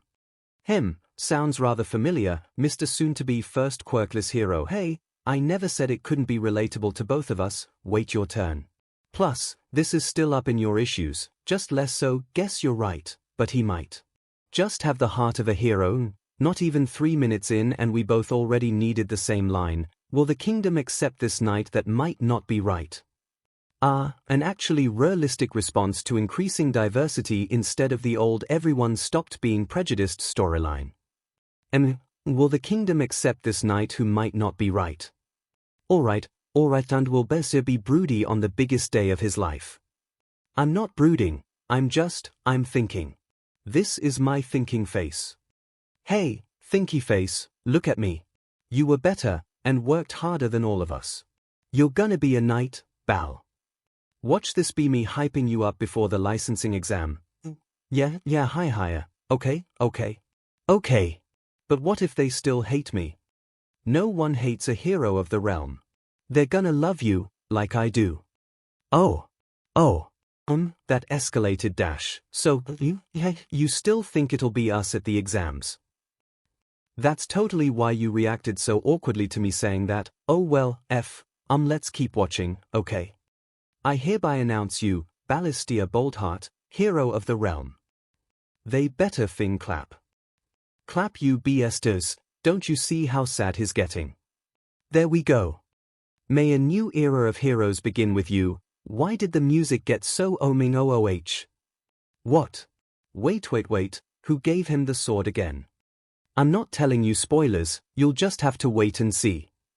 Oh SHD, not his arm, that escalated way too quickly, what just happened? Oh, I already like that character, they give off a killer vibe, that's Nimona, and have a feeling that sentiment's not gonna change. He never should have been a knight, because he wasn't one of us, and he hated us for it. He's vile, he's got no place in this kingdom, he's a murderer, he's a monster. He's perfect. Wow, those sentences sure seem familiar. Should we pillage a village, lay low until they don't remember you, and then we rise like a fiery phoenix from the ashes, overthrow the government? Or we could just talk.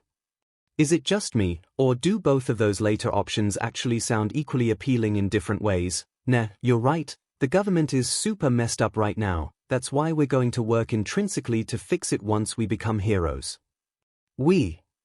Oh, I'm sorry, I guess I assumed you wanted to join me since you're affected too, but if it's too much work no, I guess I'm still getting used to people other than myself seeing me being a hero as a when she thought someone like you could be a hero, and it cost her life. Are you okay? Muffled screaming in a pillow, you said it would hit hard, not literally kill him. I guess I underestimated it. I'm used to constant really intense emotions though, so that could be part of it. I'm really sorry, it's not your fault, I just, hell that hit like a nuke. Because once everyone sees you as a villain, that's what you are. They only see you one way. No matter how hard you try. You okay? Yeah. This movie is just forcing me to confront things about myself I try to ignore.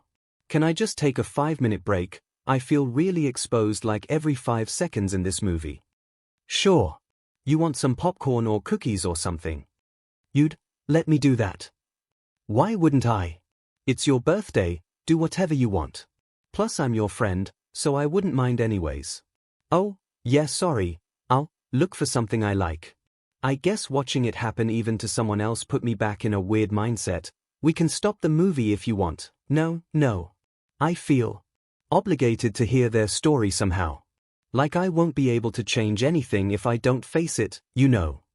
Well, either way I'm glad you want to finish it. They were like this when they got here. This speech is insane. I know. I love her for it. I know you're not human, you're looking for something. My sword, you're walking onto some thin ice there, bud, be careful. And you're never gonna give me a straight answer about this movie, are you? I see no reason to. It exploded, remember? You're a momo what? Marsupial. Mariachi.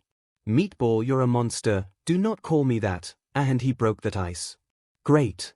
Juiced fantastic, yeah, Bal has some things he definitely needs to unlearn. No, of course, not, you're not a massive fire-breathing, but you do the shifting thing. I'm evil and I hate everybody yaoi. But not as much as I hate myself. Can somebody give me a hug? DMN. Went straight for the jugular. Easier for who? Easier for you. A lot of people aren't as accepting as me. Beach, you better be joking, that's an allegory if I've ever seen one. Does it hurt at all? It does. But I've been through worse.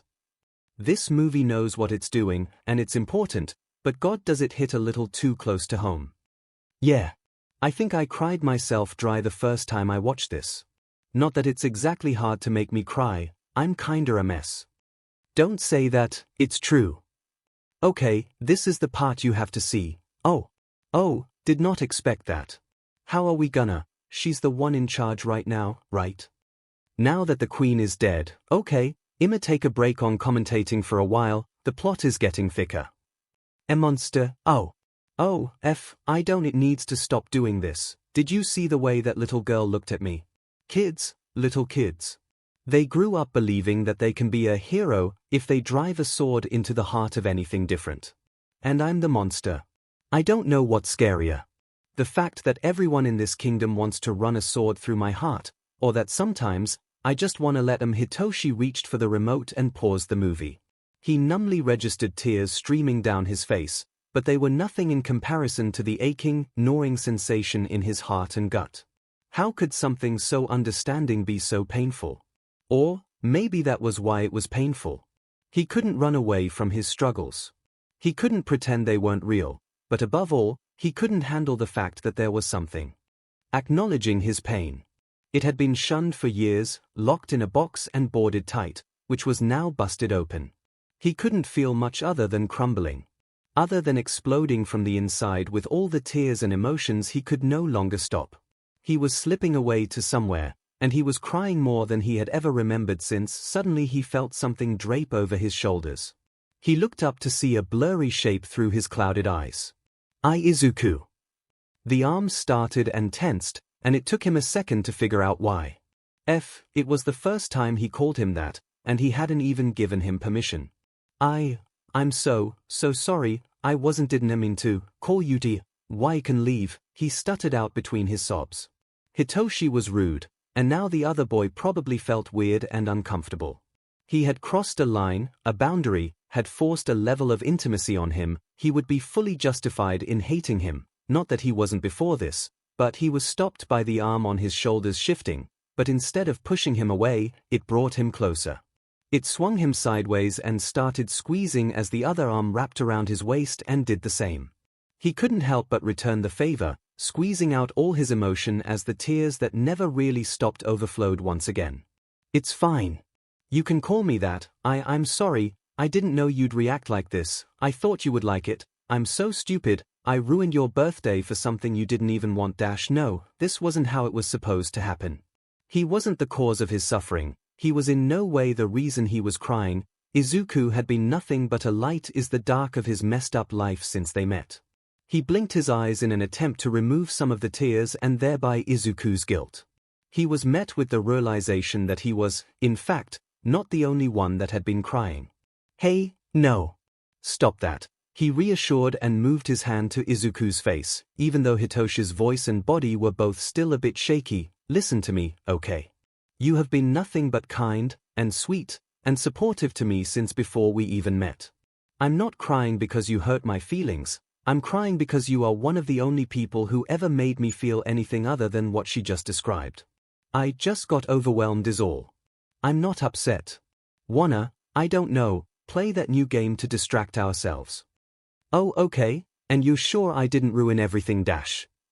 Positive. He finished before the questioning tone could even leave his mouth. Now, let's finish this on a later date, and check out this Tamagotchi life stuff you promised me.